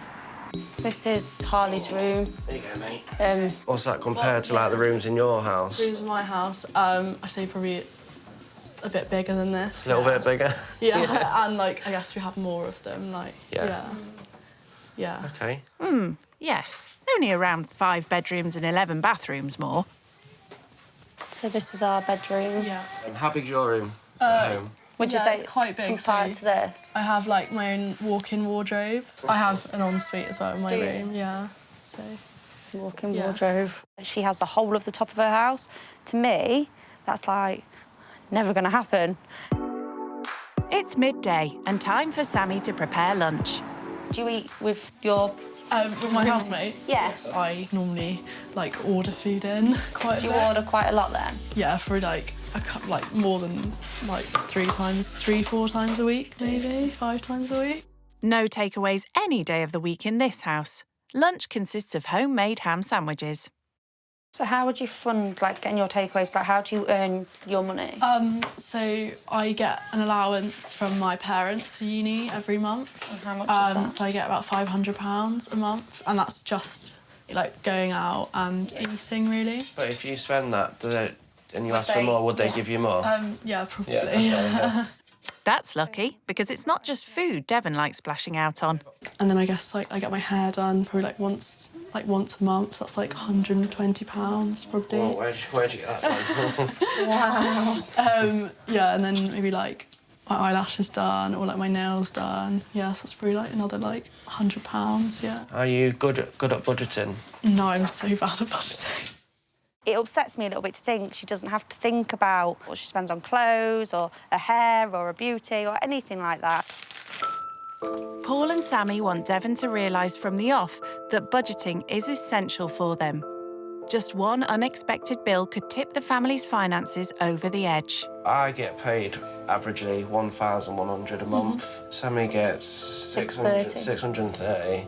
So once all the bills taken off, like rent, which is £535, probably less with about 50 something. Together we're left with £50, but we're in a little bit of debt as well, aren't we? Yeah, so we're trying to clear that as well. Trying to clear all our debts. For me. Yeah, sure. Is that Take this one. Okay, first. I'll pull.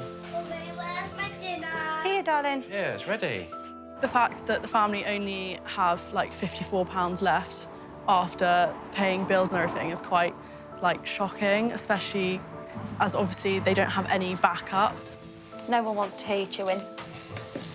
If I really need money for anything, my parents can always back me up, so I'm never really super concerned about money. What's the most expensive thing you've ever bought? I guess probably my car is, like, the most obvious one, because that was, like, probably like £8,000. Really? Yeah, and then clothes-wise, Our car was £200. I have, like, a Moncler jacket. They were probably about, like, £800 each, something like that. Yeah. Okay. So, yeah. The fact that my coat is almost the same price as their rent makes me feel a bit, like, guilty, because I don't see it as, like, a super, like, big purchase. I didn't need to, like, save up or anything. Our car's probably our most expensive thing we do own, but we're still in a lot of debt with it, aren't we? If we had Devon's allowance, we could have been out of debt in 4 months.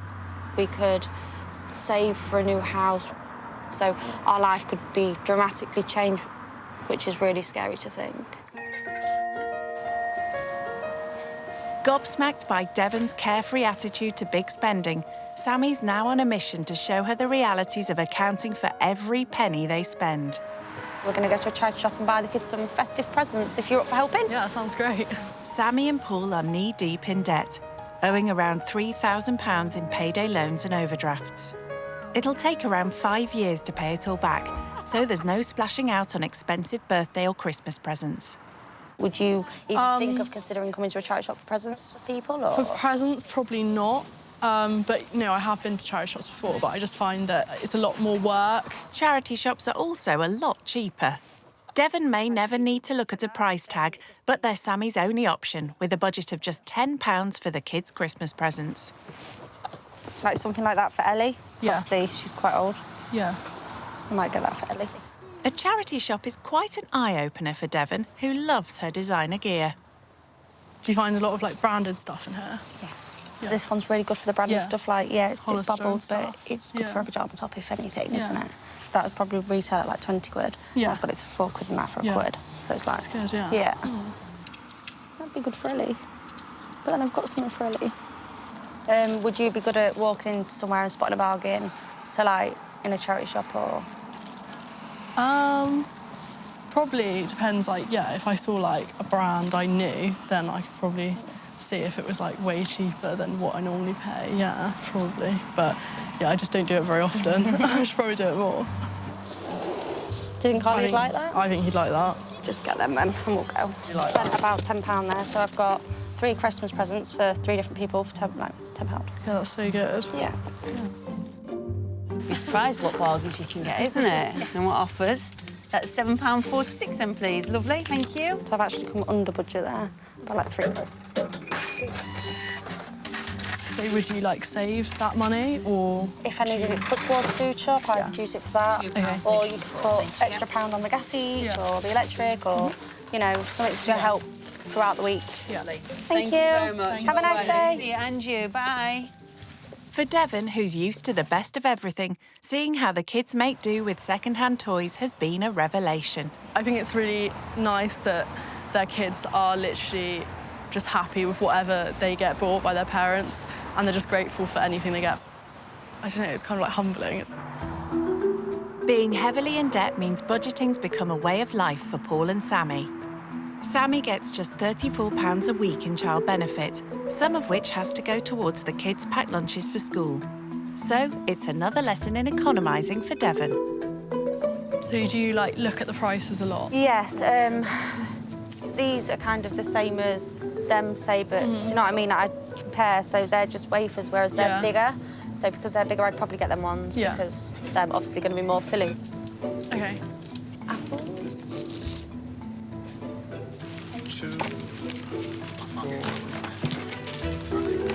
Pay-as-you-go energy meters can work out more expensive.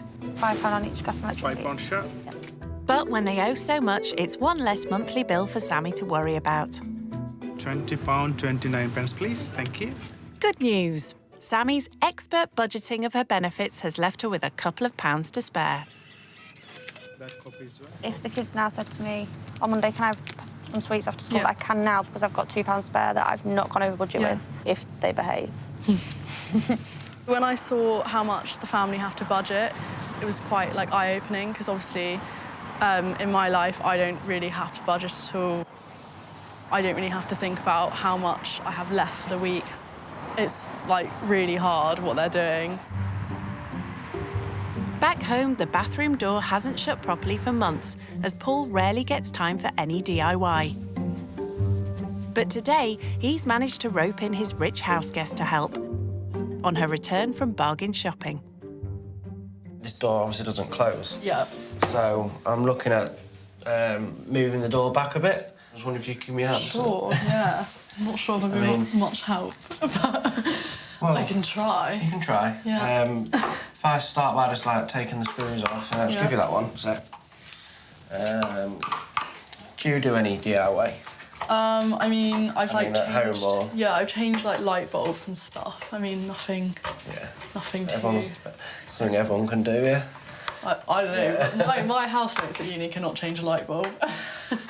Okay. Paul works long hours as a retail delivery driver. Do you want to come in and then hold the door? That'd make more sense, wouldn't it? I've been meaning to do this for a while, you see, and I just don't get the time. Yeah. Not with being at work all week. Not finishing till 10 o'clock. You don't want to... You don't really feel like doing I don't want to do anything, to be honest with you. You haven't got all of that now, have you? No. See if it'll close this as well. All right. I'm going to shut you in a second. All right. Hey. There we go. At least Devon will now have the privacy she's used to. I'm impressed with that. Thank you for your help. You're welcome. But there's no let-up for the rich kid. It's 6 p.m. and Sammy needs to start thinking about dinner. And Devon's now been summoned to kitchen duty. Should we go make some tuna pasta for tea? Yeah, sure. Sammy's rustling up a basic meal from what's in the kitchen cupboards. And it's a chance to get to know Devon a little better. So, did you say you were studying law, French law? Yeah, law and French law, So, yeah. what's your, like, dream job sort of thing, like? I kind of want to be a solicitor, yeah. Has that always been your dream, or is that because of money, or...? I guess probably, like, a bit of both. It's exciting. Yeah. Isn't it? Did you ever want to, like, go to uni or anything? I really want to be a nurse. Unlike Devon, whose parents are paying for her studies, Sammy's had to give up her ambitions to be a nurse because she can't afford the childcare. I'd like to better myself, not just be a mum, just known as a mum. I think it's because I'd like to show the kids that even though, yes, I've had them young, if you work hard, you can achieve anything. Yeah. So... Paul, tea time. Whoa. Bon appetit. Bon appetit. Tonight's budget dinner is tuna pasta. With their debts alone costing them £70 a month, the family are forced to budget no more than £5 for any meal. To feed us normally, this meal would probably cost us, what? Probably about... £2 for a big bag of pasta? Yeah, so probably about £3. pound to cook this, isn't it? Mm. If that. If that. Yeah. How much would you say you average a meal? Honestly, like, I literally have no idea. I probably couldn't even tell you. I eat out quite a lot, so that would obviously be, like, quite a lot more. I do normally do, like, a weekly shop, like, £100. Yeah. Just for you? Just for me. Just for you. Was that for the month or a week? A week. A week? Yeah, and then I'll probably order, like, meals in between that as well, like takeaways and stuff, yeah. Devon may be able to splash out at high-end supermarkets, but for the family, stretching their meagre food budget is sometimes impossible. We've had to resort to either asking for help or... We've gone to a local food bank, Yeah. Yeah. And that just tied you over. Even our friends at some times have come around with not, wouldn't say loads of shopping, but like yogurts for the kids, mints. Just the odd bits and Just the odd bits that keep us going until payday. It's hard because it's exhausting. It wears you down. Yeah. So...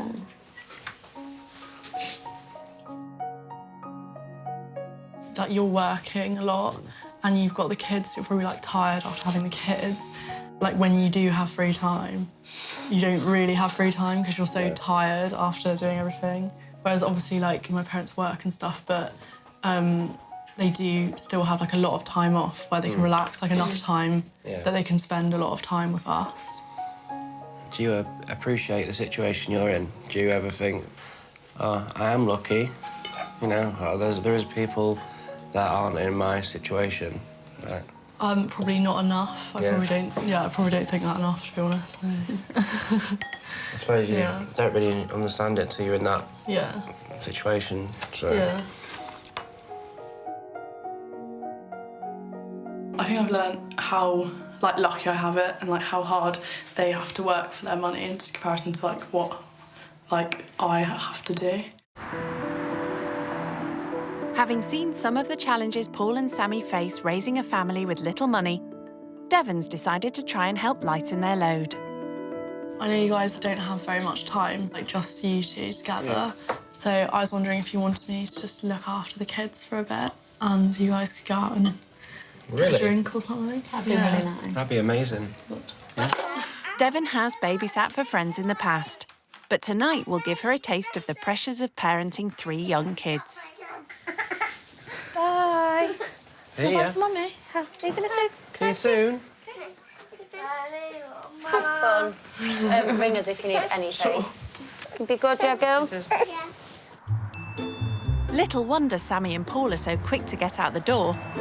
They'll only be a 2-minute call away, but it's the first time the couple have enjoyed a night out in over a year. Hiya, can I get a Carlin? Please. You gonna come read the book? We're reading the book now, Ruby. It's just nice for them to have, like, some time by themselves because they obviously don't get, like, much time alone without the kids. That's nice. It's lovely. Cheers. What else she's doing back at home? I think she'll be doing fine. I hope so. No problems at all. No. Come on, no cooking. No. Mummy and Daddy aren't going to be happy if you cook. No. Come on, let's read your book now. Yeah? I will read all of it. I will. I think she'll be fine with the kids. Yeah, me too. We'll get back and we'll just be able to put our feet up. That's the plan, isn't it? That's the plan. Doesn't look like things are quite going to plan for Devon. You need help? Careful. Book? Book. OK, no jumping. Hard work for her, but she seems like she loves children, so... She might not after tonight. You want to do one book at a time? Which one? Mine, because you started reading it first. Mine. Started reading mine first. Mine! Right. It's 9 p.m. and time to get the kids to bed. Surely that'll be the easy part. Night-night. Night-night. Night-night, Ruby. Not go to sleep. You're not going to go to sleep? You're going to try and go to sleep? No. Perhaps not. This has been a long time coming. Cheers, Devon. Looks like Devon's the one who could do with a drink. Oh, my God. I'm absolutely knackered. So parenting's not quite as easy as you thought, then? Probably, like, way more tiring than I expected. They're both very energetic. And, yeah, I think they're both very overtired. So, yeah. I really hope that the kids have been good. I'm a bit nervous to find out. Hi. Hi. How did it go? Good. Yeah, all in bed now. Thank you so much. It was so nice to go out and just spend like an hour together. I really appreciate it. We actually do. Yeah. Was it a bit crazy? A little bit, yeah. They're quite energetic. I think they got a bit overtired, but yeah.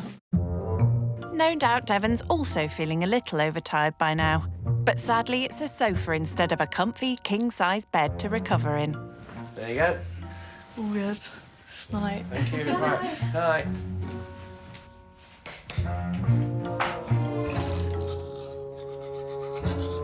I haven't slept on a sofa before. And also, their house is right by the road, so it might be a bit noisy. But yeah, hopefully I sleep. I have a king bed at home, so it's a bit smaller than my bed at home. And obviously, yeah, it's not a bed. Never mind, Devon. There's a first time for everything.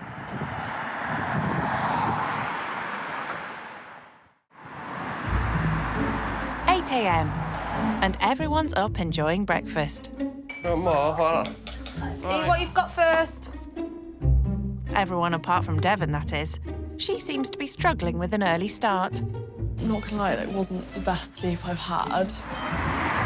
There was quite a lot of road noise outside, and yeah, I was a bit long for the sofa, so it wasn't the most comfortable sleep.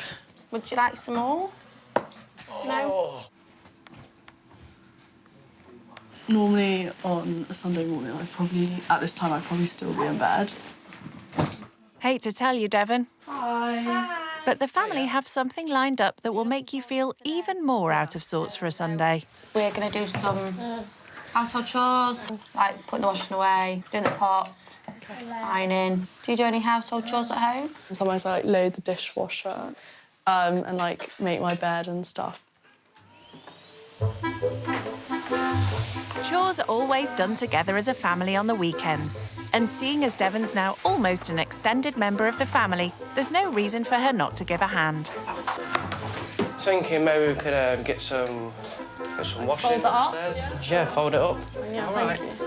Household chores are certainly a world away from Devon's pampered life back home. We do have cleaners that come in and do quite a few chores, like hoovering all the floors and everything, cleaning the bathrooms. So I never really have to do that. What would you normally be doing, now? On a Sunday morning? Yeah, if you was at home, what would you be doing? Probably been out, the Saturday night before, so I'd probably just be, chilling. I'd probably get up at, 11 or something, OK. And then, like, maybe, yeah, order some food in, like... Chores may not be part of Devon's normal Sunday morning routine, but Paul and Sammy hope she's taken something from the experience. Devon doing the chores with us this morning was a real big help. We don't normally have anyone helping us out. It opened our eyes up to what it's like for people who haven't got cleaners, doing this day in, day out. It's not just cleaners the family do without. Do you not have, like, a tumble dryer? Do you just always... We do. Each are electric. Yeah. So it's not worth it, so that'll hold 2 loads. Yeah. It's OK in the summer, it's just in the winter it's a bit harder to dry your clothes. Yeah. And guess what? Dried clothes also need ironing, another first for Devon. You just kind of go over it to get rid of all creases sort of thing, look. So do you want to have a go? Yeah, sure. This is like a 1 time a week thing. Yeah. Can you sew? Because, I mean, I've noticed the buttons come off this look at the bottom. So that obviously needs sewing back on. So that would be kind of the next job. Yeah, I could probably sew it, but probably not very well. I can show you how to sew a button back on after if you like. Yeah, sure. Is that something your mum would do at home, or you just chuck it out and get another one? What would you do? Just get another one. OK. Yeah. There's no throwing out for Sammy and Paul. Hand-me-downs are essential when you have crippling debts to pay back. Do you find that it's really expensive, like, raising children? What they want is expensive, so say if we went out for the day, they'd be like, I want, which is normal for any child, I suppose. Okay. The school uniform's ridiculously School uniforms priced. are expensive. You ought to see how much Devon costs her parents. Went to private school, that's expensive. And, like, stuff I asked for Christmas and stuff is probably quite expensive. What sort of presents do you get? Like, at Christmas, what would you sort of ask for? I got a Louis Vuitton handbag last year. That was, like, £500. Wow. I guess, and, like, more expensive than the average child for my parents. Their Christmas spending would have been our Christmas spending for our whole family and our family, so that'd have been the kids, me, Paul, my mum and dad, And grandparents, and she just gets that herself. How much do your days out cost, like, on a Sunday? If you all were to go out for a family meal, how much would that cost you? At least, like, £100 for us So all to eat. your like, probably days more out than probably that. cost my 2-week food shop, say? Yeah. OK. It upset me that Devon's family can go and spend £100 on a meal without even thinking about it. That, you know, it seemed like pennies to them. If we was to go out on a Sunday, we look for nice parks and make a picnic. Yeah. We make it from stuff we've got at home. Yeah. It costs us about £15, if that. Yeah. It's like, does she know the true value of what she is spending? And I'm hoping this weekend has kind of shown her the true value. Should we tidy up and make beds? Yeah.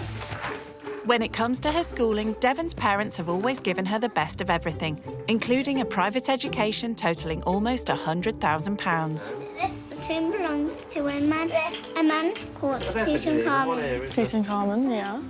Private schools may be out of reach for the family, but Paul, who had his first child at 19, the same age as Devon is now, is determined to give his children the best start in life.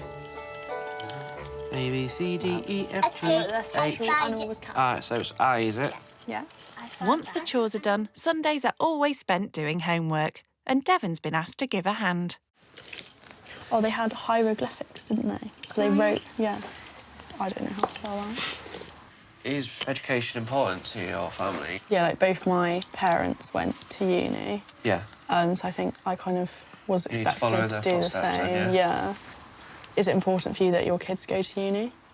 Yes. I want them to have the best education that I can give them. So, you know, that means going to school every day, doesn't it? Yeah. So, like, did you go to school all the way through? Did you go to uni? I did go to college, then I had children, so that's been sort of put back a bit, but I do plan on going back to college to do something, either a trade or further education. Yeah.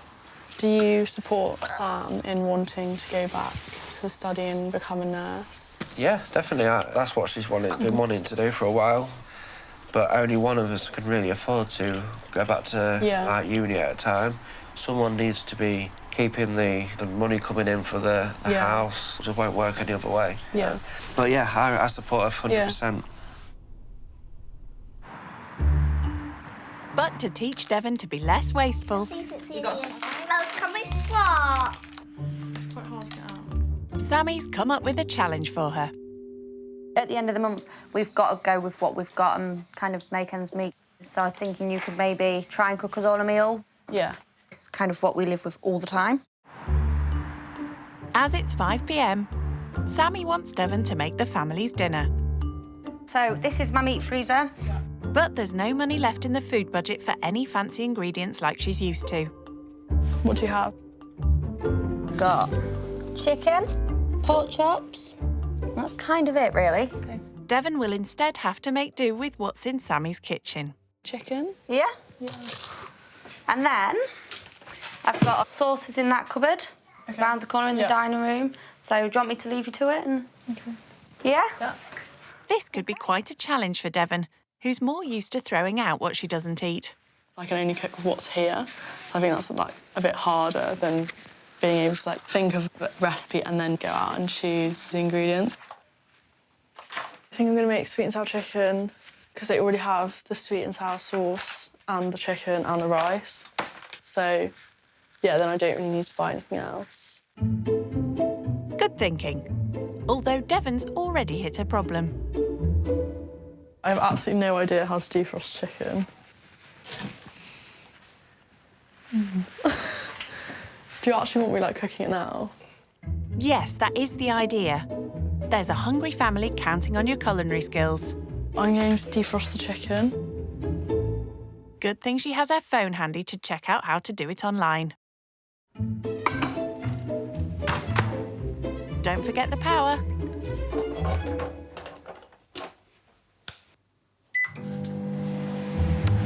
It's defrosting for a minute, but I'm going to probably put it on for longer. But you're supposed to watch it. I don't really want to kill anyone. This is going to take hours. Luckily, Sammy's on hand to keep an eye on proceedings. Hi. How's things going? Yeah, I'm not really sure what I'm doing. I feel like this is defrosted, but I'm not really sure. So I kind of feel it. And it feels defrosted to me. Yeah. Well, that's at least a start. But now Devon's facing her next problem. Yeah, I don't know how to use the cooker. Time to call the expert back in. Sam? And as ever, she's keeping a close eye on the cost of everything. So what we do is, would you mind switching the microwave off because that saves electric for me? So if we're not using something, we do switch it off. We always switch this off because it saves on gas. And then you click this. Okay. So which one are you using? This one? Yeah. And then it's this one here. Okay. Okay. Yeah, thank you. Thank you very much, Lee. But I didn't even know that really saved money. Not really something I've ever, like, thought about doing. It's probably also the first time Devon's been forced to use what's left at the end of the month to make a meal. Despite battling to even turn on the cooker, somehow she's managed to serve up dinner. Looks beautiful. Looks really nice, thank you. Right, try. Tell me how much you want. Keep going. Keep going. That'll do. I know you're hungry. That's fine for now, thank you. Thank you very much, Devon. Put them in your own. So how much would this meal that I've made have cost? I'd say about £5. And that's for 6 of us. Blimey! Take note, Devon. That's less than £1 per person. I was just thinking, because you were talking about how the chicken was really cheap and everything, I was just wondering if you ever think about, like the animal welfare or, like, the, environmental impact. I've never really thought into the fact of an animal's welfare. At the minute, our main priority is keeping the roof over our head and keeping food in our children's bellies. Organically sourced chicken from a posh supermarket is not on the menu.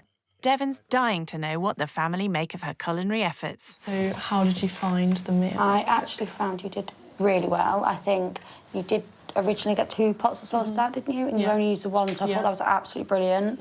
and you got 3 bags of chicken out and then only used 2. So I think you did really well. So Yeah, she did give brilliant, yourself a actually. pat on the back. And it tasted great. It did. You know, when the kids have seconds, you've done fantastic, and all 3 of them did. So And I finished you deserve mine, a pat so, on the yeah. back. Devon's time living skint with the family is almost over. Having realised how hard they work with little downtime with the kids, she has a surprise for them.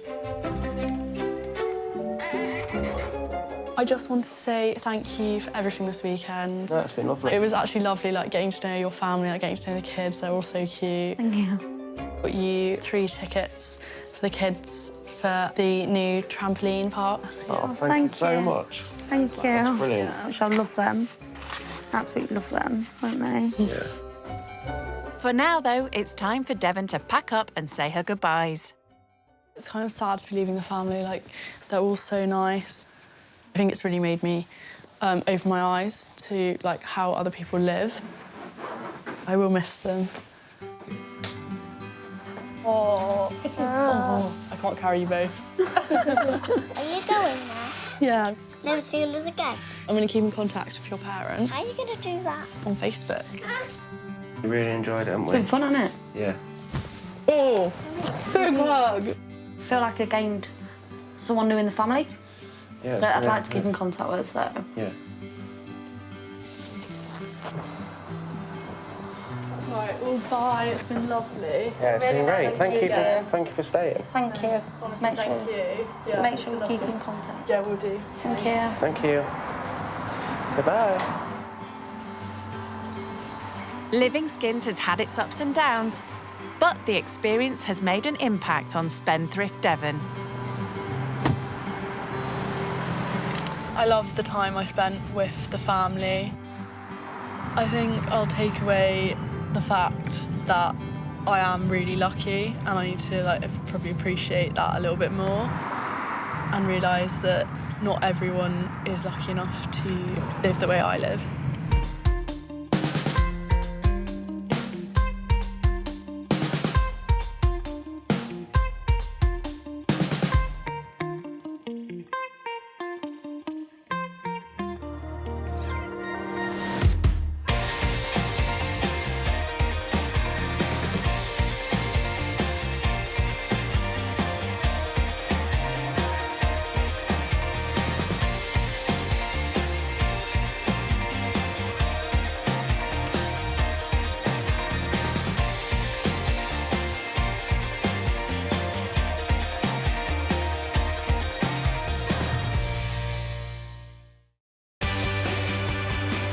Brand new rich kids, used to living the high life.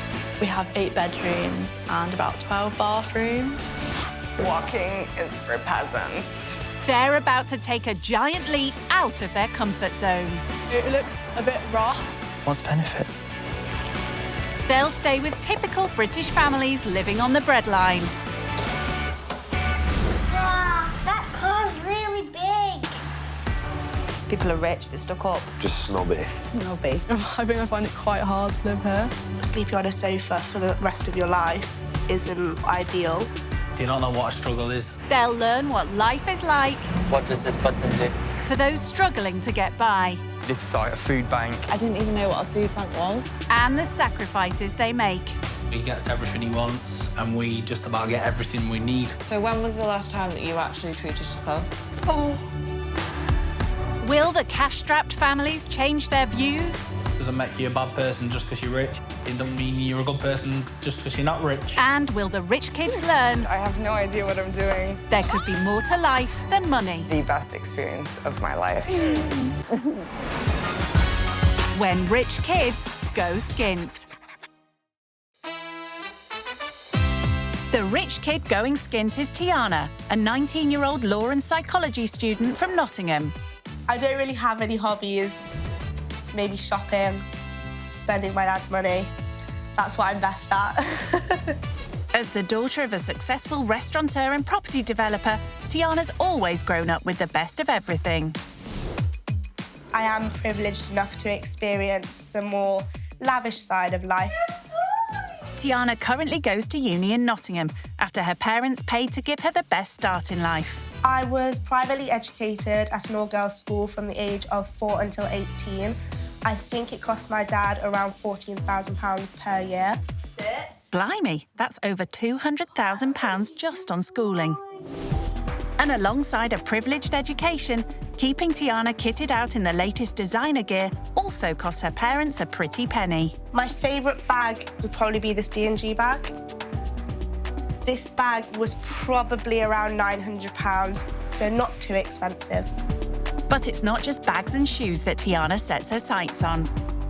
The most expensive item I own would probably be my watch. It is a Rolex. It would be probably between the £6,000 to £7,000 price range. And this rich kid's luxurious living doesn't end with her designer wardrobe. Despite her parents' 26 grand state-of-the-art kitchen, Tiana's never had to lift a finger around the house. I don't really cook. I like to leave that to my mum because, one, I don't have really that much time, and two, I don't have the expertise or the knowledge. They always help me when I need anything. So how does someone who's never had to get their hands dirty feel about living with a family on the breadline? I want them to like me, and I know they will have pre-assumptions of what I will be like as a person, but I aim to completely change their mind and their opinions by the end. One person who believes in everyone mucking in is hard-up single mum Candace from Southend-on-Sea, who lives with 16-year-old son Tyler and 14-year-old daughter Sophia.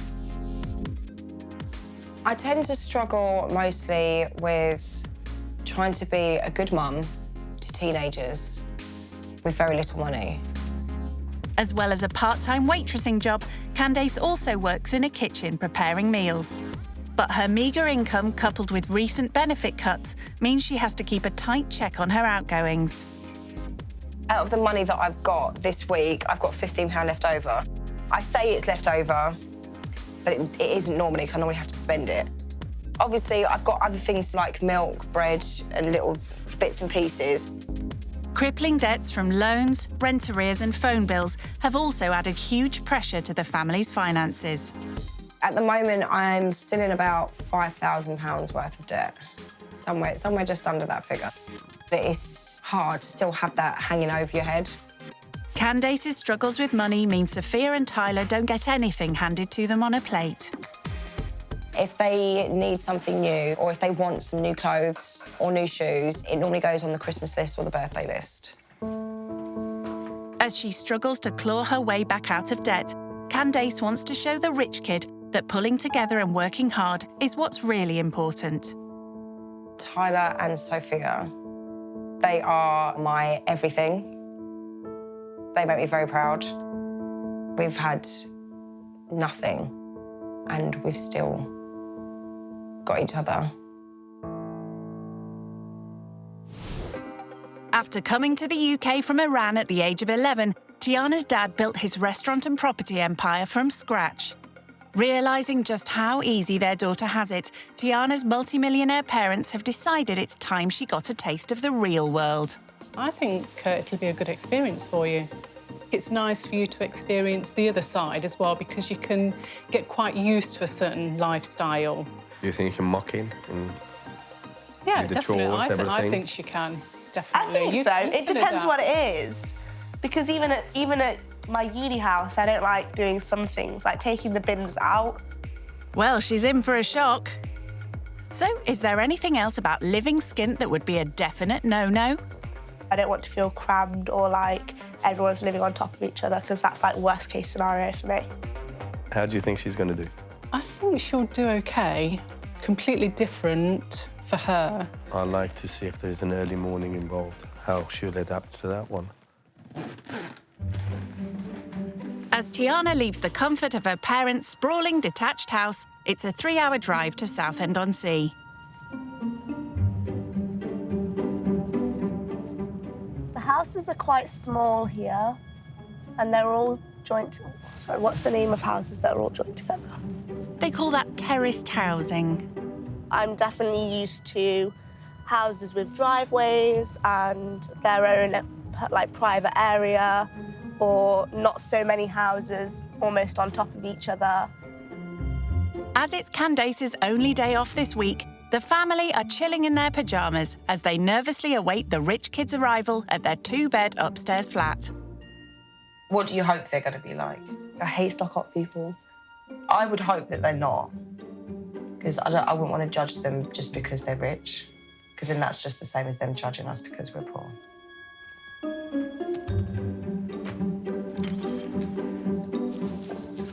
Is there someone there?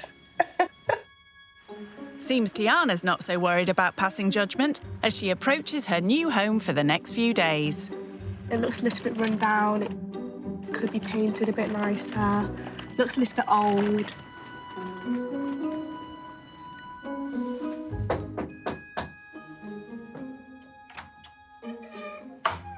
Hello. Hi. I'm Tiana. Hello, Tiana. Nice to meet you. I'm Candace. Hello. Come on in. Thank you. Straight to the top of the stairs. Hi. Oh. Hello. I'm Tiana. I'm Tyler. Hi, I'm Tiana. Nice to meet you guys. Nice to meet you too. These are my children, believe it or not. Because they are. Tiana's used to having the run of her parents' 7-bed mansion, so time to see how a tiny 2-bed flat compares. This is the bathroom. Is this your only bathroom? Only bathroom. See, we do have another ensuite and then a downstairs bathroom, so that's the difference. But size-wise, this is like the normal. Yeah, it's like a standard bathroom. Yeah. Yeah. But you have 3. Yeah. I'd love to have a bathroom for each person. That would be great. That would save a lot of time. There's not even a bedroom for each person in the family in this flat. This is Sophia's room. I love the massive window, loads of natural light. Yeah, it is nice to be able to look out. Yeah. I mean, we can see the garden, but we can't go in the garden. That's not our garden. Oh, OK. So do you have a garden? No. OK. This is Tyler's room. Lovely. This is where we have to keep all of our coats and jackets and stuff, because there's 3 of us and we've got quite a few. OK. With 3 people living in a 2-bed flat, Tiana's astonished to discover that one of the rooms has to double up. This is the living room. This is also my room. OK. And this is where I sleep. OK. Candace sleeps in the living room, which I find quite surprising. If they're all sat watching TV in the living room and Candace wants to go to sleep, she has to kick them out because that is her living room and her bedroom. That's actually really sad. With such cramped living quarters, Candace is going to bunk up with daughter Sophia tonight to make room for Tiana. This is where you'll be sleeping. OK. At least I'm not sleeping on the floor, but don't think I would want to get used to sleeping on the sofa. Candace's flat feels rather cramped compared to all the space she's used to back home. We're currently actually getting a 3rd floor. So wow. so it'll be really nice. Yeah, and it's something that my dad's wanted to do for like a few years. So he's finally doing his thing and he's happy now. Her modest kitchen is where Candace likes to do her thing. This is my happy place. This is where I cook and I bake. Oh, do you love baking? I love baking. I bake quite often because I'm trying to start my own business from home baking. Oh, really? Yeah. I mean, it's been quite slow. Yeah. I've had maybe 1 cake a month, but... That's a start. Exactly, That's a start. It's still a and start. it's like word of mouth. Once people like enjoy your cake, and word to their friends. Exactly. Thank you so much. That's great. Despite her having a day off from her waitressing job, Candace has an order in for 24 cupcakes, which she needs to buy ingredients for. What we can do is we can go and get some stuff from the supply shop and then do some baking. OK. I'm going to be awful, I know already. I'll be awful at it, but I'll give it a shot. You'll smash it. You'll be fine. Are you guys good at it as well? No. I don't know. Fear's more the baker, I'm more the cooker. The baking supply shop is a few miles away. As Candace can't afford to run a car, it looks like Tiana's going to have to re-familiarise herself with public transport. I actually haven't got the bus in a year. In a year? Yeah. OK. I was in an accident whilst I was on this bus, so now I'm scared of them. Oh, no. Yeah. OK. After the accident, I kind of milked it a bit and I asked my dad to just get me Ubers all the time. Tiana's dad bought her a car, even before she passed her driving test. I have a little Fiat 500. It's really cool. It's like a metallic electric blue. So I drive around everywhere. Whereas just affording a single bus fare can be a struggle for Candace. So how often do you get the bus? I get the bus to work twice a week. Okay. Although sometimes I'll walk. It's about maybe a 40-minute walk. Gosh, that's quite far. It's far, but it Yeah. saves me about £4. Really? Oh, there it is. With over £5,000 of debts to pay off, Candace is hoping that on top of her waitressing job, her fledgling cake business will one day help to turn the family's fortunes around. These cakes are amazing. Oh my God, they look incredible. But with little money, starting out from scratch is an uphill battle. Do you want to pick a flavour? Do you want to have a look and see what they've got? What flavours do they have? Well, it's for kids, so nothing alcoholic. I think we could go for chocolate. Go for chocolate? Chocolate's my favourite. OK. Buying cupcake ingredients is an opportunity to show Tiana how she quite literally has to keep an eye on every drop she spends. Let's say there's 200 drops in that bottle. That's going to cost me 2p per drop. So that's 8p per 12 cupcakes. Wow. But then also, I've got to think about my gas and my electric, the boxes that it comes in as well. So everything, it all adds up. Now these, it's £12. That's really expensive. I can use this over and over and over again, and That's it will so last me. I mean, I've got moulds in my drawer that have lasted me years. It's been a successful shopping trip for Candace. I can't wait. I'm hungry just thinking about them. Thank you very much. Thanks. Thank you. Bye-bye. And a bit of a wake-up call for spendaholic Tiana. Right, back to the bus stop. When she was saying, oh yeah, I can justify buying that because per use it's like 2p, that really hit me and I was like, wow. If I was to buy something like that, I maybe wouldn't think anything of it. She really thinks it through before she buys anything. Back home, it's 1 p.m, and Candace is keen to get her cupcakes on the go. In this house, everyone mucks in. And sensing Tiana doesn't do much at home, Candace has roped her in as one of her kitchen assistants. Yeah, it looks good. OK, right, I'm going to add the flavour now. The flavour that you chose. So obviously, like, we go... OK. Looks like Candace could do with some serious investment if her business is to take off. Normally, I'd be using this, but it broke. Oh, my God. Yeah. But her tiny income means that for now, she just has to make do. I get paid for my time, and quite often the amount of hours that it takes me to make a cake, I'm earning less than minimum wage. So I'll be earning, well, maybe £5 an hour. And minimum wage for my age Gosh, when you is break it down like that. £8.30. Yeah. I'm going to set a timer so it will beep at us when it's done. With her mum's meagre earnings, designer gear is out of the question for fellow teenager Sophia, who's been eyeing up Tiana's flashy outfit. I'm kind of worried to ask this, but how much were your shoes? So I think these were a little over £500. But I've had them for like a year now, so, and they're obviously going to last me a lot longer. My coat was, I think my dad said around like 800, something like that. Oh, wow. Okay. But again, like, really, really long wear, fashionable. Not to mention the £500 Chanel belt that just finishes that outfit off. Perhaps Candace should put that in perspective for Tiana. So that's like pretty much a month's rent, like, in your coat. Like, hearing that, I'm like... Yeah. How often would you go out? We do eat out quite often. Like, Yeah. I probably eat out with my friends maybe twice a week, 3 times a week. I'd say, like, on average, my lunches with my friends are probably, like, £25 to £30 each. That's, like, if we have a cocktail each or a few drinks or, like... Each? Wow. Can I ask a frank question? Yeah. Does everything you do cost money? Yeah, OK. We have no idea how to entertain ourselves for free. Do you think if you knew ways to do that you would? Yeah, definitely. Yeah. I mean, stick with me. I will show you how to have a good time for free.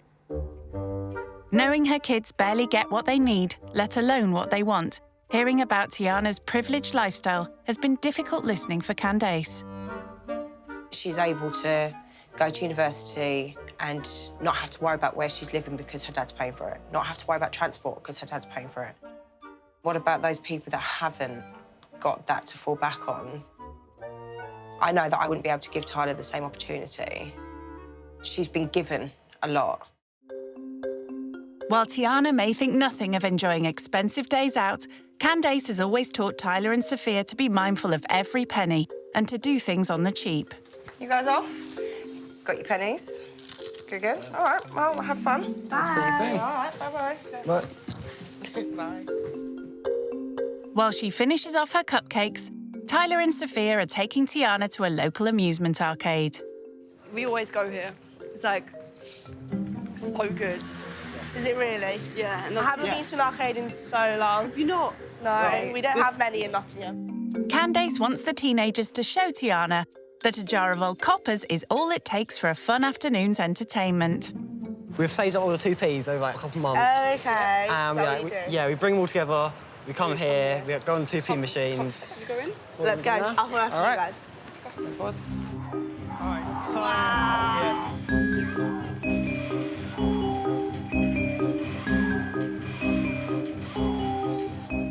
Oh my God! I'm just amazing.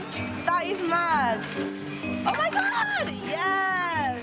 Just for a change, Tiana's actually winning money rather than spending it. I'm a bit jealous that they've got so many more 2p compared to me. Nice one! Oh my God! You're so good at this. I can't do this. You can stand next to it. Yeah. Yeah. That's just like.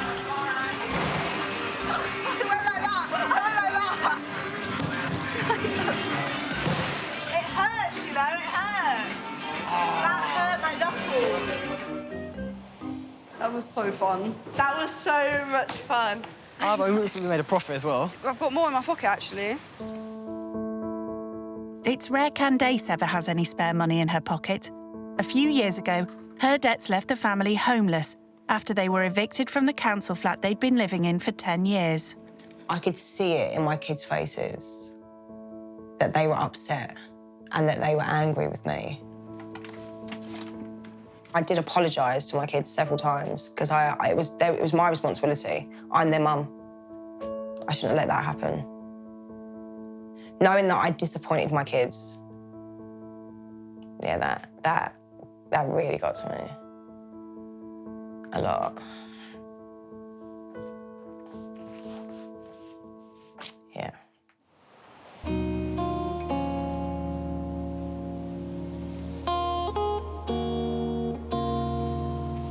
While she has Tyler and Sophia alone, Tiana's keen to hear how their mum's financial difficulties have affected them. So obviously your mum's spoken about how she does struggle a bit more with money, but do you find it difficult seeing her in that position or seeing her struggle like that? Kinda, yeah. Like, seeing her, so... It's as if she's scared to let us down. We all struggle, but like she pushes herself that extra mile, so we kind of want to help her out. I feel like if we got a job, it'll be like we could help her out a bit more. Yeah. And if we're like real struggle for money, we can always like use some money that we've got, like chip in and like help out. Family. Do either of you have any savings or anything where you've done little jobs before and you've got things saved up? I did have a couple of jobs before, and like I had the money, and like I would save up a bit, and then I would just chip into it if we needed something or if we were a bit short.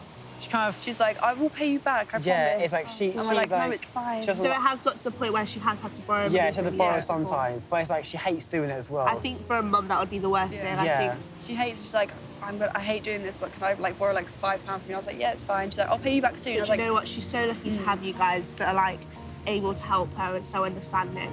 Because I know so many other children wouldn't be as understanding or would be like so demanding for more, and you're just happy with what you have because you've got a really good family and you're all happy and you love each other, and that's the most important thing.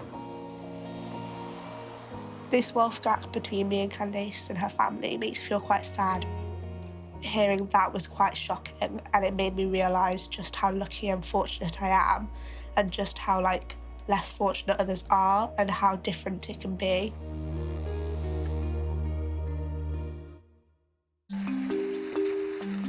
It's 7 p.m. Candace now has another lesson for Tiana: how to have a good night out without breaking the bank. They've come to watch the Southend firework display, an annual treat that cost the family next to nothing.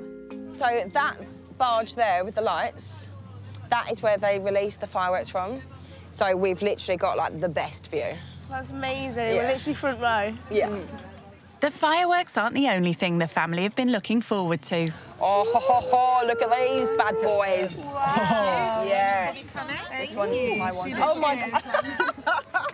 Thank you. Thank you. This is like a treat. So this is something that we do once a year. We come down, the fireworks are free. Okay. Obviously we have to pay for hot chocolate, but it doesn't cost that much when you've waited all year for it. Cheers, guys. Right. Cheers. Here we go. Cheers. Oh, I'm excited. I love fireworks.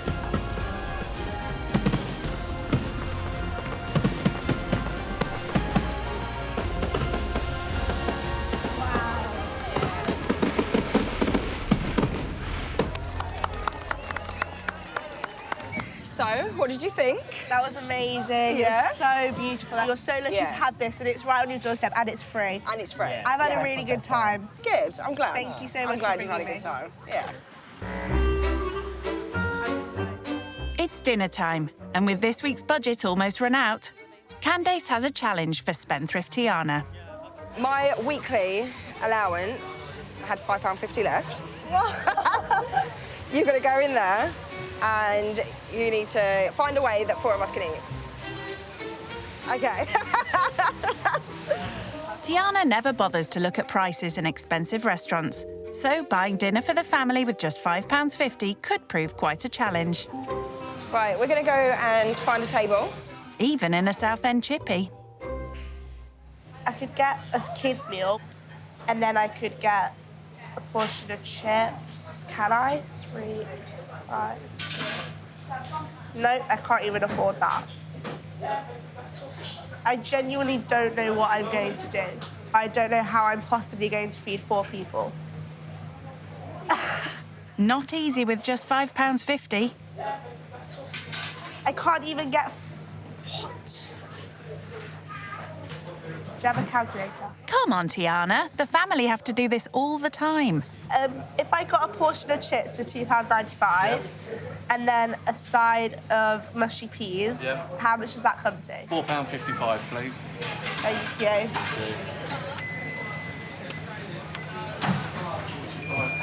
Thank you so much. It was really embarrassing because I was literally like counting the pounds in my hand. I have a little bit spare, but nothing that I could afford to buy anything here with. Time to see what the family think. Oh, hello. So I couldn't get much. Okay, that's fine. So I just got us a portion of fries and the side. Cool. Yeah. I think that's okay. That's perfect. That should change. It's not enough to afford anything else on the menu. That's not even a roll with butter. More used to spending £25 to £30 on a single lunch out, Tiana's budget dinner selection has impressed the queen of economising. You literally did exactly what I would have done. Okay. Yeah. I feel That's better definitely now. a high five moment. Thank you. High five. Yeah. Thank you Any very other much. sauces for you? No, that's all right. Okay. Thank you. Nice. Dig in, guys. Salt and vinegar? Yes, please. Oh, chunky chips as well. We dip in. Yeah. Oh, yeah. Of course we dip in. 100%. Oh, it's so good. It's nice and thick That's gravy. what I'm hearing, guys.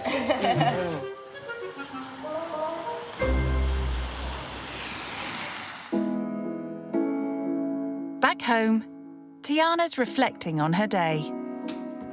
It is possible to enjoy things and go out with a limited budget.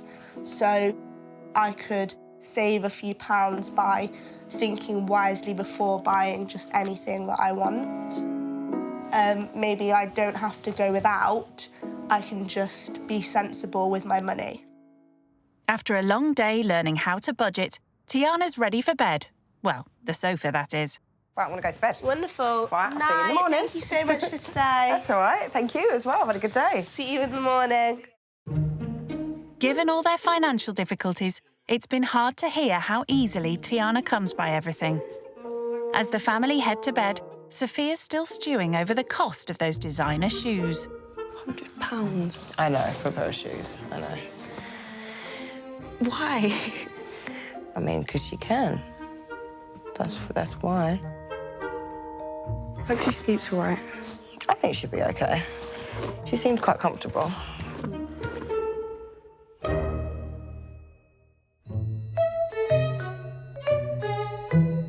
It's 9 a.m. So how was roughing it on the sofa Candace is forced to sleep on every night? I woke up a couple of times. I'm used to a double bed, so this was quite a small space for me. I'm very used to my own space, used to my own privacy, like doing what I want when I want. A 30-minute beauty routine applying hundreds of pounds worth of designer makeup is way down the list for Candace's kids, who are already mucking in with the housework. It's important to do chores because it kind of adds that humility. People need to know, like, in life, you're not always going to have other people do it for you. So, like, chores kind of, like, prepares you for later on when you have to do it yourself. Tiana may get away with not lifting a finger at home, but Candace is on a mission to make sure she mucks in and does her fair share during her stay. OK, so this is what we normally use for the windows. OK. Do you want me to show you how to do it first, or do you just want to crack on? I'll be able to. Crack on, yeah? Yeah. All right, cool. OK. Thank you. There you go.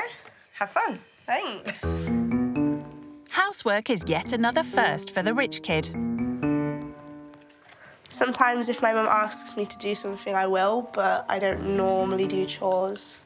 Maybe more a case of if she needs something doing, then I'll help her, like, set the table. It's soon obvious Tiana is a complete novice at cleaning. I don't know if I'm doing the right thing, but I think I'm doing OK. That looks good, I think. Ah, squeaky clean. I think I'm done. Or not. I can't reach up there, though. Tyler? Time for an expert to show her the proper way to clean windows. This is how I usually do it. You go right from the top, carry the water right to the bottom to make sure there's no marks. I started from the bottom and then went to the middle and then went as high as I could and left the top for Tyler. So now he's done twice the work because he's had to clean the whole window, even though I did half the job for him.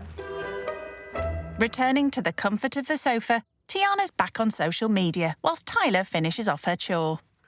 Out of 10, what do you rate my cleaning job? Can I go minus points?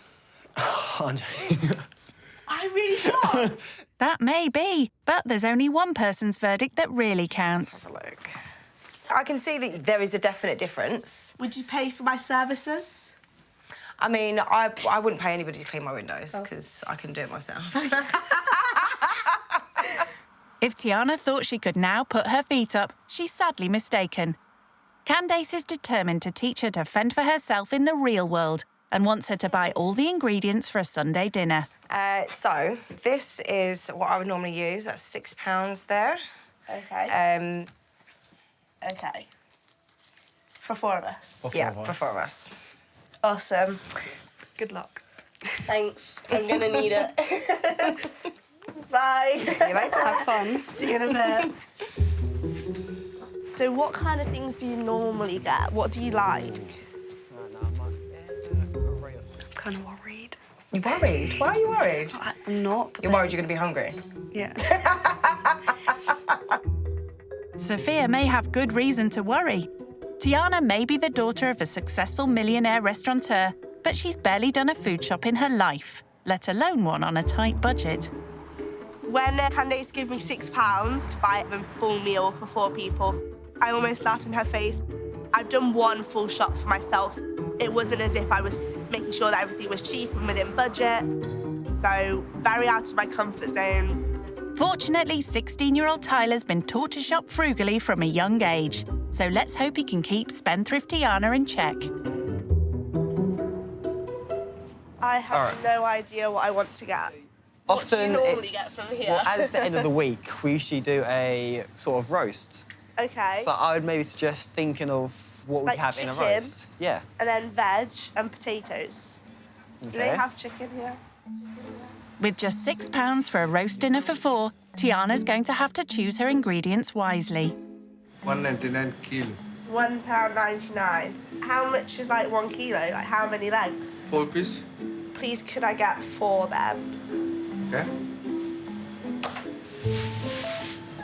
Thank you. Thank you very much. She's off to a good start with the main ingredient, and she still has £4 to spend. Good thing Tyler's on hand to help. Car is 99 per kilo. 1 kilo. I don't know these measurements. How? So it's like 99p for a kilogram. Yeah, so... but how many carrots is going to make up a kilogram? Where are potatoes? There. There you go. We don't need a whole potato each, do we? You could get 3. 3? Just be like a bit extra.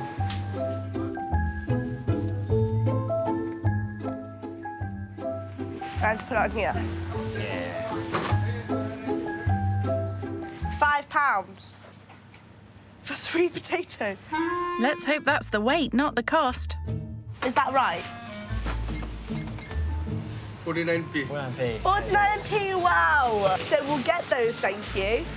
This is so easy, I love this. Who knew food was this cheap? What else do you think we should get then? What do you normally like with your roast? You could do some rice, or you could look around the shop and find anything. I don't want rice with that. You don't have rice? You don't have rice Do with you have rice with your roast? Well, some people do. I don't like that. Really? If you want rice, we can get rice. I just won't eat the rice. Well, yes. Okay. Well. Excuse me, where is rice? 150. 150 rice. Wonderful. Thank you so much. Do you want to get that as well then? Afford that. Yeah. Yeah. So add this to the rest, and I think we are under £6. Oh, look at that. 537. Thank you so much. Thank you. Thank you. See you soon. Thank you, Bye-bye. I'm feeling very proud of myself.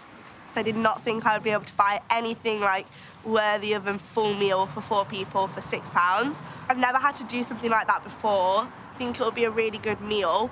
And I think maybe I could give Candace a run for her money with these like low-budget meals.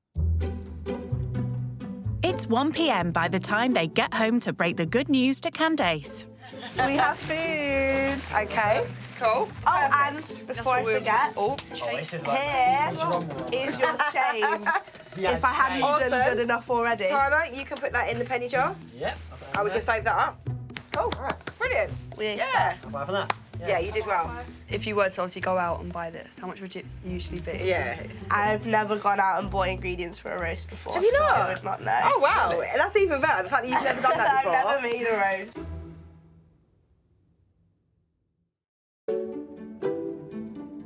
Learning about real-life struggles with a hard-up family from Southend is making pampered rich kid Tiana realise how little she does for herself.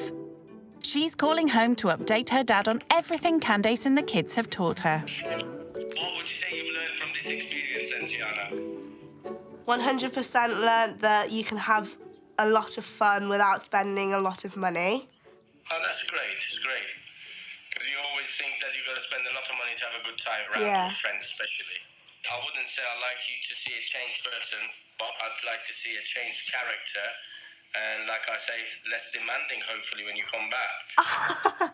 I think one of the things that they couldn't believe the most was that Mum still peels my oranges for me. But I explained that that's only because I don't like getting my fingers dirty. Okay, love and miss you. Bye. Far from having their oranges peeled, the kids in this house are taught to be self-sufficient. Candace is determined that Tiana takes some more basic life skills home with her. So she's getting the rich kid to make a roast dinner from scratch. Oh, that looks nice. But yet again, Tiana's roped in Tyler to give her a hand. Okay, you do the seasoning. Pour it around, but not too much. Keep going. You said not too much. Not too much, but I said, like, don't pour it, okay? That's enough. I'll just tip it onto the tray. Okay. Put that in there, top shelf. Now, if you rest on the actual baking pot, There. like on the actual, on this part. Oh, okay. There you go, and then shut it, and that should be it. Well, apart from all the veg and rice, that is. I'm gonna leave you to it. Great, thanks for that. And she's not getting any help with the potatoes.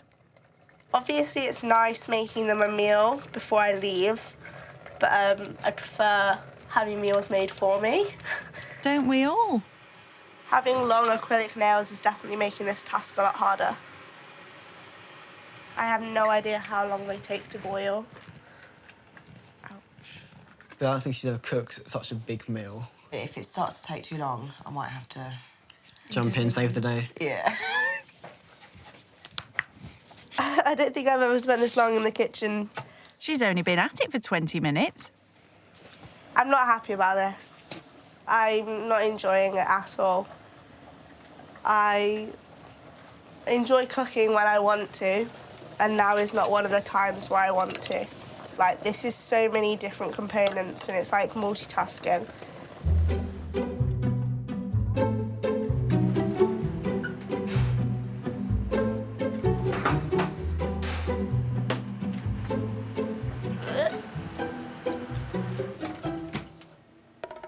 I don't think I'm strong enough to do this.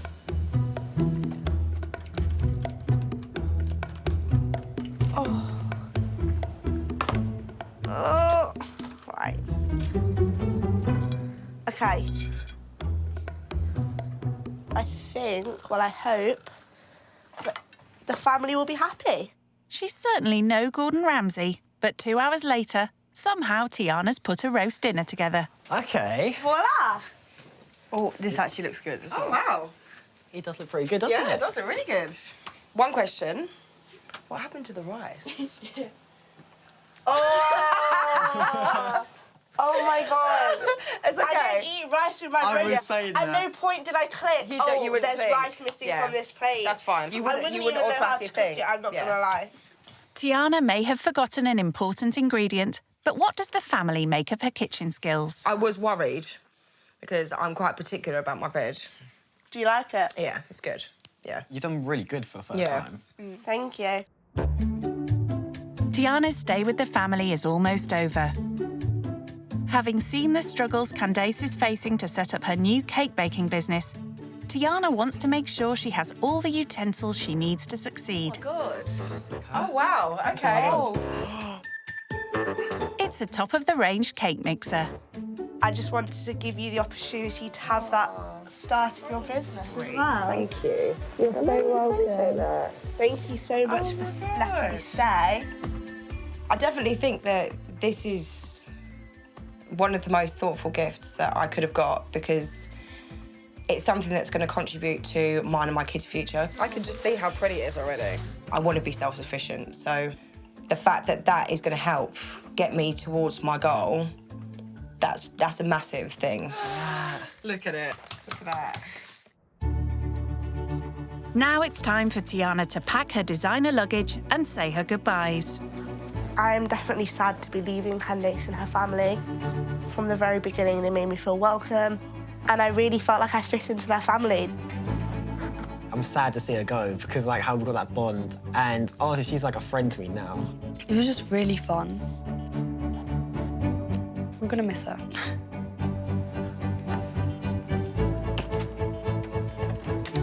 Thank you so much for having me. And I'll stay in touch with you on Instagram. Yeah. Thank you so much for helping me cook, Tyler. Couldn't have done it without you. It's been a really, really positive experience. I'm definitely glad that she came to stay with us. Bye, guys. See you later. Miss you. Living Skint has been a wake-up call for Tiana and taught her to do more things for herself. From this experience, I will most importantly take away how to make a roast. And that's not all.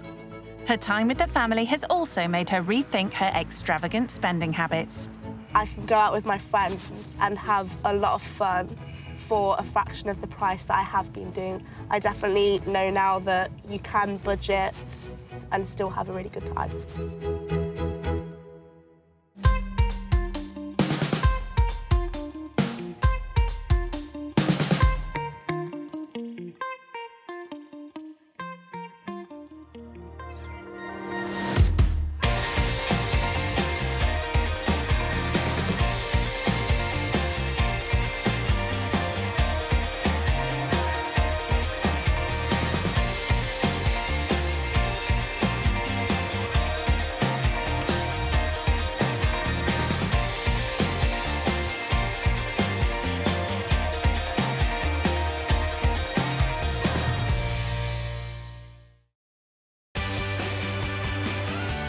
Brand new rich kids used to living the high life. It was about £85,000 on my education. On a month on clothing, I've probably spent about £5,000. That sounds really bad, doesn't it? They're about to take a giant leap out of their comfort zone. These are flats. I've never been in one of those. I've never really stayed anywhere by myself. They'll stay with typical British families living on the breadline. Obviously, she looks rich. He never had anybody say no to him. This is worth about 8,000. Terrible, aren't I? They'll learn what life is like. I don't know how they do it. I'm just surviving. For those struggling to get by. I just cried and cried. And the sacrifices they make. She's doing all she can. It's heartbreaking. If you have something that you want to do, you have to work hard for it. Told you I ain't got no muscles. Will the cash-strapped families change their views? I thought he was going to be stuck up, but I was wrong. Rendell is a big surprise. Oh, it's a big one. And will the rich kids learn? I was blown away by what they do and how they live. There could be more to life. Thank you, Jesus. Than money. That's the least I could do. This is so great. When rich kids go skint. 20-year-old Rennie is the eldest son of self-made millionaires based in Dubai. My circle has always been people from more or less same family, so we'd always go out and spend big money. Rennie's Russian mum and Syrian dad run successful businesses in Dubai. He went to private international school there, but was sent to a boarding school in Scotland to do his A-levels. Made me more independent and it prepared me for uni a lot. He's studying for his degree in London and rents a flat near Mayfair.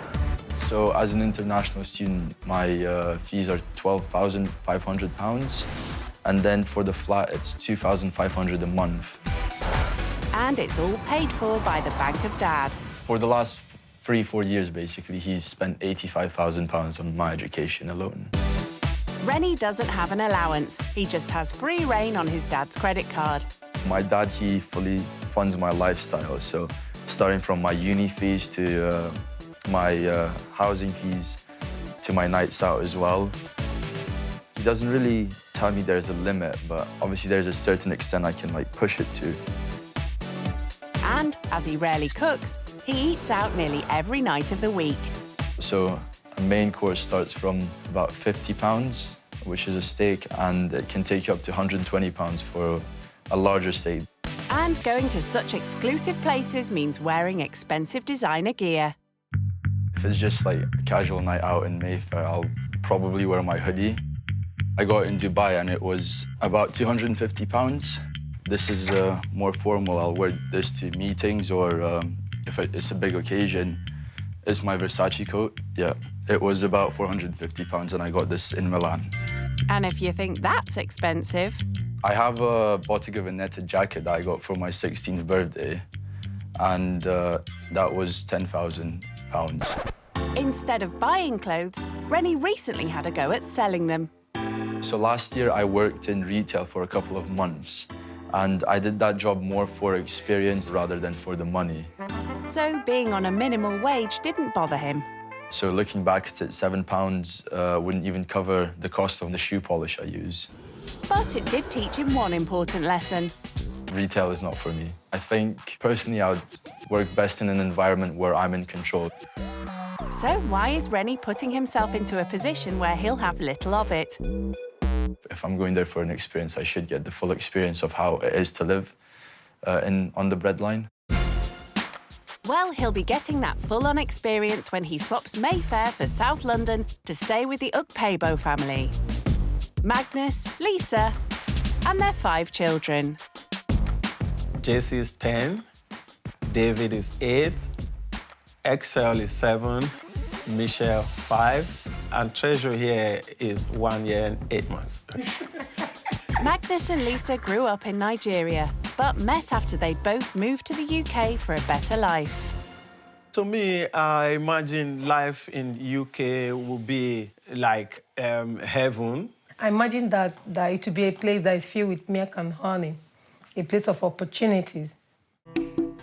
Coming from a world of real poverty, the benefits of around £1,000 a month, plus Magnus's earnings as a care assistant of between £400 and £500, is a luxury for them. What I do for a job at the moment is just part-time because I went back to college.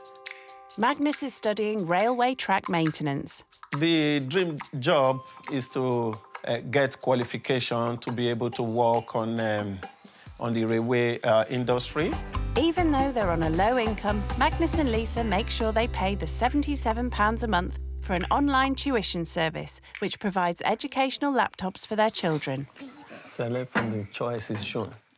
I think that education is the best legacy anyone can give to anybody. What we spend our spare money on, £200 for JC's football activities, roughly 180 on David as well. Magnus and Lisa skip breakfast every day so they can afford the hobbies their children love. But there's one activity the whole family get involved in that costs nothing. Religion plays a very huge role in my family because life is not always dependent on money. So what are they hoping the rich kid will learn from living with them? I would like to teach the rich to be grateful to God because they are rich. The purpose of their riches is as a result of the people that God has placed around them.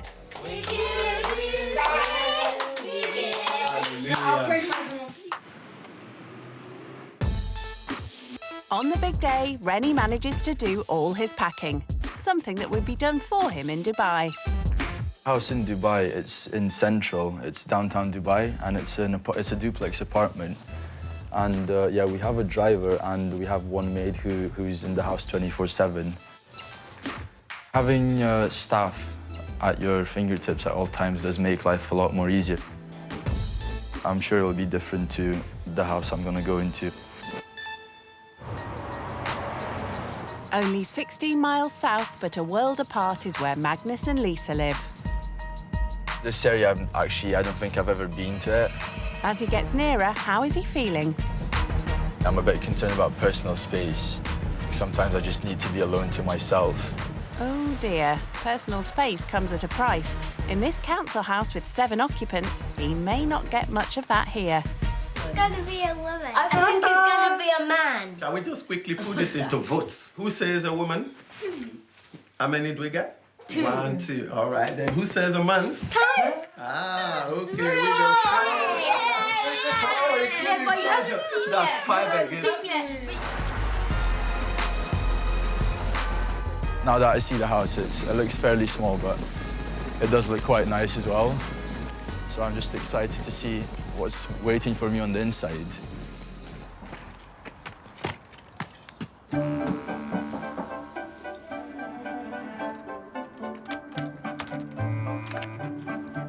Hello. Hi, I'm Rennie. Nice to meet you. Magnus. It's a pleasure. You're welcome. Thank you for having me. Oh, no problem. It's my pleasure. Yeah, come with me, Renee. Come and see my family. Hi, kids. guys. This is our rich kid. Hi, This I'm is Rennie. David. Nice to meet you. David, nice to meet you. Yeah, that's Chelsea. Rennie. Yeah. Rennie. This is Excel. Hi, how are you doing? And Michelle. And of course, this nice is to meet you. Liz. Nice to meet you. And How are you little doing? Treasure. This is a small gift for your family. Wow. Yeah. Thank you. You appreciate that? Oh, that's wonderful. Welcome. It's 9 a.m, but no time for a cuppa yet. Despite being the weekend, nothing gets in the way of this family's routine. Now, if you don't mind, we all just have to go out to football. Oh, yeah, I'm excited to see you guys play, yeah. Okay, that's good. So, kids, are we excited? Yeah! Are we good to go? Yeah! Fine, let's get our jackets on now. I love football, so... Oh, yeah. So what position do you play then? Defender and sometimes right wing or left wing. Yeah? What about you? You play striker? Yeah, so you scored some good goals then? Yeah. What I about play you? striker and midfield. Yeah, good position. What about you? Up front. Up front, yeah. So you're the big goal scorer then for the team, yeah. When I first walked in and met the whole family, I was quite shocked. But then I've never seen anyone as excited to see me, really. Rennie may like football, but not early morning matches. They must really love it to wake up this early on a Saturday morning. Oh, yeah. of course. Saturday mornings, I could not wake up this early, honestly. What time do you normally get up on a Saturday morning? Good question. Depends on my Friday night. If it's if I go out, yeah, I can wake up at 11-ish even. Leisurely Lions, quite different to Magnus's routine. It's like 6 o'clock. Oh, wow. Yeah, sometimes because of the excitement, the kids are like 5 o'clock. So you don't really need an alarm when you have the kids. Yeah. Let's have a go. You go in goals. I haven't played in a while, bear in mind, so let's see.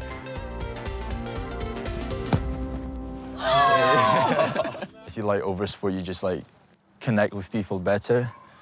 So yeah, with the kids, like I connected with them instantly. Like we had a topic to talk about, and just like they told me about how much they liked football. They asked me what sports I did. Magnus and Lisa make sacrifices to be able to afford football for their kids. But it's a drop in the ocean compared to the cost of Rennie's exclusive hobbies. I was growing up in Dubai. Okay. So I used to play a lot of football then as well. I played at the Arsenal football school, just under £1,000. So that was for one term. Then also I used to do ballroom dancing, which is cool. Yeah, no one knows it, but yeah, that's one of my hidden talents. That was £100. Wow. Yeah, per person, yeah. So it was quite pricey, which I didn't realise at the time, but now yeah, I'm really grateful. Pricey, but his dad probably didn't skip breakfast to afford it. The total for my boys is roughly about 380. Is that for one term for the children? Yeah, yeah. Wow.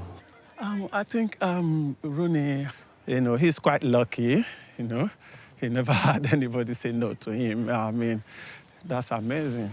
Just the fact that he's able to, and he's willing to spend that much money on his kids just to play football. It's very eye-opening for me. I'm just very fortunate to be in the situation where I can do multiple sports, multiple times a week as well, yeah. Come on, David. That's it. David, move now, Go David. on. Come on. That's it. Go on. Yes. David, go on, David. Oh.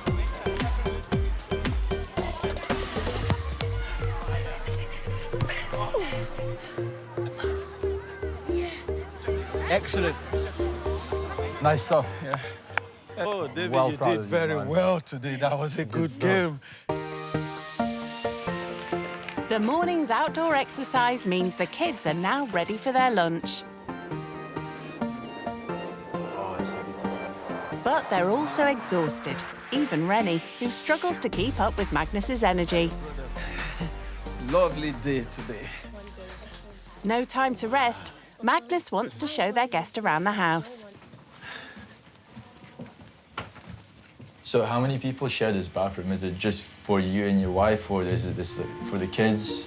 We share this bathroom between the 7 of us. We are a so family all of of 7. you. All right, okay. And this is the only bathroom that we've got in this house. Okay. Yeah. How many bathrooms do you have in your house? And how many of you shares your bathroom? So we have 4 bathrooms in the house. 4 bathrooms? Yeah, so we have a guest room, one in my room, my parents' room, and then actually we have 5 bathrooms. Yeah. Another one in the common area, and then we have one more in the maid's room, which is just for the maid.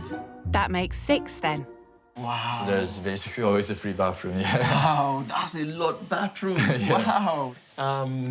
This is a nice cozy Yeah, room. this is Lisa's room. Okay. She and Treasure, you know, and Yeah. Michelle. They Oh, wow, the three of them. All right, okay. Yeah. They sleep in this room. This is my boys' room. Okay. JC and David.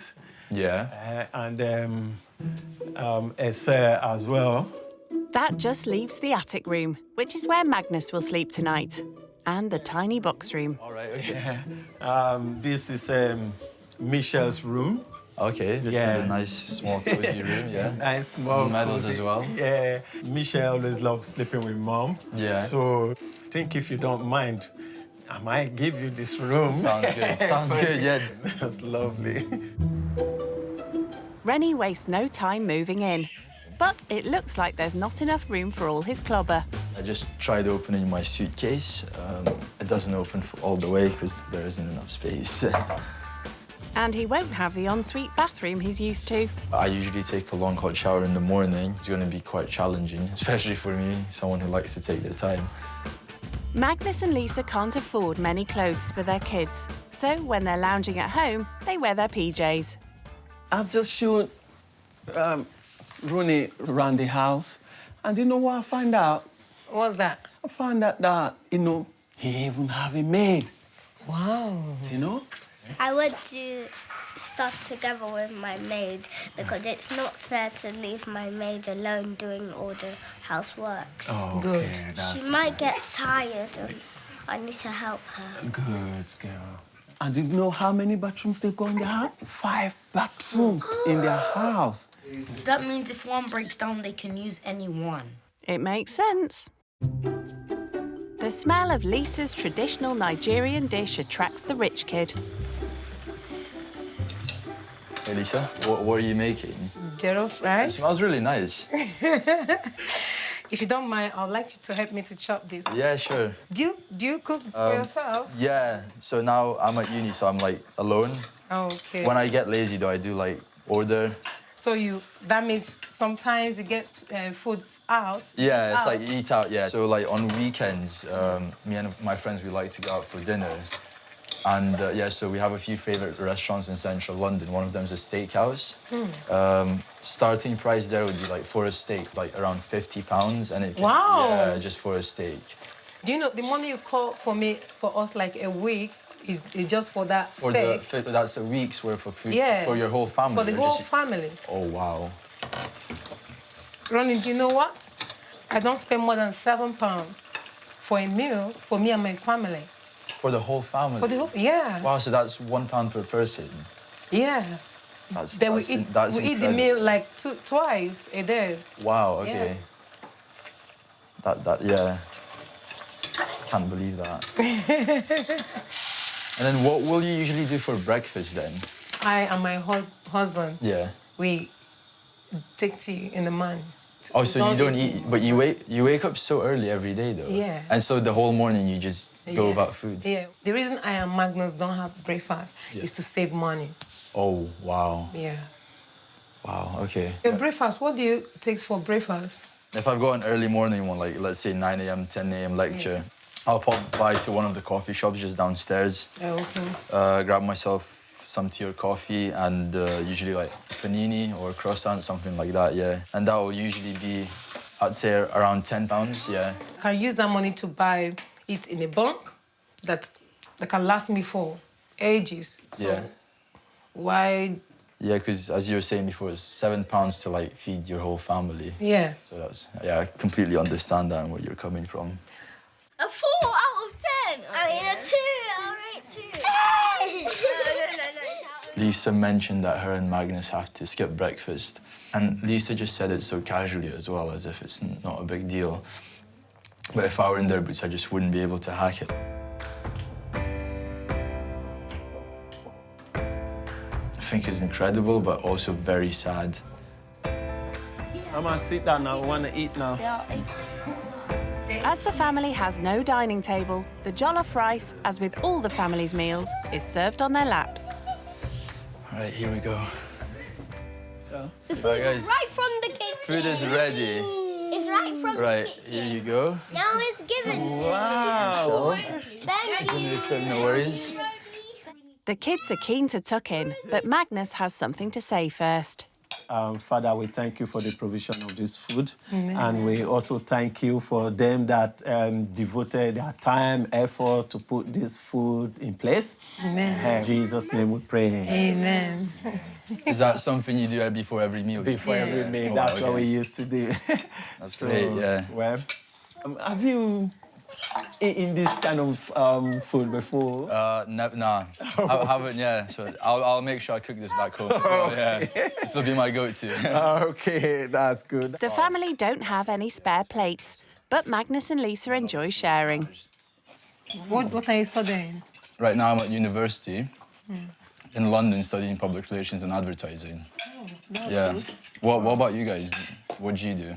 Right now, just concluded 1 year in my college now, track engineering. Mm-hmm. You know, has to do with network rail, you know, alongside you like part-time in a care industry as a care assistant, 2 days in a week. Sometimes I get paid maybe 400 or 500, depending on the hours I'm able to put in. Yeah. You know.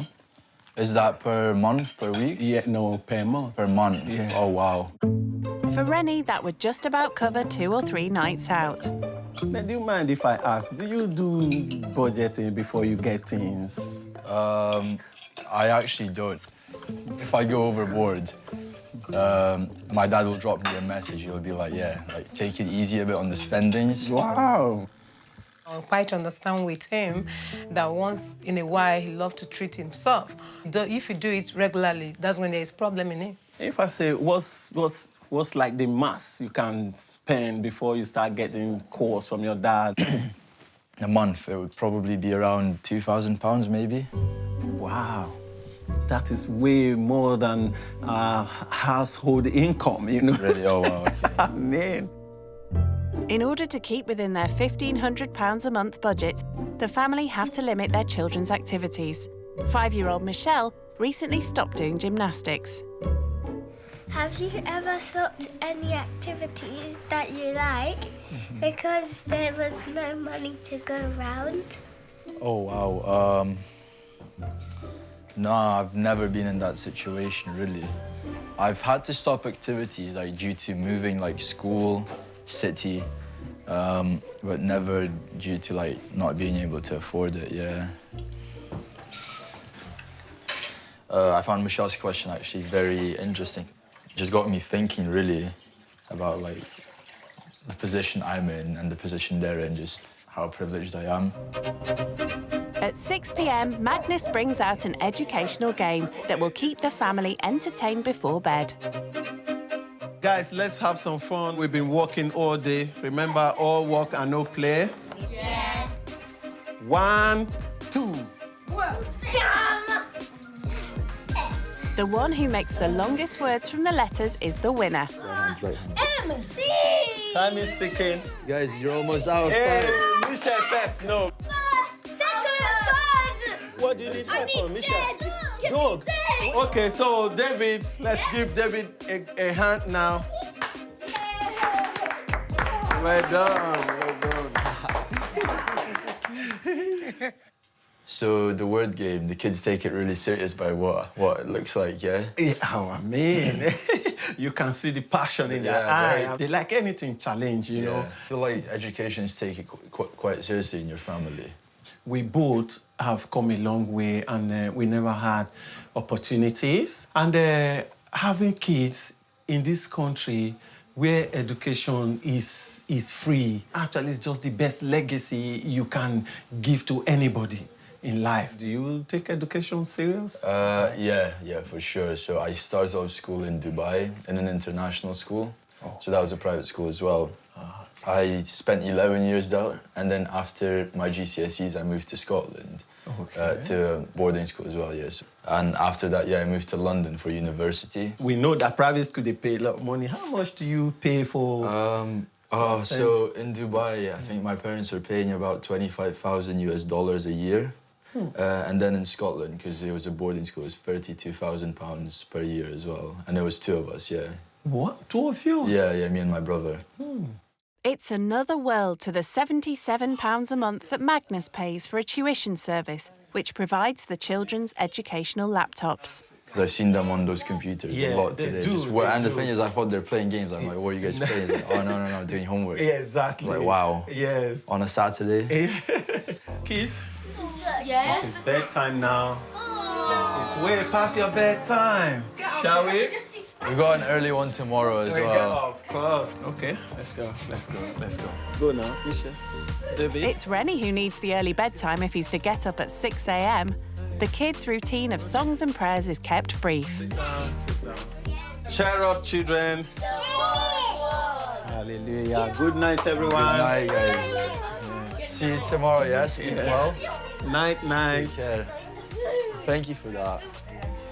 As it's been a long day for everyone, the older kids are soon asleep and their rich kid guest won't be far behind them.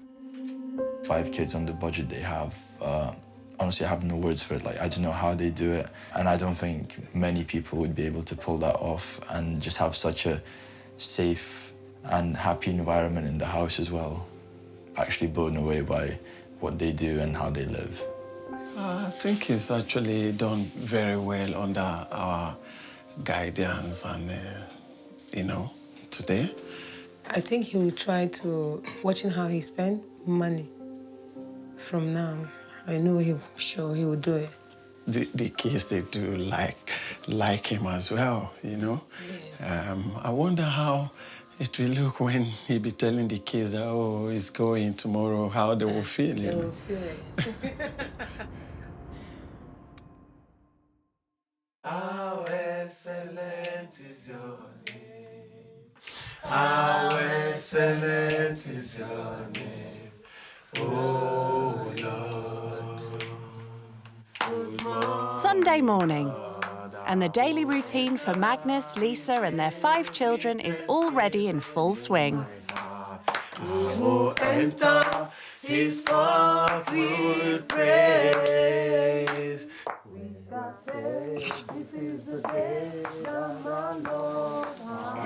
Rennie would normally be just getting home from a club. Last time I was up at this time on a Sunday was when I came home at like 6. Oh my God.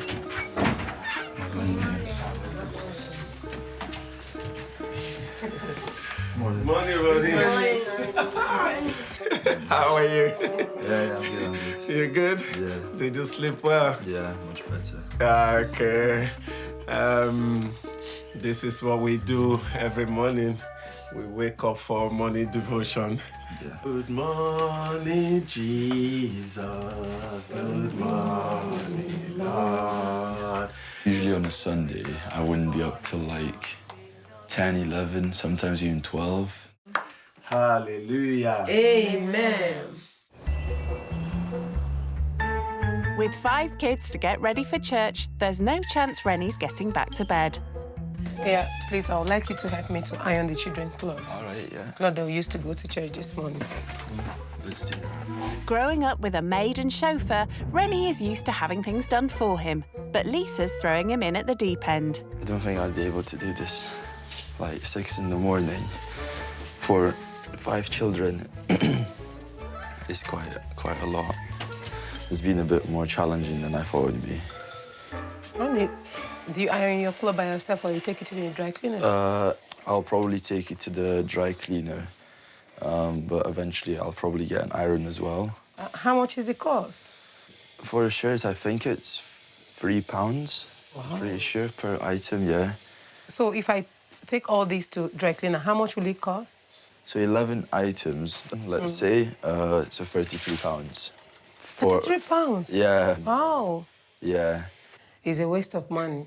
He's going to learn. He's going to do it on his own after he left my house. Am I doing a good job ironing? Yes. Yeah, okay. That's good. Thank you. Well done.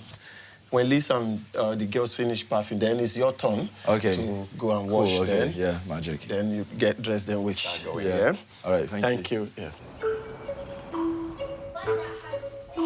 Wait, let me bring towel. All right. Having to key to the bathroom isn't something I'd usually do. But obviously it's a really big family and they share one bathroom amongst 7 people, so I did expect it when I found out.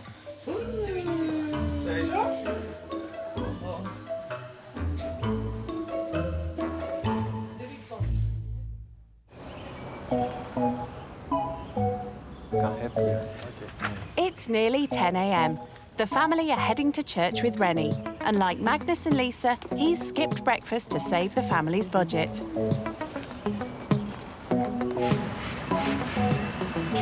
Money's so tight, Magnus and Lisa rely on subsidised bus passes to get around. So do you usually take the bus then? Is this how you travel? Yes, we spend roughly £96. 96 pounds? Yes, a month. For the whole family? Yeah. But the family of 7 need to take 2 different buses to get to church, and Magnus is curious to know how Rennie gets around the city. Do you have a bus pass at all? No, because my app is connected to my dad's bank account, so like, if I go out to a restaurant or something, I'll always just order a taxi. In a month, let's say, it'd be around £480 maybe, yeah. That is a lot, you know? I mean, yeah, I guess, yeah, you can say compared to that. what we spend, £96 a month. Yeah. The amount Rennie splurges on taxis in a month is the same that Magnus earns to support his whole family. Thinking about it now, that's like, for one person, that is quite a lot per month. But I never really had to think about it. Lucky for some.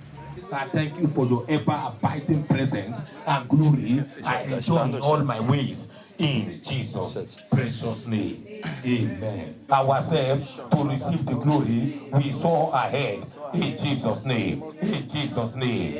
Let's pray some more. Church was a completely different experience to what I was expecting it to be. So when I first came in, I was like confused what was going on because like someone is singing and everyone else is dancing.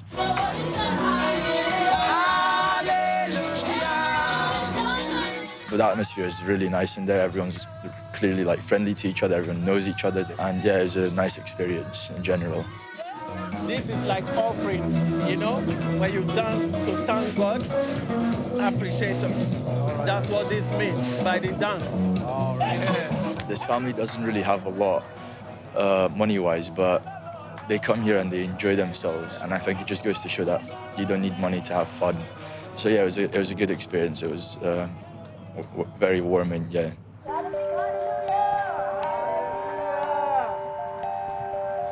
Rennie's not had any breakfast, but before he gets to eat, Magnus wants him to learn a valuable lesson.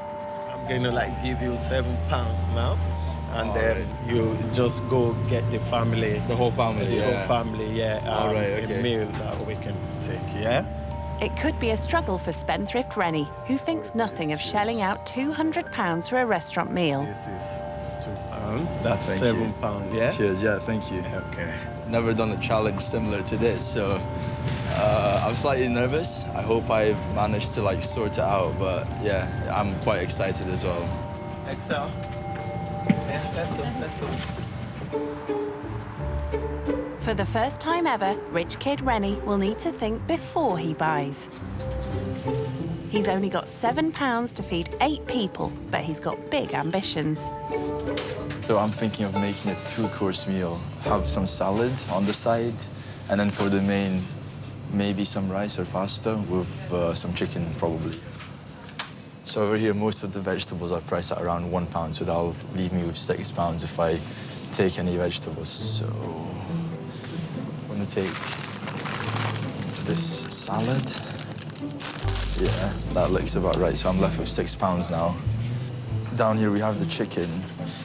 One chicken wouldn't feed the whole family, so I feel like I'm gonna have to say no to the whole chicken, so we might have to find something else, an alternative to that. His big idea for dinner is fading fast. So over here we have some pasta. It's priced at £1. So maybe we could make some pasta. That leaves me with £5, and then that leaves me with £4. So I took 2 packets. I feel like that would be enough. I was gonna make pasta with pesto, but the pesto is £2, so if I was here with my own money, I wouldn't really give a second thought. If I wanted or liked something, I'd just grab it.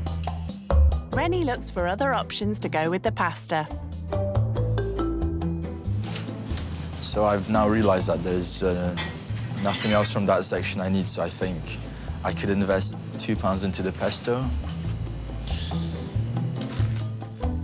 He picks up some onions and has just over £1 left. It's a bit harder than I expected it to be. It's put things into perspective for me because Lisa and Magnus, they have to do this every day. I'm trying to think. I feel like just having just the pasta isn't enough though. I feel like there needs to be something else to it. I was thinking about getting some cheese, but there isn't any cheese for £1. Oh wait, hold on, actually, there is one. Mild white cheese, let's get some, yeah. Hi. Are you all right? £6.58. Here you go. He's pulled it off with 42p change. Lisa, I don't know how she does it, but she manages to get chicken, some nice rice, not everything, but yeah, in that sense I failed, but I still managed to get some food. The kids have been cooped up all day. Time for some fresh air, doing what they love. And before he starts prepping lunch, Rennie joins them. Rennie, can I ask you a question? Yeah, of course. When you were younger, Yeah. did you go for learning activities? Yeah. And then I did a lot of physics classes as well, outside of school. Okay, Yeah. Oh! Nice, David. Oh, what a save. 3-0, come on. I enjoy cooking for myself, but it doesn't happen too often, unfortunately, because sometimes I either don't have time or I just too lazy, really. You can't get much quicker or easier than pasta with pesto and cheese. I'd rather have Parmesan than, I think this is mozzarella cheese. Mozzarella? He's obviously no cheese connoisseur. It's a bit tasteless, to be fair. It's very chewy as well, so I'd probably compare it to plastic, maybe. Well, it was only £1, but it's got Rennie thinking if he could cope long-term with so little cash to buy food. So if I was on this budget, I feel like I wouldn't be able to stay healthy because I would be eating stuff like this every day. Okay, let's put some pasta in. What do you think Ronnie is preparing for us? I think he's going to get McDonald's. I've never cooked for a family this big. Okay, so for this, I'm gonna need a knife. Yeah, I wouldn't be impressed if someone made this for me, so hopefully they don't get too upset with me. What do you two think that Rennie's preparing? It might be macaroni. Macaroni cheese. Oh, I hate that. I love that. I hate that. The pressure's on. I'm slightly nervous about what they're gonna think about it, but hopefully they do enjoy it. Okay, guys, so here's your food. I've made some pasta with cheese and pesto and just a little bit of salad on the side. No worries. Ronnie, how much did you spend for the meal? I managed to spend just under. I've actually got the change. It's £6.60, I think. Yeah. Wow. The change. I just managed to. Yeah. That's good. Yeah. For you to go out and you make a meal within that budget and you still have change back, you actually to know the value of money. I thank you very much. So Lisa, you make most of the food in the household usually. Is there anything you'd change maybe, or add something, or maybe take away? No, it's perfect. The taste is delicious. Oh, you like it? I'm glad to hear.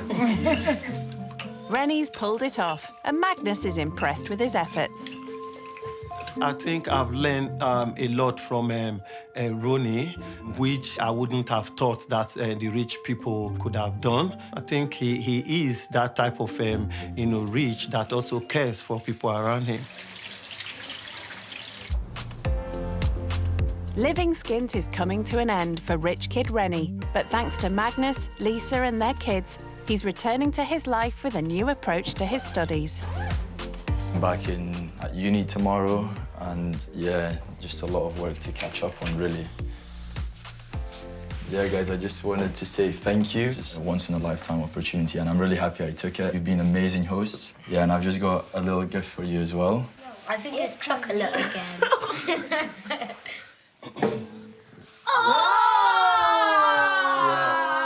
I feel like you guys take education very serious. So here, I got you this guitar and 12 music lessons. So yeah, hopefully you guys will learn and acquire a new skill as well. The guitar is for all the children to share. Wow, what do you all say? Thank you, Ronnie! Yeah, no worries, I'm glad you like it. I am deeply impressed. I thank you so much. Thank you. I think we would never ever get to buy one of the guitars, so I think it's a very valuable gift to us. Yeah, guys, unfortunately, it's time for me to leave. I'm going to miss you a lot, and thank you so much for these couple of days. Take care. Thank you so much. Okay. Yeah, all the best. Kids, keep on making your parents proud. Oh, sorry. Favorite hands. Thank you so much. Thank you so much. It's nice to have you. I pray the Lord will go with you.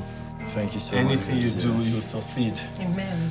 In Jesus' Yeah. name. Amen. Thank you, guys. Yeah. Take care. Thank you so much. Bye. It's been an absolute pleasure.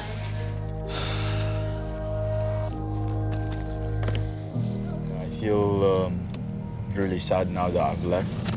It was a great experience, even though it was only for a couple of days. I feel like we just bonded so well. The kids are feeling the same. I feel sad that Ronnie's gone. Jesse, you're gonna make your mommy cry now. Ronnie is not gone forever. We can still get in touch. Take this, clean your eye, Jesse. It's okay. That's okay. I'm fully certain now that money doesn't necessarily buy happiness. They have each other, they go to church, and they support each other, and that's what makes them happy and just connected.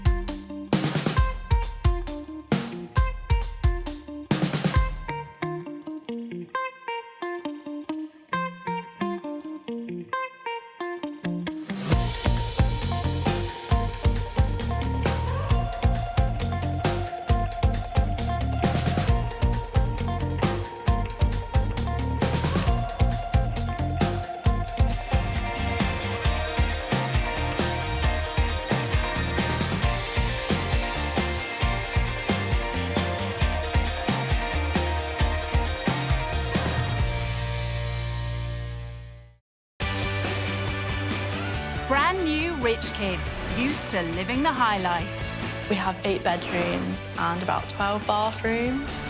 Walking is for peasants. They're about to take a giant leap out of their comfort zone. It looks a bit rough. What's the benefits?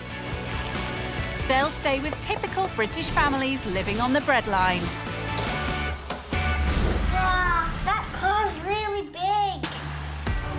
People are rich, they're stuck up. Just snobby. Snobby. I think I find it quite hard to live here. Sleeping on a sofa for the rest of your life isn't ideal. You don't know what a struggle is. They'll learn what life is like What does this button do?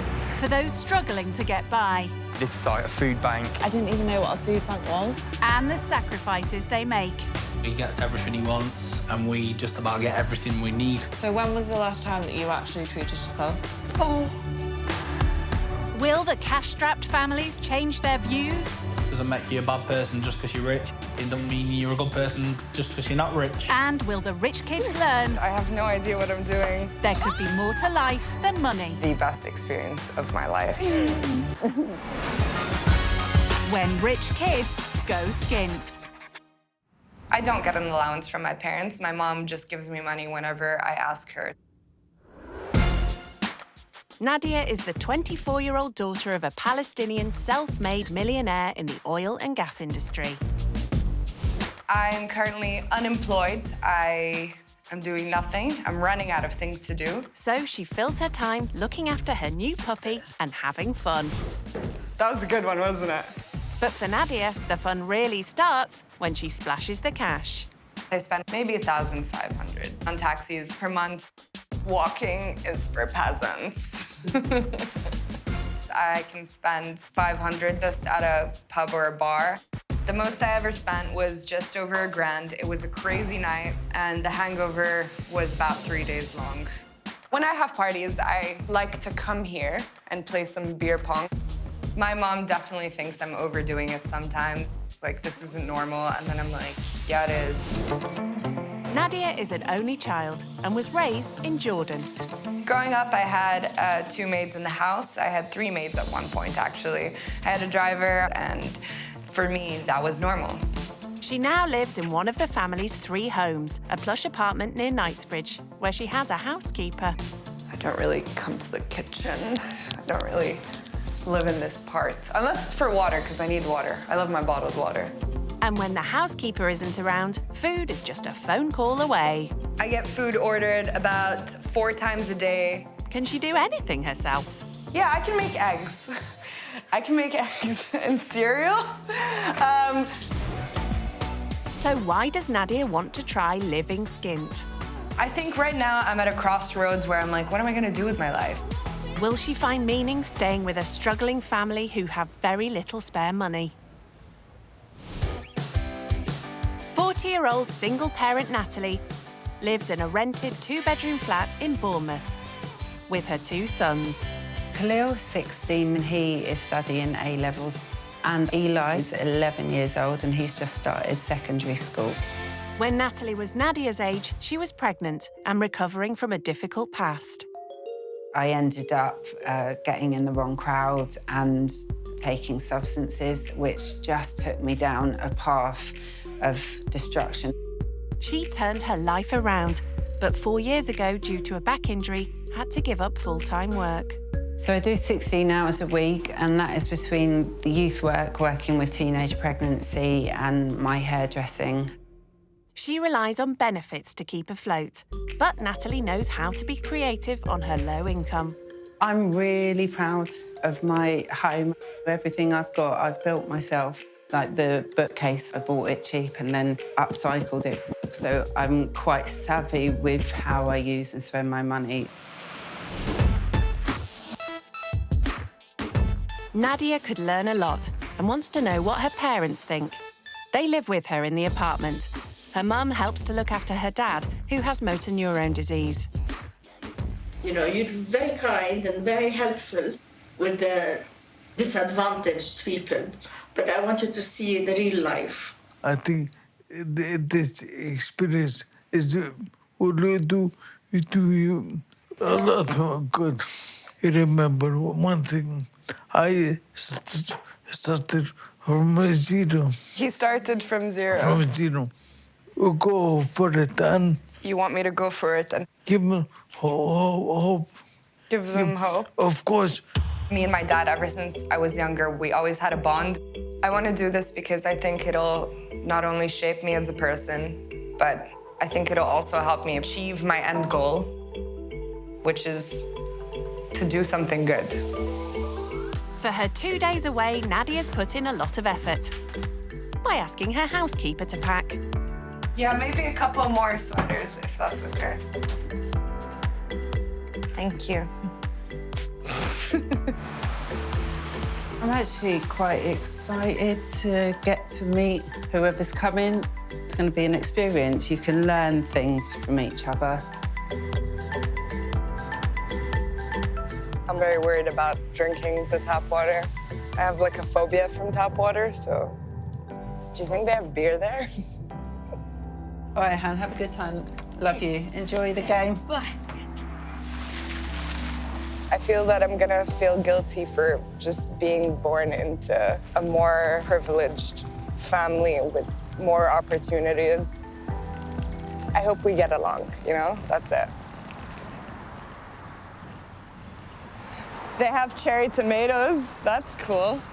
They're rose hips, so that's gardening added to the list of things she doesn't do.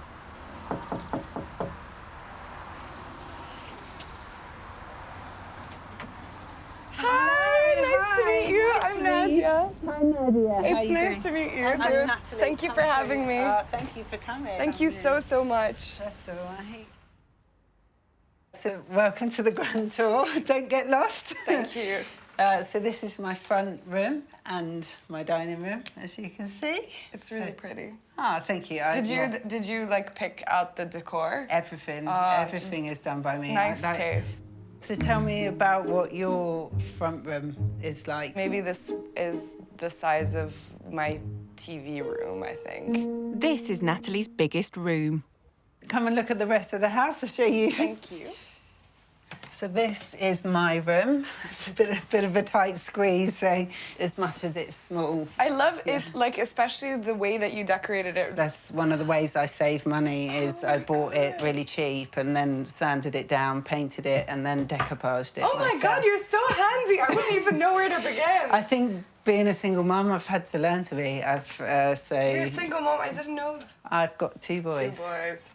So this is my wardrobe space, and I'm a real bargain hunter, so half of that is from charity shops. My most expensive coat is £25. I don't really shop that much, maybe like shoes. What are the most expensive pair of shoes that you've ever bought? 450, 500 pounds maybe. Yeah, mine's about £15 tops. What about the jacket that you came in with? That was about 600 pounds. £600 to me, I think I'd feel sick. When you did buy it, does anything go through your mind about... It's not really my money, it's like my parents' money. You'll have to teach me then how to find a good bargain. This is my boys' room. Come in, and this is one of my boys. Nice to meet you. I'm Nadia, nice to meet you. Nice to meet you. Nadia. I was expecting a child. Yeah, my brother's smaller. I was surprised he got up. I was like, oh, he's taller than me. I know, right? Khalil is nearly 17. Okay, My what do you brother's do now for fun? A lot of my week's like just filled up with work and stuff because I'm doing A-levels now. And then he does 2 jobs as well, so... That's amazing. I don't think that I gotten a job while I was doing my A-levels. Yeah, there's stuff that I wanted to get that I couldn't get without working. What kind of stuff did you want to get? Mainly clothes I can't afford. I've tried to teach him my way of doing things, which is bargain hunting. Oh, that's cute. I think it's the first time that I'm going to see, like, a single parent up close. My first impressions were completely blown out of the park. I thought, like, it was going to be, like, dirty. Maybe my expectations were too low. Nadia is being given a tour of Natalie's 2-bedroom flat in Bournemouth. This is my kitchen. It's nice. And this is my little salon space. So you do other people's hair? I do. Is that your job? That's one of my jobs. One of your jobs. How many jobs do you have? I have 2. So 2 more than Nadia. Do you cook for yourself? I only know how to, like, make scrambled eggs. Sometimes I wish, like, I learned these just basic things, but I guess, like, growing up in Jordan, it was kind of... Was there a maid, or...? There were 2 maids, actually. Everything was kind of done for us. Khalil I've taught him, he can cook a full-on meal, so he can do rice dumplings and chicken. Oh, my God, like that's stewed amazing. Chicken. I've always said that I'm not raising boys, I'm raising men. And no job is beneath her when it comes to providing for them. Clean toilets. I've cleaned other That's people's amazing. toilets for, like, whatever it takes to get money. I've always done that, especially since I've been a parent. I think that's amazing, and I feel like such a piece of shit. She does seem like a really good mom. She seems like she'll do anything to make sure that her children aren't missing anything. So come in, so this is going to be your bed for the night. Thank you. This is great. That's all right. I'll leave you to get settled in. So what do you make of her so far? I think she's funny. Do you hear how much her coat costs? It's £600. That's more than I earn in a month. Yeah, that's a lot of money. Isn't it? Natalie's youngest son, Eli, is back from football. Yes, is Eli. Hi, Eli, it's so nice Nadia. to meet you. She's a hugger like us. I saw your baby picture, actually, and I was like, oh, my God, he's so cute. Don't worry, it's not embarrassing. Natalie's sons have been brought up to do their bit in the home that she never takes for granted. My house is my sanctuary, so keeping it clean is something that's so important. Knowing Nadia has everything done for her, house-proud Natalie sets her a challenge. I wondered whether you'd mind going to the shop for me to go and get some cleaning bits. If I give you a tenner, that's generally what I spend, maybe... For all the cleaning products? For all the cleaning products for the house. So, all right. yeah. I always look for the bargains and the cheapest bits, so that'll be part of your task. £10. To see, yeah, see how far it can go. Great. And I'm gonna leave. Thank you. See you later. Back home in London and back in Jordan, there were usually like housekeepers who would clean the house. I'm not really quite used to doing this. I have a list here. Mold mildew spray, furniture polish, bathroom cleaning, and toilet cleaning. Toilet cleaner. But there's all-purpose cleaner.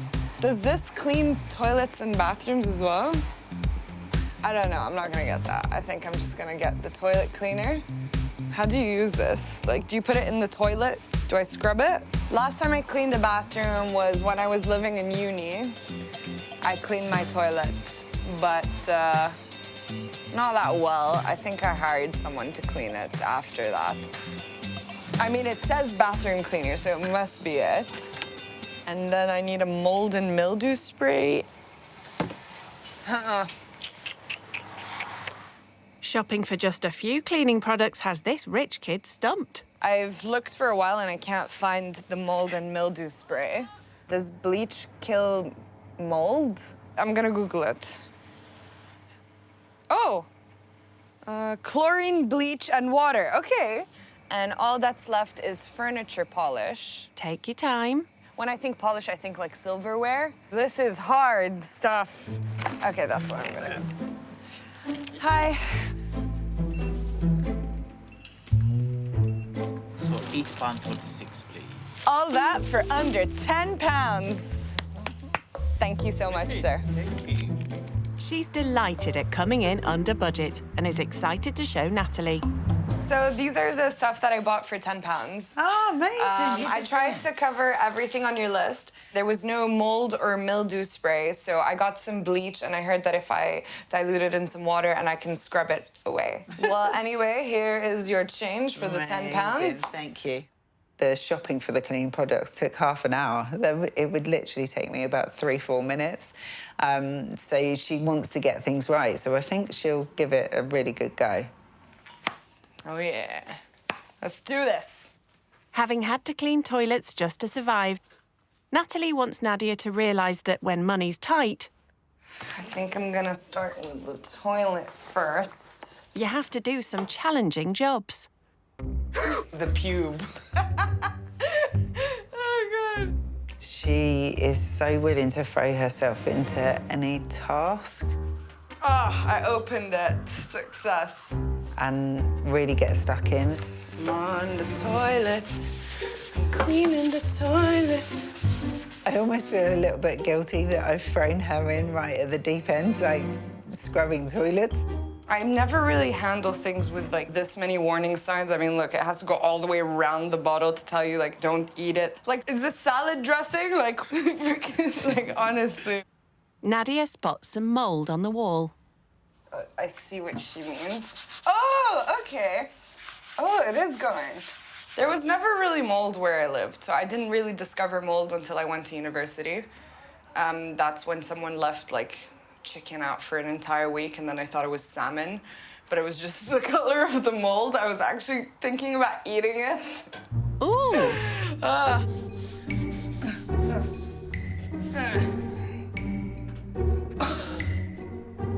I think I ruined her walls, maybe. Because look, it looks like marks, you see? Oh my God, I might have ruined her walls. What do I do? Obviously the bleach doesn't go with the paint. Oh my God, no, I'm just making it worse. That's her paint. Her paint's coming off. Oops. Maybe one of those warning signs was not to use it on painted walls. Oh my God, what am I gonna do? Natalie? Okay. So I tried scrubbing it with bleach. Like, the dots are kind of gone, but then the paint is gone as well. I'm But so at least sorry. you've got rid of the mould. It's okay, honestly. And you've done an amazing job everywhere I'm else. so sorry. I can't believe this happened. It's fine, come on. This is a disaster. I'm just gonna, It's I'm okay. gonna throw this away. Nadia's housekeepers do all her domestic chores, a luxury way out of Natalie's league. So, to help Nadia understand what life is like each month, Natalie goes through her budget. So this is kind of a breakdown of my incoming and outgoing each month. This is my income, 1,560, but actually only my income of work is 400 to 500 pounds. The rest, being a single parent, I receive universal credit. I don't know if you've heard anything Isn't about... it like another word for benefits? Yeah, basically it's the new benefit system. When I was changed over, I lost about £430 a month overnight. It's really tight now, as you can see. Some months I'm in a bit of deficit, and other months I may have about £80 extra. But with that, I've got all the boys' clothes, new shoes, new coat, new stuff for school. The way that she budgets things, I don't think that I would be able to handle all that kind of responsibility. I spend around £50 on food a week. How much would you say the food bill for your house is? God. My mom orders the food online twice a week, I think. And maybe each order would be £200. Wow. And we don't even eat all that food, honestly. Like, our freezer has so many things in it that we haven't touched for, like, months. One meal for my family can be her budget for the entire week. I feel a little bit guilty for the way that I spend money. In terms of your monthly, what you're free to spend, how much? So I don't really have like a monthly allowance. When I go out, I just ask money from my parents. It's like we go out for dinner and drinks, and like £100 is my initial ask. Right, wow. Yeah. We probably go out to eat maybe once every 6 weeks. How often would you say you go out? Maybe like every other day. Every other day? Yeah. So you get £100 every other day? Yeah. On top of the £100 every other day, Nadia would usually order lunch in. But that's an expense Natalie could never afford. I normally have something like corn cakes with avocado on top. Do you know the best way to cut an avocado? Is it like you go like that? Well, yeah. Is that right? Yeah, absolutely. Oh my God, I thought I was gonna cut myself. Okay. Twist, well done. Look, you even got the twist going on. What's your favourite food? If I had to pick one, then maybe prawns or crab. Yeah, I like prawns. I've never tried crab in my life. Really? I think you'd like it. Over lunch, Nadia fills them in on her holidays this year. So in February, I went to Portugal. In March, I went to Valencia. In April or May, I went to Egypt. In June, I went to Lebanon and Jordan twice. And then in August, I went to Jordan again for my cousin's engagement. And then I went to Paris. I'm going to Nice as well. Wow. That's an awful lot of travelling. Are you sure you don't want a glass of water or anything? I kind of have a phobia. I just feel like there's like chemicals in it and such. But I will drink your tap water just to taste it. Yeah, it won't kill you. I would love a glass of tap water, please. I would love it so much. I'm so excited for this. Natalie's brought up her sons so they don't even need to be asked to attend to their guests. Here you go. Beautiful. Enjoy. I will.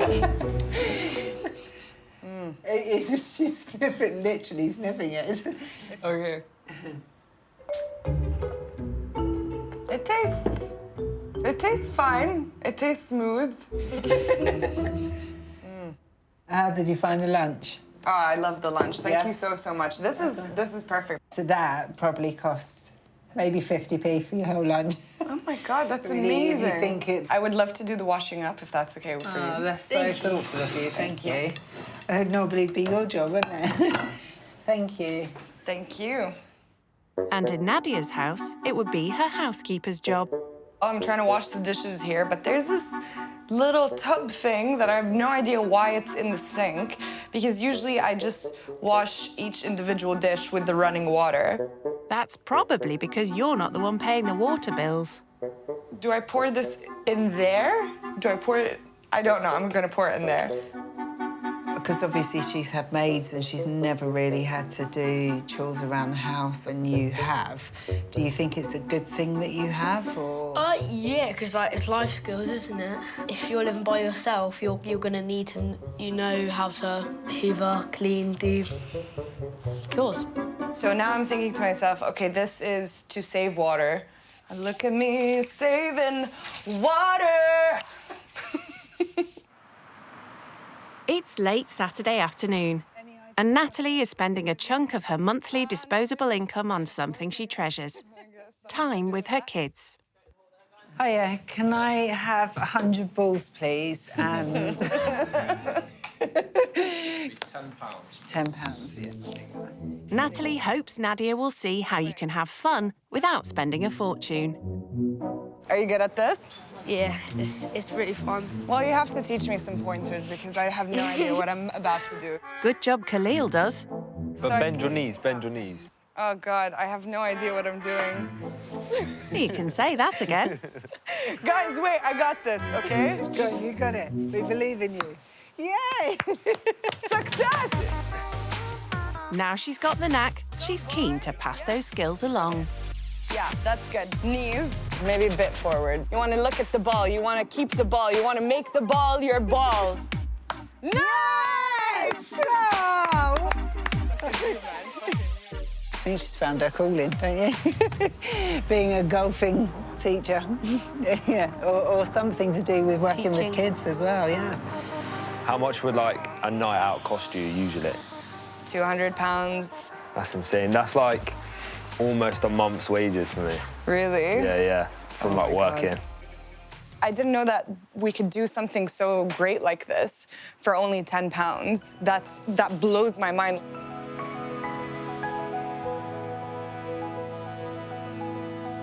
Saturday's budget doesn't extend to dinner out. So Natalie asks Nadia to rustle up something from the freezer. I can do this. This is great. I'll let you figure out how to turn the cooker on. I will figure it out.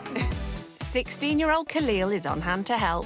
Okay, so if you want to, like, chop some of these up, then I'll, like, try cooking the prawns. Nadia immediately takes charge, even though Khalil's the one who knows how to cook. We should open a restaurant. We're pretty good at this. That's pretty perfect. Can you try one of the celery to see if it cooks? It's too hot. Is it hot? Is it cooked? Is it still crunchy? It's not cooked. It probably won't cook by the time we're done. Wait, was this your... This is my glass, yeah. Okay, should I refill? I'll refill it for dinner. Yeah, thank you so much. That's so nice. It's so sweet. Do you want anything else from the cupboard? Oh, no, it's okay, thank you. So polite, so lovely. Although Nadia's eaten lots of seafood, she's never prepared it before. I'm not entirely sure what I'm doing, but... We can see that. Also the brown stuff. She's scraping away the flesh. No one eats the brown stuff, right? Speak for yourself. When money's tight, you waste nothing. It's pretty good. It's not bad. Quite an achievement, considering Nadia has only made scrambled eggs and cereal before. Guys, if we poison you or you have diarrhea tomorrow... Jeez, there's a lot of food on the plate. Oh, my gosh. Wow. Gordon Ramsay. Thank you. Dig in, guys. Thank you. Actually, it's not that bad. I like it. Nice. Yeah, same. This is good. This is good. I think we did a good job. Knowing that you can cook that, you take it back home and cook it for your parents. I think I definitely will. I really enjoyed this, and I think I will. I think they'll enjoy me cooking for them. For them. Well done.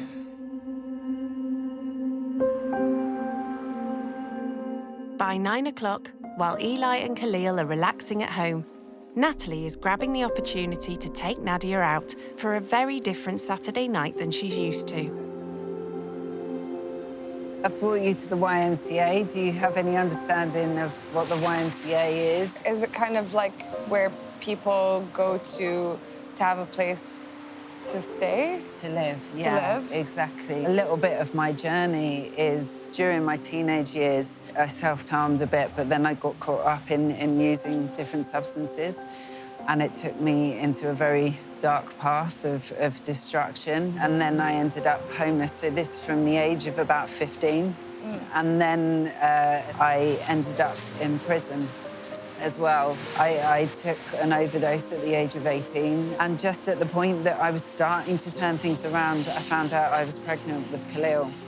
And it was so scary for me because I thought, there's no way I can raise a child. I don't even know how to look after myself properly. But I knew one person and they got me an interview at the YMCA. And it was just one tiny little room in a homeless hostel. And I came with my 2 black bin bags of bags and my little pregnant belly. And I built my life from here. So it's been a massive journey for me, a massive journey. Thank you for sharing this with me.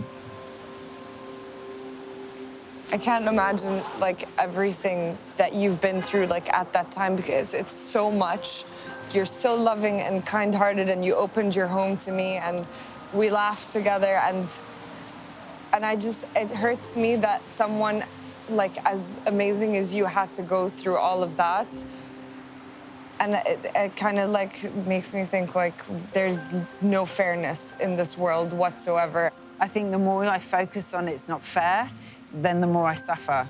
And that's why, you know, I'm massive about wanting to help other people and extending compassion to others, because it doesn't matter the cards you dealt, it's how you play your hands, right? That's one of my favourite sayings. So it's been a massive journey, but I wouldn't be who I am today without it. You really do inspire me, and, like, I'm not gonna cry.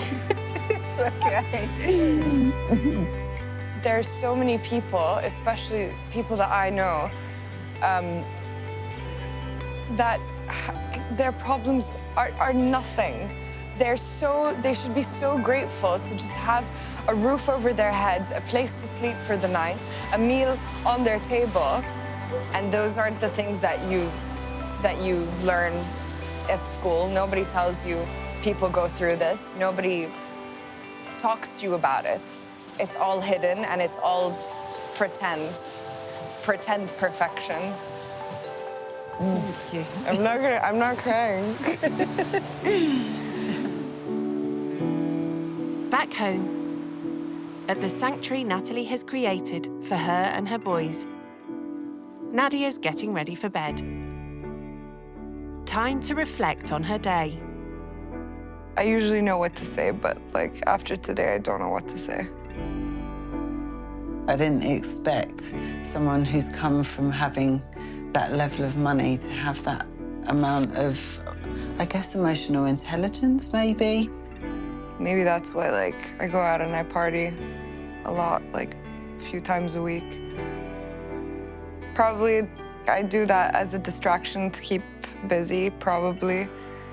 And I think that not only is she, like, giving me perspective of how other people's lives are, but maybe she's giving me perspective on self-reflecting with myself.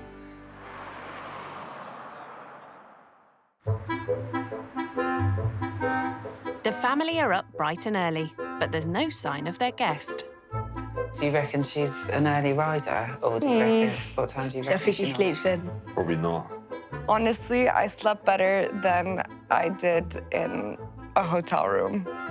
It's so comfy and cozy. I mean, look at me. I look comfortable and cozy, okay? She said, mentioned that she had a puppy. Oh, yeah. Yeah, so then she'd probably, I bet it's like having a new baby for her. She probably has to get up really early. I used to wake up in the afternoon between, like, after 2 p.m. And now that I have my puppy, I wake up at 7 a.m. Maybe that's given her a little bit of purpose, isn't it? Having something to care for. Who can fold a fitted bedsheet? That's a lie. It's impossible. Nadia is being served breakfast. But instead of by her maid... Oh, actual cereal? This time it's by 11-year-old Eli.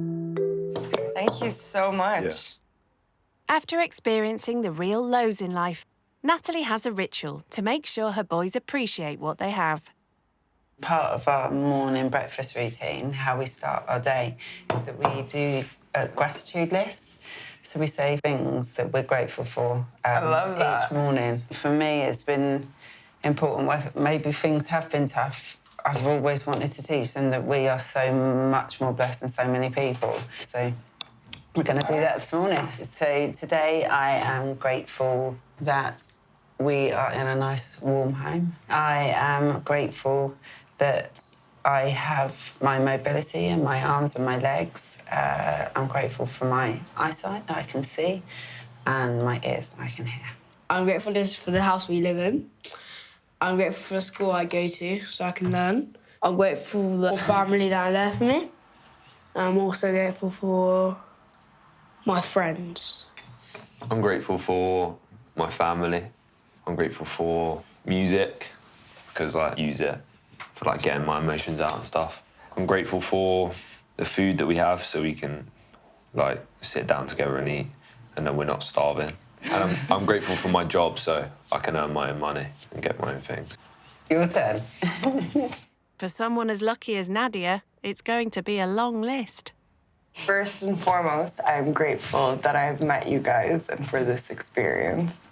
You've really taught me like more than you know. I'm very grateful that I have parents who love me in the world that I live in. And I'm really extremely grateful for my puppy. Listing them, like forcing yourself to think about it and like actually truly realize like everything is a blessing, like everything, like every moment now that you're still like alive or breathing or eating or drinking or like feeling happy or loved. Yeah. That itself is like a blessing.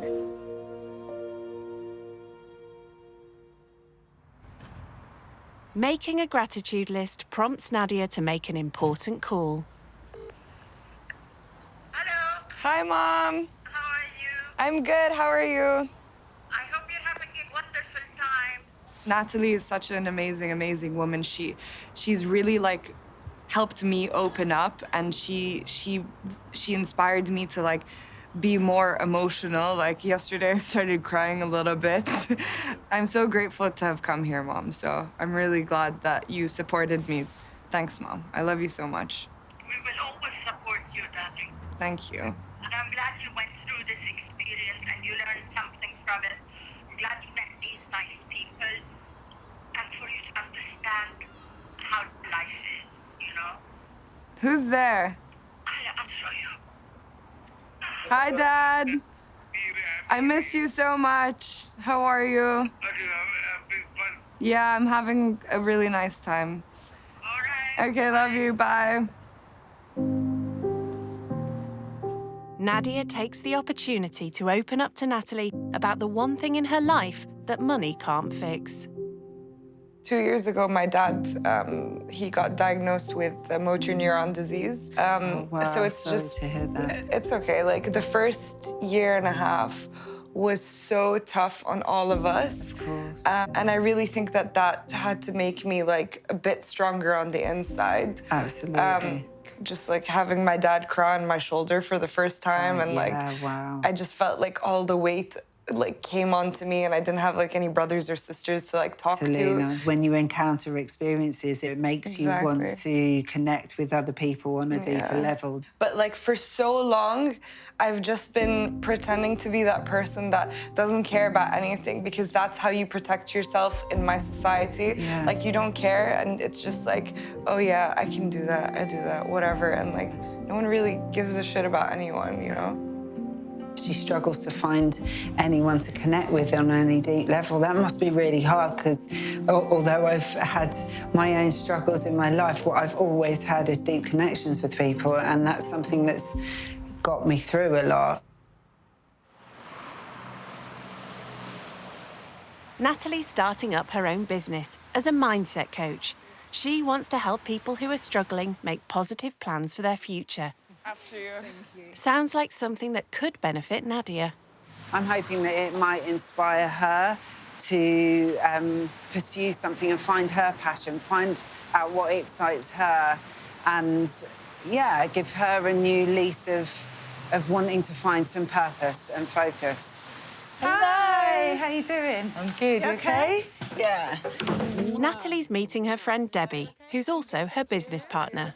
I hope you don't mind me saying, but Nadia's kind of Okay, because I don't know much about you. Yeah. You can say whatever you want to say. Nadia's a bit lost with her life at the moment. So what are you doing? Nothing. Nothing at all? No, so Okay, she's finished so her what's masters. like- She's done a master's, though. Amazing. What was your master's in? International management marketing. Okay, so you can help her? Perfect. There you go. There's your job. What more do you want? What do you want to do with your life? Help us. I felt more emotion the past couple of days than I have in a really long time. Really? Because, you know, like, in my world, you have to pretend like everything's perfect all the time, and you're laughing, and you go for drinks, and you're kind of living in this fake, perfect la-la land where no one talks about problems or emotional struggles, and the only thing they talk about is the economy, or, like, what's the latest trend, what kind of restaurant you want to go eat at next, like, what, like, all it's these... crazy, isn't it? I can't wait to see, like, the change that you're gonna do in the future, and I want to, like, be a part of it as well. If you'll have me, like, I would love to. Our PR manager, right there, very marketing. I'd be happy to help you guys with anything. That's very lovely. That's lovely of you. I love that Natalie showed me that it's possible to take the bad things in life and put them towards something that can help other people, and that not everything is going to be bad forever, and that you can change things. Natalie picks up the boys, and as a special treat, Nadia is taking them out for a slap-up meal at an award-winning restaurant. Thank you. Thank you very much. A seafood platter means they all get to sample some exotic shellfish. It was really lovely. I think expensive taste is an acquired taste. We want to stay in contact with you, 100%. Yeah. We would have you back any day. I think you're really nice. Yeah. Wow. I don't know what to say. Deep.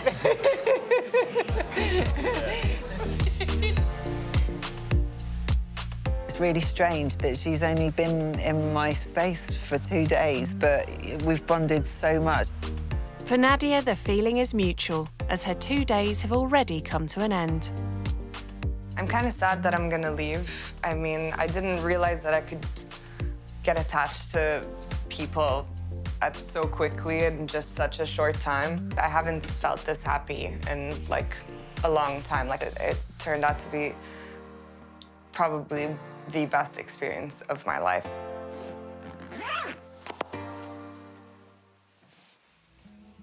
Hey, guys.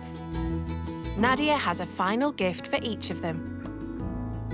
Knowing how much Eli loves football and Khalil likes clothes, she's giving them shopping vouchers worth £100 each to spend in a sports shop. To Khalil and Eli, thank you for both opening your home up to me. Each of you are so special in your own way. You're both extremely well-mannered and kind with hearts of gold. Eli, I had so much fun golfing with you, and I hope we can do that again when I come back. You'll be a pro soon. I wish both of you a lifetime of success and happiness. Lots of love, Nadia. Thank you. Love you guys. And she's giving Natalie £100 in cash. Basically, this is for either your business or for your rainy day fund or whatever. It's too generous of you. You have inspired me in such an enormous way, emotionally and mentally. You've helped me grow. I've grown to love you and your family like it was my own in such a short amount of time. You are a blessing in my life. I believe in you so much, Nadia. Oh my God, you are just the cutest. We all hope to stay in touch. Yeah, me too. The wealth gap hasn't affected this friendship. Take care. Bye. How generous is it? That's probably more than you've ever been able to spend in the shop in one go, right? 100%. It was like an outer body experience. It was surreal. She's just so easy and lovely to be around, isn't she? She's funny. Yeah, she's funny, she's warm-hearted, she's generous, she's... yeah. I didn't think that I would get what I did out of it.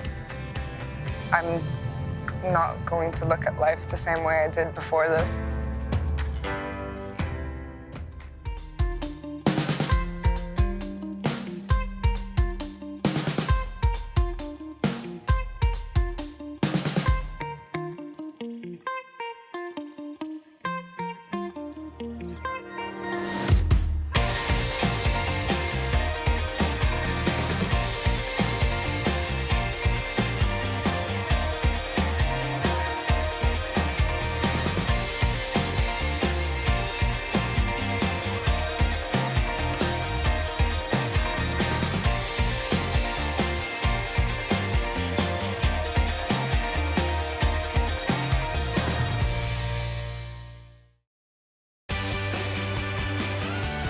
Brand new rich kids used to living the high life. It was about £85,000 on my education. On a month on clothing, I'd probably spend about £5,000. That sounds really bad, doesn't it? They're about to take a giant leap out of their comfort zone. These are flats. I've never been in one of those. I've never really stayed anywhere by myself.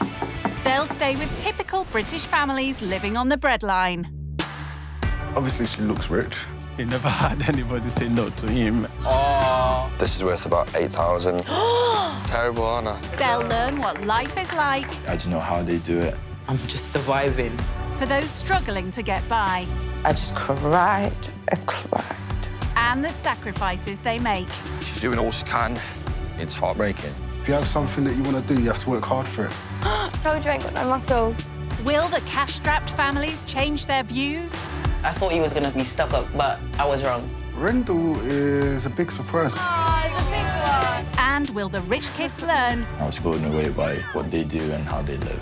There could be more to life. Thank you, Jesus. Than money. That's the least I could do. This is so great. When rich kids go skint. I don't think it's fair that people can potentially receive a full-time wage from benefits and just laying on their arse doing nothing. Alex, 25, from Stoke-on-Trent, pulls no punches with his views on the unemployed. If it's just laziness, then I have no sympathy at all. Alex was privately educated from the age of 3, costing his parents over £100,000. He still lives at home, a 5-bedroom, 6-floor mansion. I do still live at home because I'm not sure where my career is going to take me at this moment in time. His father is a millionaire entrepreneur. He's a very successful businessman, so that's what makes me so ambitious. To achieve success himself, Alex took a degree in international business and qualified as a financial advisor. My lifestyle is funded by juggling 2 jobs. Alongside my financial advisor job, I work as a personal shopper. That's allowed me to produce a 6-figure salary, which also allows me to live a luxury lifestyle. His personal shopping clients are the mega rich, who are impressed with Alex's eye for style. It's important to be able to showcase myself, and also fashion is a good way to express yourself without saying anything at all. And he doesn't hold back showcasing himself. On a month on clothing, I'd probably spend about £5,000. And I don't like to wear the same pair of boxers twice. Come again? I don't like wearing the same pair of boxers twice. That's £3,600 a year just on designer undies. And it's not only clothes he splashes out on. Average a day on food and drinks, I'd probably say about £100 to £150 a day. At the weekends, we'll go out to nightclubs, and then it'll be a hell of a lot more. Tables can be sort of about £2,000 to £5,000. I drive a BMW X6 that was brand new, and that was, I believe, 65 grand. I saw it and I liked it, and a couple of weeks later, it was on the driveway. I'm very spontaneous with my purchases. If I see something, I can't miss out on it, so I need to buy it right there and then. So why does he want to try living skint? I want to see their side of the story. I want to see why this family is on the breadline. I want to be able to deliver my story and maybe install a drive in them to become a better person. Humble ambitions from our Alex. So can he improve the life of unemployed single mum Nikisha? She lives with her 5 kids. Ivany, 16, Kashai, 7, Kashana, 6, Kushayla, 3, and Kushane, 1. Having 5 kids, it's a lot. They share a 3-bedroom council flat in North London. 1 and plus. Look at it. Look at it. Look at that. Ooh. She's been on benefits for 7 years, which barely cover her basic expenses. Sometimes all I have is £3 to last me until, like, the next 4 days. There's nothing left for me to do anything. I'm just surviving. Money's so tight that Nikisha needs to budget carefully for every meal. We can't do seconds. There's usually no leftovers anyway, so we have to make it work because this is all we have. The family go without things that many take for granted. The only time we go out to eat out is when we get invited to parties, like birthday parties, if you call that a eat out, but takeaways is too expensive. It's not only the lack of money that Nikisha finds tough. Being a single mom is extremely difficult. It's not that the dad is not involved in their lives, he is, but we're not in a relationship. And at times I would like some help. Nikisha's mother supported her in raising her kids. She was a wonderful person. She would give you her last pound and leave herself with nothing. But she developed dementia at an early age, and her last months were spent in a state care home. I did everything I could, but financially, that's a big issue when you have relatives and they're ill and you can't afford the care.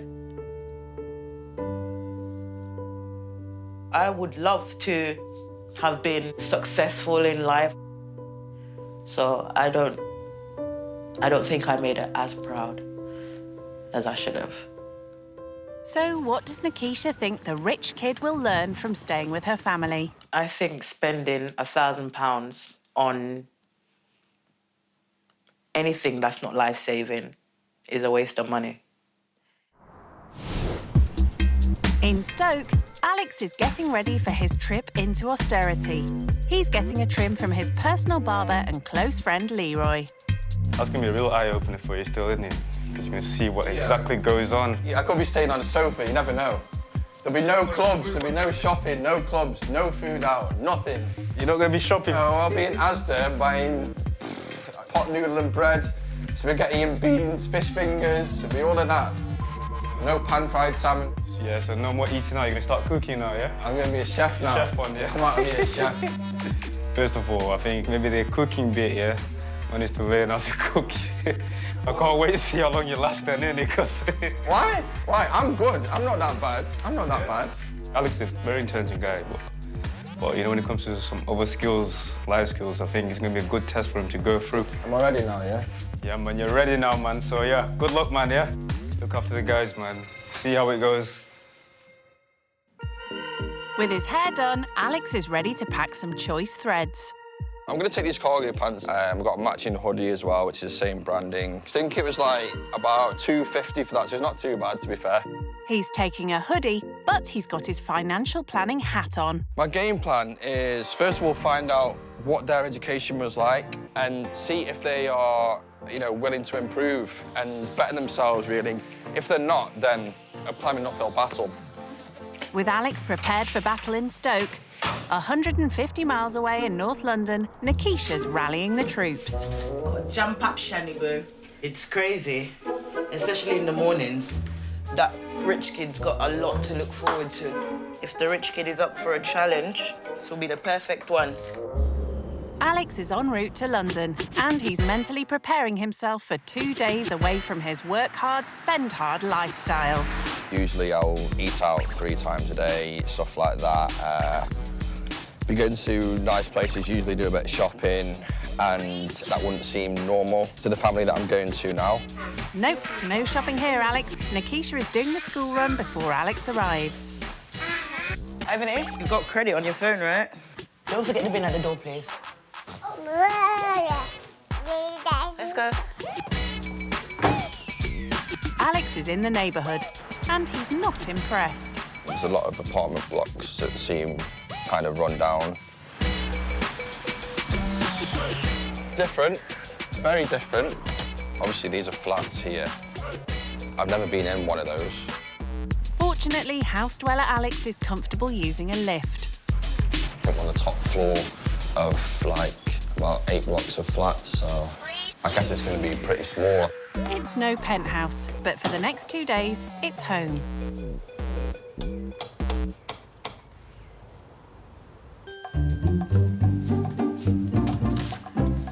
Hi, Alex. Lakeisha. Nice to meet you. Nice to meet you, Got Alex. a little one running around. Hi. Yes, come in, come in. Yeah, so lovely to meet you. You How are too. you, okay? I'm not too bad, thank you. Not too bad for a Monday morning. Just come back from the school run. It is Have you? absolutely... Oh, so is there more children? Is there? How many children do you have? I've got 5. Are you on your own or partner or? No, I'm on my own. Right, so you're on your own with 5 children. Yeah. Wow. Right, I'm ready for this. It's a I'm lot ready for noisy. this. I'm ready for this. When I first went in, I would have probably said there's maybe 3 people living in there maximum. Finding out it's actually 6. Yeah, it's tight, very tight. This is Shayla. Nice Say to hi, meet Shayla. you. Is she scared? No, not today. Maybe later. She'll warm up to you soon enough. I'll give you a tour. Let's go, let's go. So this is the kids' room. Yeah? This is where they sleep. I'm on my own in my bedroom, but then I am an only child, so... Okay, so you don't have to share with anyone. No, no. In a house of 6, sharing is a necessity. Have you got any brothers and sisters? Yes, there are 6 of us. Yeah, my dad was from a big family. Where is your dad from? Well, he's born in the UK, but Yeah. his dad is from Jamaica. Okay. Yeah. Where are you from? Jamaica. Oh, so we've got something in common already. Yes. I like that, I like that. Yeah. This is Ivan's room. Is that the eldest one? Yeah, 16. If I go in there, she'll murder me. I Not will allowed in not. that one, no? This is my bedroom. I share this room with Kushayla and the baby. Yeah, the 2 little ones. So what do you think about my bedroom? Is your room bigger than this? Yeah, it is bigger. I've got TV on the wall, but no, you know, yeah. Yeah. I feel like he was holding back in describing where he's from because obviously my house is not up to scratch. So is this a blow-up mattress, is it? Yeah, it's inflatable. So is she on this She sleeps here, there. yeah? So how long has it been like this for? For a couple months. Yeah? Yeah. It's basically temporary because Yeah. I need to get her a proper bed. Yeah. You can use it as a trampoline as well. Yeah, that's one of the the purposes 2 in 1, for isn't her, it? yeah. Second youngest daughter is sleeping on a blow-up mattress, which is quite heartbreaking. 6 people in that tight space is a lot. It was cramped, it's cramped. This is you on there. I'll just fit on there, I don't mind that. Let me test Throw all it. those pillows away and just make yourself I don't mind at that. home. Have you ever slept on a sofa before? Drunk after a night out, probably. Yeah. Probably slept on the floor, so nothing phases me. Yeah. And I don't mind anything at all, and I appreciate that you've let me come into the home and given me somewhere to lie for the night. I really appreciate that. Cool. I like your down-to-earthness. It's really nice. Thank you. I thought he was gonna be stuck up because obviously he's rich, but I was wrong. Over a drink, Alex is keen to spill the tea on how he spends his money. I do spend a lot of money. Yeah. Eating out 3 times a day. How much does that cost? It could be £100 a day. £100? A day, yeah. That's my whole week food shopping. Ooh, £100 a day for takeout. That seems like a lot. It's almost like a crime, and it's a sin. And also going out at the weekend, we usually go on tables in nightclubs. What does that mean on so- tables? A table in a nightclub usually costs about 3,000. I know. But you mix in with these footballers and stuff like that who are on 500,000 a week, some of these guys are on. Yeah. But once they trust you, Yeah. you're winning.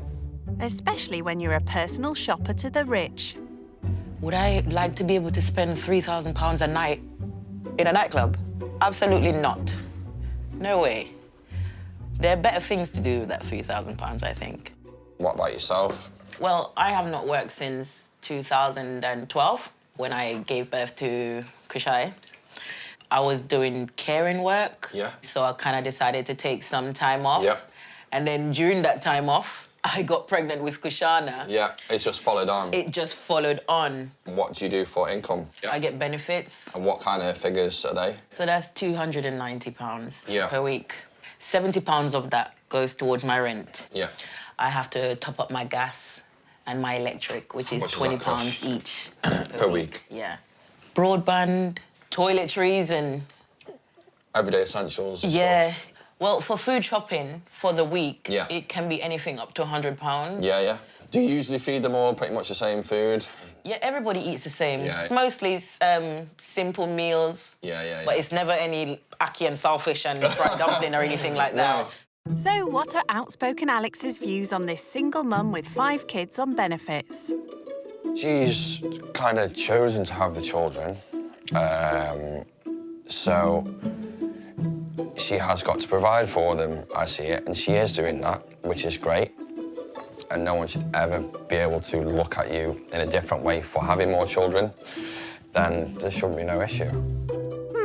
Not quite so outspoken with his opinions anymore. Nikisha needs to buy some winter coats for the kids, but her budget is very constraining. Where would you usually get the kids' clothes from? Charity shops, because I've got 5 of them, so... Yeah, of course, it adds You up. know, Yeah, definitely adds it up. does. Have you ever shopped in a charity shop? No. I have been in one. Why did you go in there? In a charity I shop? think I just went to have a look. It's not me, I'd never judge anything. I'd always want to see it. I want to Yeah. experience it for myself and make my own judgment and opinion on what it's like. I hear that. Nikisha has £15 to spend in here, but her options are limited. This one's $4.99, I think. It's tiny, though. Yeah. It's way too small, isn't it? Yeah. It's either too small or too big. I know, just can't get the bargains you like, you know? Yeah, But personal shopper Alex has a very different idea of the bargain. that's Prada. So Prada jacket. Oh, wow, look at that. Which $39.99. is That's obviously in still here over now. my budget. That's £40, but Yeah. that brand new will probably be over 200. Wow. The way I'd look at this is buying this and sell it on eBay because you sell that for double the amount. Really? Easily. He's really just thinking about profit and making money. So I don't really think he gets the drift of shopping from a charity shop. Fortunately, the shop manager understands Nikisha's budget. This is the only decent one I see there, Alex. $4.99. Yeah. What do you think of it? Yeah, it's in good condition. How much was your jacket? This was $7.50. And he doesn't mean £7.50. Alex! Terrible, aren't I? Oh, my God! I know. Oh, my, wait. How much was your watch? How much was it? This is worth about 8,000 now.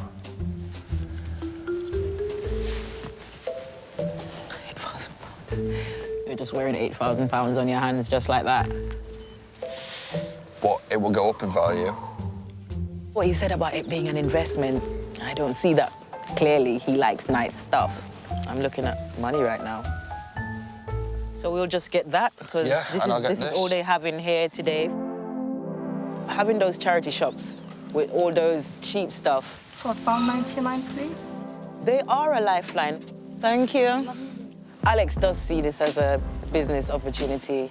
He's still got a lot to learn. Let me get that door. Thank you. There you go. Such a gentleman.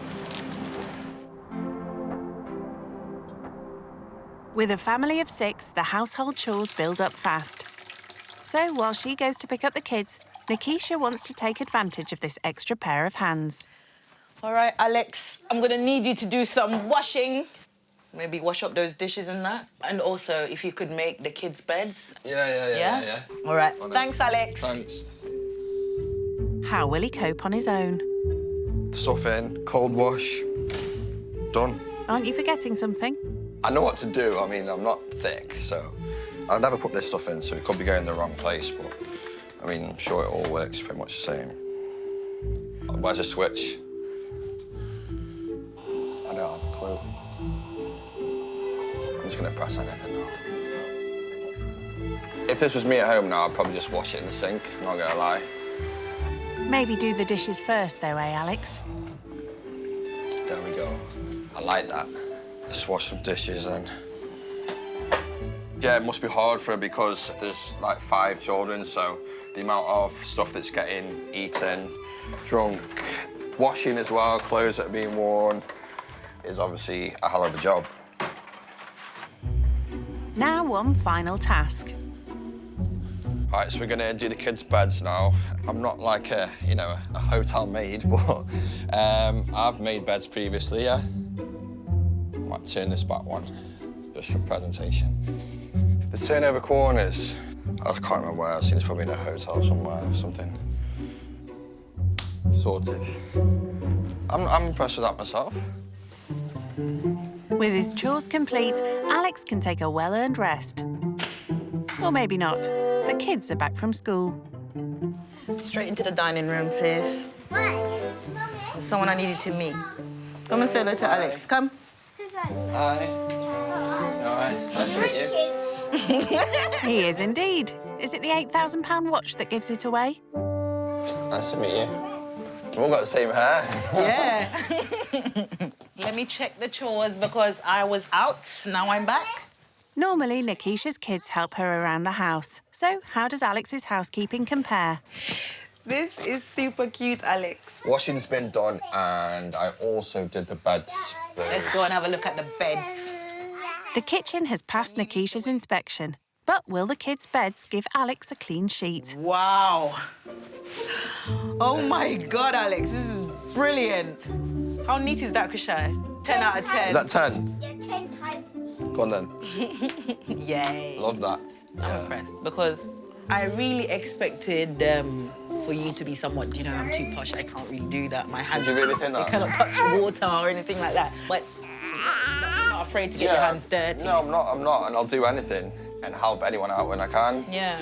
Come on, Alex, still got a load of washing to do and we need to take that wash out. Yeah. Far from a washout. Thank you. Rich kid Alex aced his chores. Alex! Yeah? Alex! Yeah, I'm coming. Alex might be used to spending £100 a day eating out. What are we doing now? But today, Nikisha's doing some Caribbean home cooking. I'm gonna cook some curry chicken and rice. Whereabouts in Jamaica were you from? At Mayfair, Clarendon. Ah, okay. You been there? Okay. No, I haven't been there. I stayed at Montego Bay. So you went to the tourist spots. Yeah. Okay. Alex is from the posh end, in my mind, and I'm from the ghetto. Are you allowed to say ghetto? That's where I'm from, darling. I think the only thing we have in common is our roots and love of food, really. Yeah. Nikisha came to the UK when she was 12, following in the footsteps of her mum, who had moved over here for work 5 years before. I was born in Jamaica. My mum sent for me here just so I can have a better life. Tell me a bit more about her. She had her first child when she was very young. She was 15. Yeah. And it was very, very hard for her. Yeah, I can imagine. Yeah, she was on her own. Her mum passed away 9 months ago, having suffered with early onset dementia for 2 years. Nikisha still struggles with the loss. My mum was a role model for me. I adored her, I still do. I miss her every day. And that's the only thing that nobody can help me with. Nobody can bring my mum back. 30-odd years in this country working so hard. And because of the dementia, she messed up all her finances. Everything got messed up. Yes, yeah. When she passed away, it was terrible. It was terrible because I didn't have any money. She didn't have any savings. We didn't have nothing. And there's no justice from, when you lose a loved one and you've got these massive costs on top of it.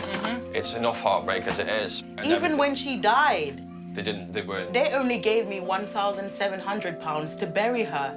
And funerals cost way more than that. And she had a basic funeral. Yeah. But expenses are not as big a deal to Alex, so he takes a more business-like view. I think people should have some kind of insurance. You can get life insurance from sort of £4 a week and stuff like that. And it's basic funeral cover. I don't know whether she could afford that, but I'm sure there'd be some sort of service out there to help her do that. It's good to hear your side of it. Yeah, and I appreciate that. Of course. I've experienced. Of course. I don't know that side of it, you do, and you've experienced that firsthand, and it's good to hear that. I don't really think he understands the difficulty a lot of people in financial hardship are facing. Unless you've been there and experienced it, then you don't really know, do you? Ooh. What is that? Dinner's served and the kids can't rate it highly enough. I give it a 10 out of 9. 10 out of 9? 10 out of 9? Yeah. I like that. Dinner goes down well, but Alex's opinions prove harder to swallow. And I know people that don't work because they don't really want to, and they're still taking money from the government. 50% of the people are probably doing that. Whereas the other 50% could either be disabled, could be ill, could be full-time parents, single parents, could be there could be anything, looking after family members, you don't know. Exactly. But you're one of the half that has been genuine about the system, really. Yeah. It's not really fair to say you're going to divide the nation in half and say 50% is good and 50% is bad. That's a misconception. I don't feel like I'm abusing the system. Yeah. I don't feel like that at all. Yeah. I don't enjoy being on benefits. Yeah. I have experience not being on benefits. Yeah. Because before benefits, I was working, so I do know what it's like to have your own. Of course, so this is, I can't do any better at the moment, right now. this is the situation. Just make the best of it. Yeah. He told me I was in the genuine need category for benefits. He's young, and I don't think he has that experience like I've had. So I don't think he gets it yet. There's no nightclubbing for party-loving Alex this evening. It's early to bed on the family's sofa. Love you all. Family, lovely. Couldn't have been a better family, I don't think. Perfect. Obviously, it's different than my life because I'm free, no children, whereas she's got obviously 5 children to look after and no time to herself. I've got all the time to myself.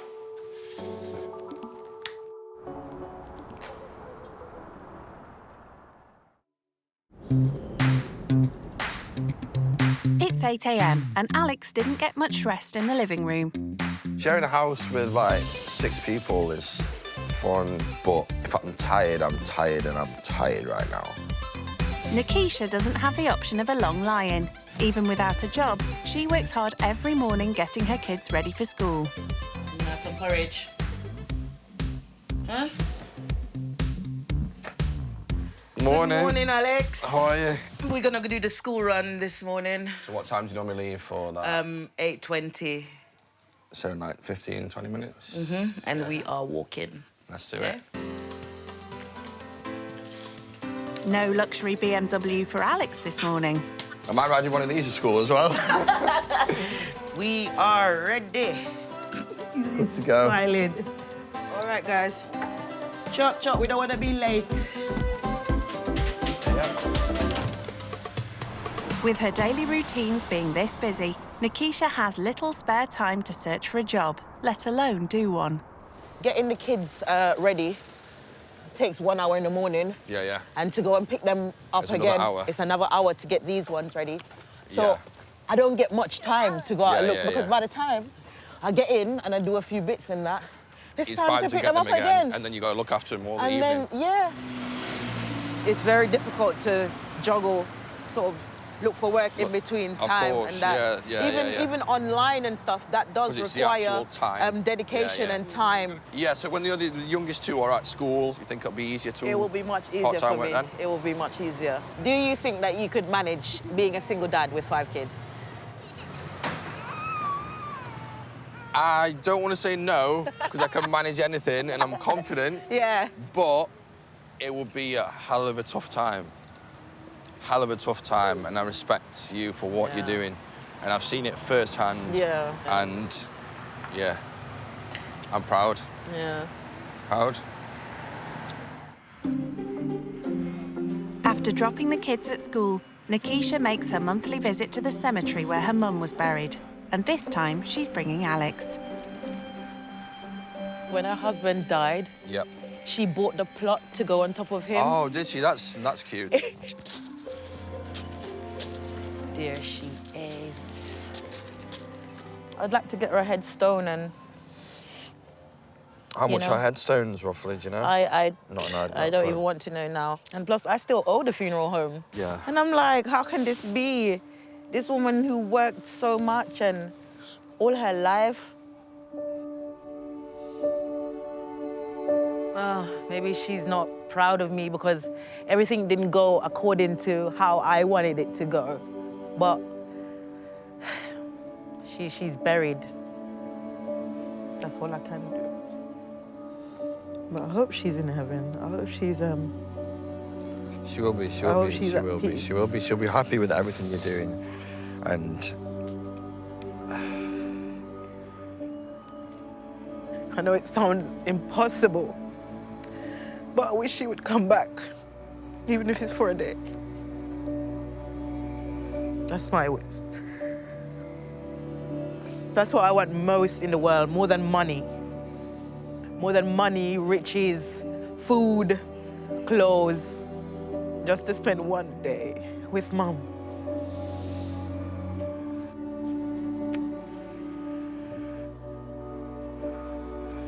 She doesn't even know Shayla. yeah, I can imagine. I mean, she's aware that I had Shayla, but she doesn't know Shayla like she knows. She'd be so proud of what Ivany you're and doing. Kushai and Don't cry. Honestly, you're doing great. I think she feels disappointed in herself that she can't afford to bury her properly and put a proper headstone on there. But she's doing all she can. She's still got funeral costs to pay off. It's heartbreaking.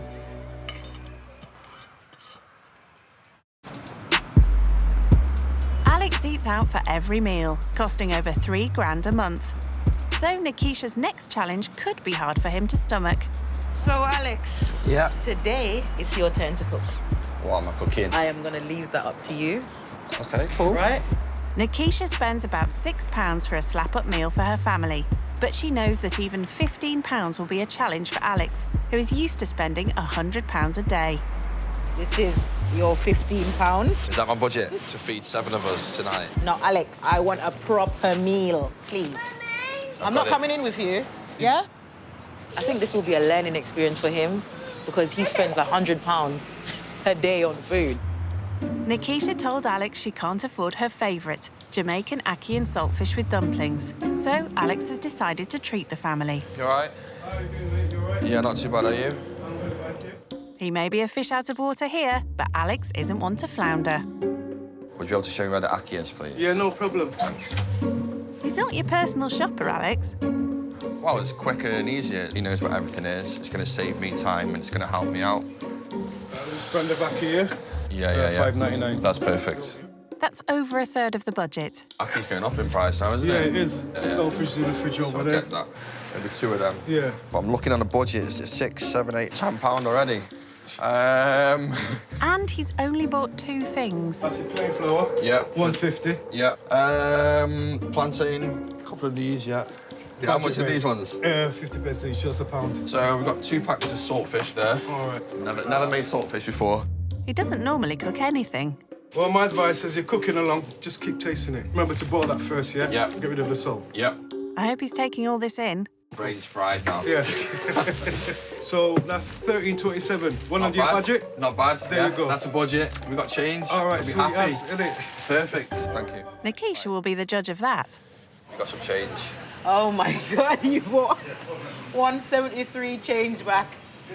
Not a lot of change. I definitely expected more change than that. He should have taken his time and looked around the shop, checked prices and stuff like that.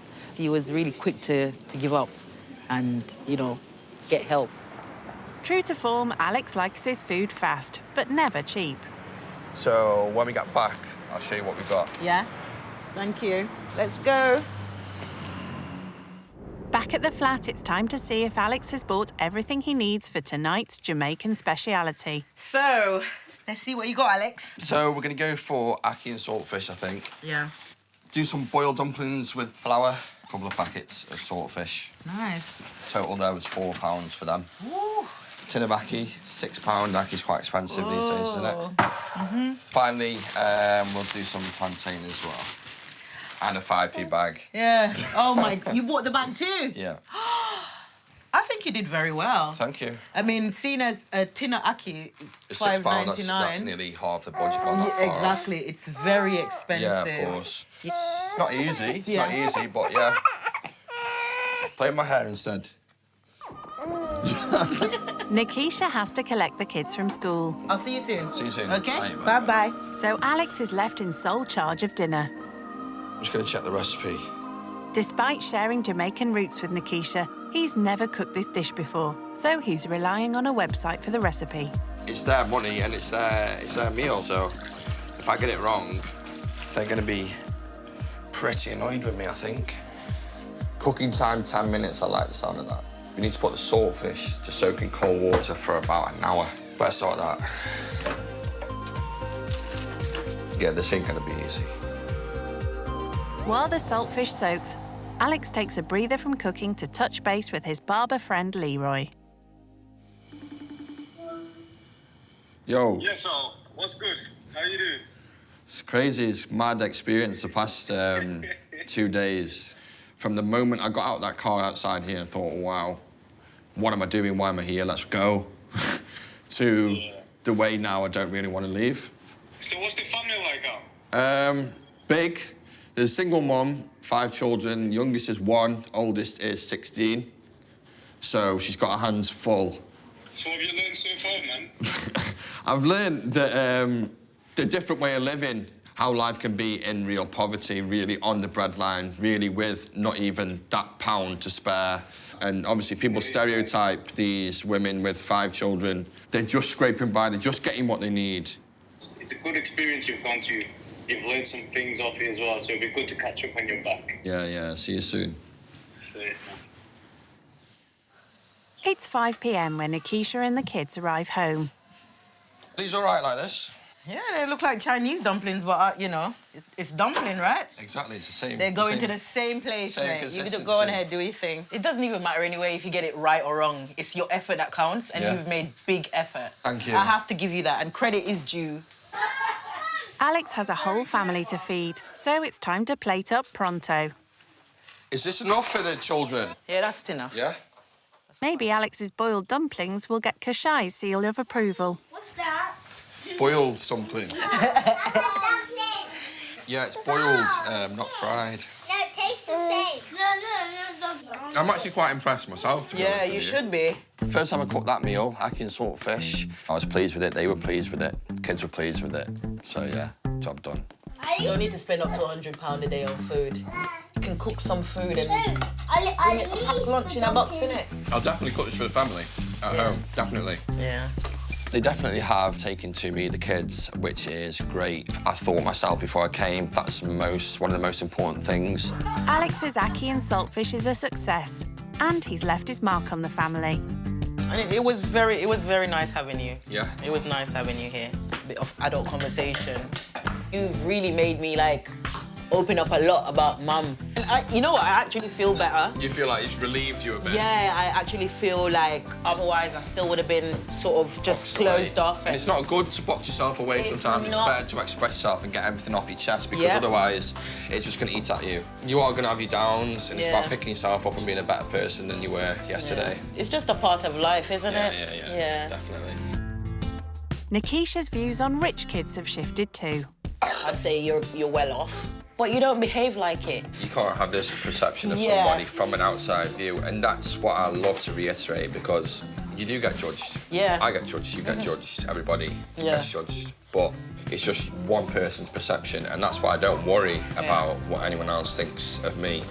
I don't care what anybody thinks about me because I know I'm this way. Yeah. It's good.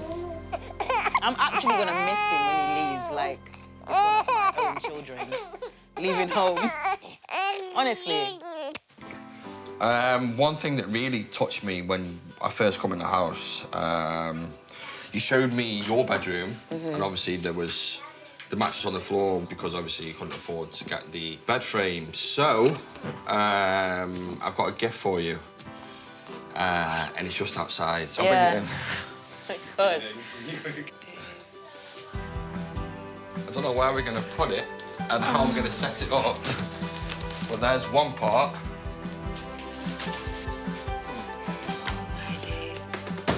So we best get doing something now, right? Oh, thank you. That's the least I could do. This is so great.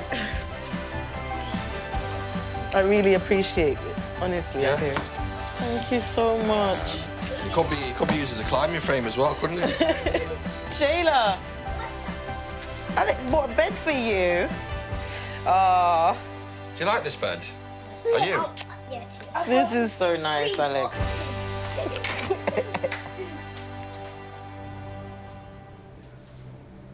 Before he leaves, Alex has some time to reflect on his experience going skint. It's a sad time to leave, obviously. I've been here for the past sort of 36 hours, so we've got a real connection.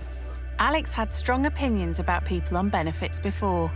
People can potentially receive a full-time wage from benefits and just laying on their arse doing nothing. So has anything changed? Learned how the other side lives, how hard poverty can be, that people on benefits can be in very different situations. I knew that anyway, but I didn't know how little they get. I'd want to know why they're on benefits, but I don't judge someone because they are.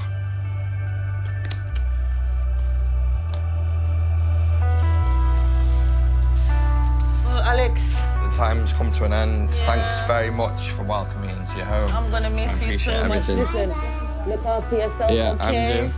Bye. Okay, bye-bye. It was nice meeting Alex. I'm missing him already. I come here every weekend. Come here every weekend. I'll try to. You gonna give him a hug? See you later. Take care. Nice to meet you. I think he's gonna look at life differently now. See you later. Yesterday, I remembered saying, I don't think that my mum was proud of me. But I think she'd be a little disappointed in me saying that, actually. So I take it back. I think my mum is very proud of me. And I'm proud of myself. Rich kid Alex went skint, and he's leaving with a wealth of experience. Seeing people really, really struggle to get by and make ends meet and not be able to enjoy any luxuries at all in life, I've learnt a lot of different things from it. I am looking forward to going back home, but there are things that may change. I know these food banks and that exist for people in their situation that haven't got money to put food on the table. Getting involved in something like that will be something I'd look into and seeing what I can do to help the community in that way.